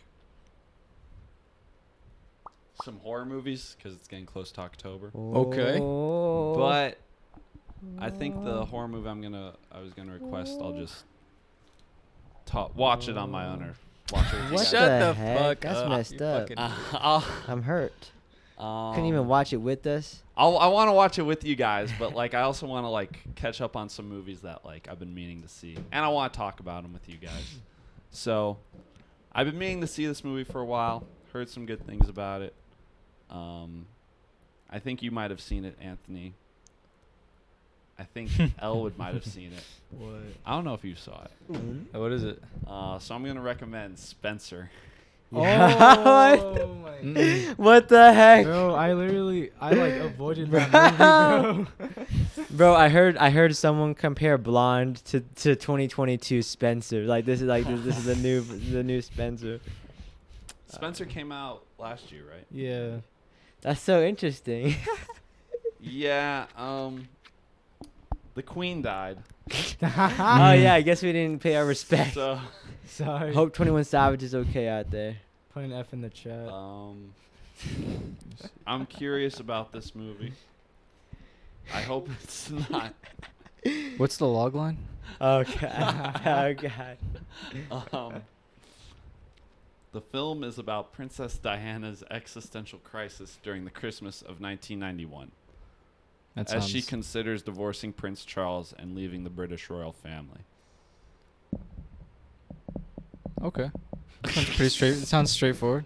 Okay. Like, I also want it to be like, there's that, or I was thinking of recommending The Witch. Oh, interesting. Watch it. Very What do we different. Watch what do we it. think? That's my. What do we think? Up to you. That's my. Well, when will, favorite of, Eggers. Yo, Will it be That's October your by then? favorite Egg- Eggers? Egg That's Boy? my Yeah. favorite Eggers. I haven't seen the Northman yet, Eggers. but I Bro, liked it more than the Lighthouse. I literally remember I like someone asked me what's your favorite A24 film, and I was like, probably The Witch, and they were like, oh, I'll watch it. And they watched it, and they roasted me for liking it. I was like, The Witch is good. The Witch is fucking Witch is great, really bro. fucking The good. last Sunday of September is the next Screen Tongue, so it's not quite Halloween. So up to you. It's getting there. The I don't know, it's what the would you guys- 25th. You can though. wait. I think I'm gonna Spencer- watch both. I want to watch both of them. I think Spencer regardless. might be good. Yeah, that definitely is like a different. It's. I feel that's like a different palette. Yeah. Yeah. You know, Let's do that. if we're cool with Spencer, I'm I'm good with cool. that. Okay, I already know what I want to do. Down. What do you want to do? Well, in celebration of Kate watching all the South Park episodes twice, we've been saving South Park Bigger, Longer, and Uncut for a very long time. Yo. And I want to check it out. Let's go. Oh, dude, it's been such a long time since I watched this fucking movie, I'm bro. probably gonna watch that one Oh, stoned. bro, dude. This movie was fucking... Oh. with the Princess Diana. Yeah, dude. Oh, I finally get to rewatch this movie. Damn. I have my pick. You should go then. I've seen it before, but I want to show you guys. Okay. It's a Mexican film. El Mariachi. No. What? That man, he can't even speak Spanish. Dang. All right, what But- is it then?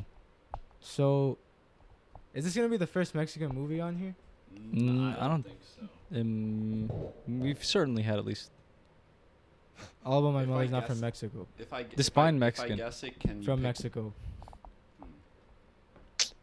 You know It's what? a Mexico movie. It's like from Mexico. Oh, well, And you know you've what? seen it? What? We're gonna have to look deeper into that. Here.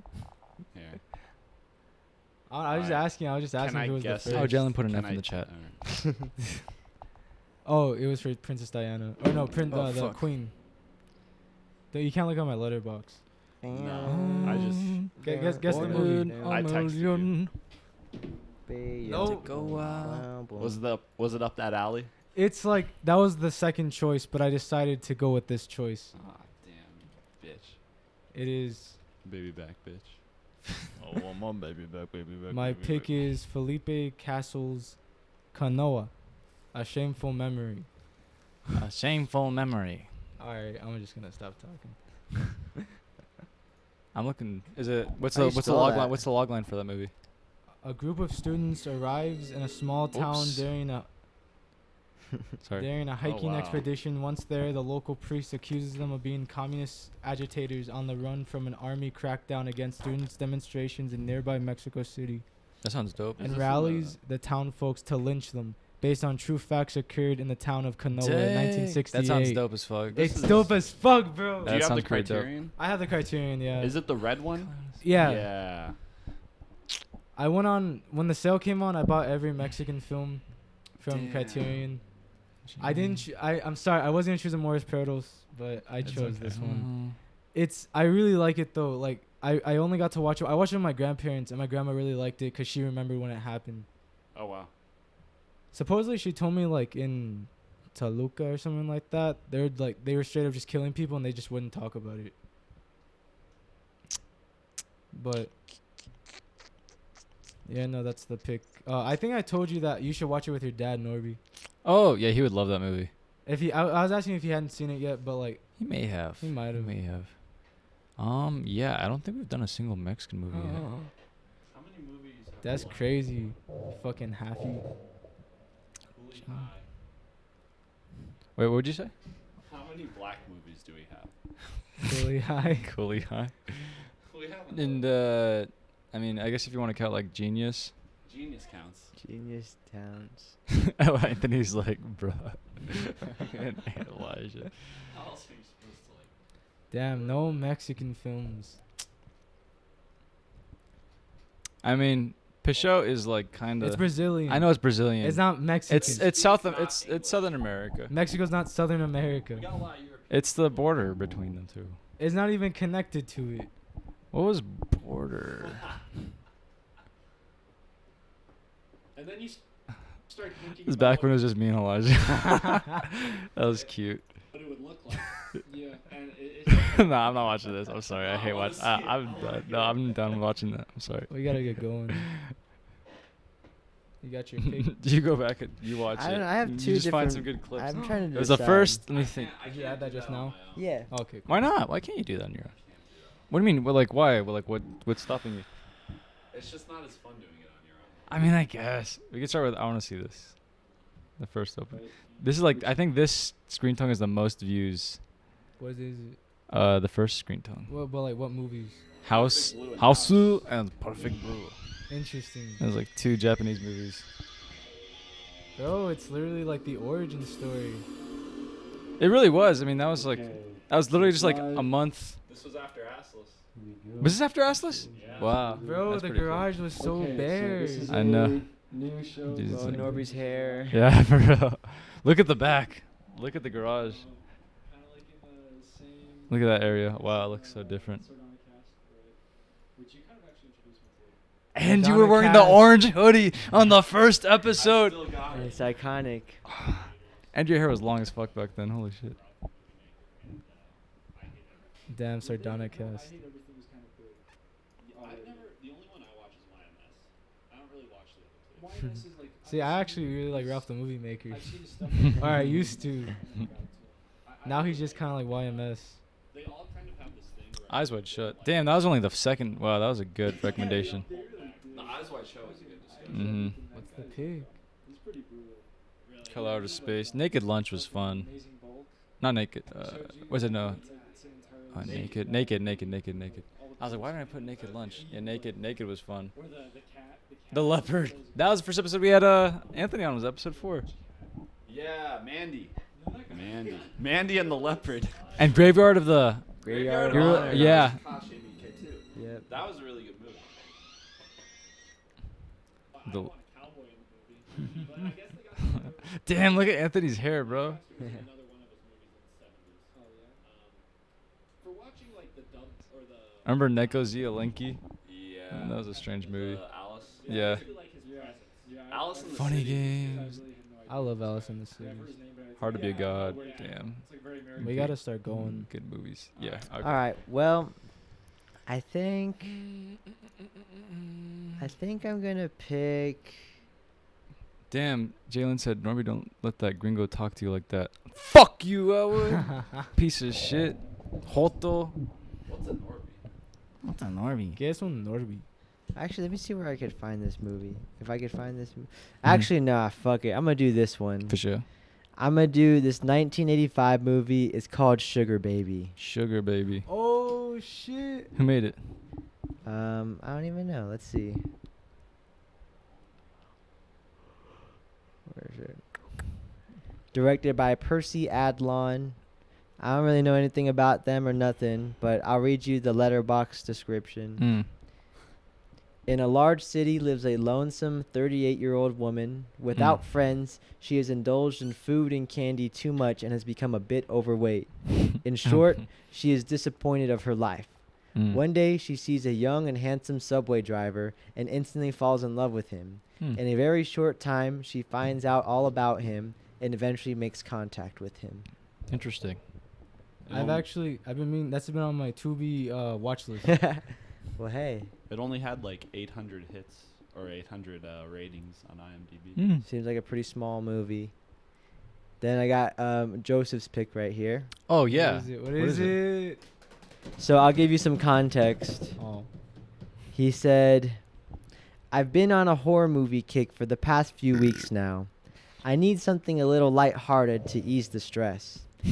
I was thinking of revisiting a charming British film called Life is Sweet, Oh Mike shit, Leigh? Mike directed by Mike Leigh. Wow. Fuck yeah, wait, Life is Sweet. I That's think that the- one's been on my. The Criterion has a camper on the cover. I don't know if you've seen it. I wouldn't mind talking about that film on the podcast, he said. Bro, we'll watch anything. He also asked if we'd be able to watch some of the movies together like last Oh time. wow, I've been meaning. I have this movie written down somewhere. Yeah, that's the cover. I know that cover. Yeah, I look haven't at this seen cover. Any, You seen this one? That's a cool cover. It is pretty cool. This is a pretty fun list. I haven't seen Wow. Mike Leigh since Naked, unfortunately. Really? I saw. He made one movie called Meantime. Meantime. It was like a TV movie. Yeah. That movie's Yeah. fucking really cool. I saw one with fucking what's the dude, the fat late night host? Jay Leno. No, the other one, the one that's gonna retire, the British one. Oh, James Corden. He's in a Mike Leigh movie, Mm. and he plays like a fat kid whose dad is I don't remember who the dad was, but he plays this fat kid, and like he's playing soccer by himself, and then this fucking dude comes and bullies him, starts like kicking the soccer ball like at his belly, and then like he fucking runs after him, and he fucking trips, and then he has like a heart attack, has to go to the hospital. This was James Corden when he was like 16. That sounds like a cool movie. It was a cool movie. What was it called? All or Nothing. Okay. It's got Sydney. Well, who's the girl from the What happened? the Anthony? Shape of I'm Water? excited. Yeah. You got a cool list of movies For to real? watch. Who's the girl from Sally Fields? Yeah, or no, Sally Sally Hawkins. Sally Hawkins. Hawkins. She's in it, and she's really young. She's only like 19, 20. Mm. It's actually a really good movie. I haven't seen any other Mike Leigh movies besides that, Naked, and Meantime. You didn't like Naked. You saw Meantime? Yeah, I've seen Meantime. No, I did like Naked. No, you did not like Naked. Yes, I did. We had there was a car ride where you were talking about how you did not like Naked. I did like Naked. You're fucking weird. I remember liking Naked. But Sorry, I, never yeah. I don't Sorry, think but- it was Naked, bro. I was talking to you about Naked. I don't think I was talking about Naked then, because You I were. like Naked. I was like talking about like some scenes and like some like dialogue in it. You're like, that's why I don't like the movie. Nah, Like straight I up, remember straight up. that. This is some fucking. weird shit going on here. Some gaslighting shit. I think Elwood I will just do told you that. I didn't like it just to see if you got mad or not. Probably. It was probably I like Naked a lot. You're so fucked, dude. Fuck you. I'm ending this shit. You guys gotta say. What do you guys gotta say? Good night. Good Good night. night, Jalen. Peace out, film fans. And it's going black. There we go. This is Bat Country.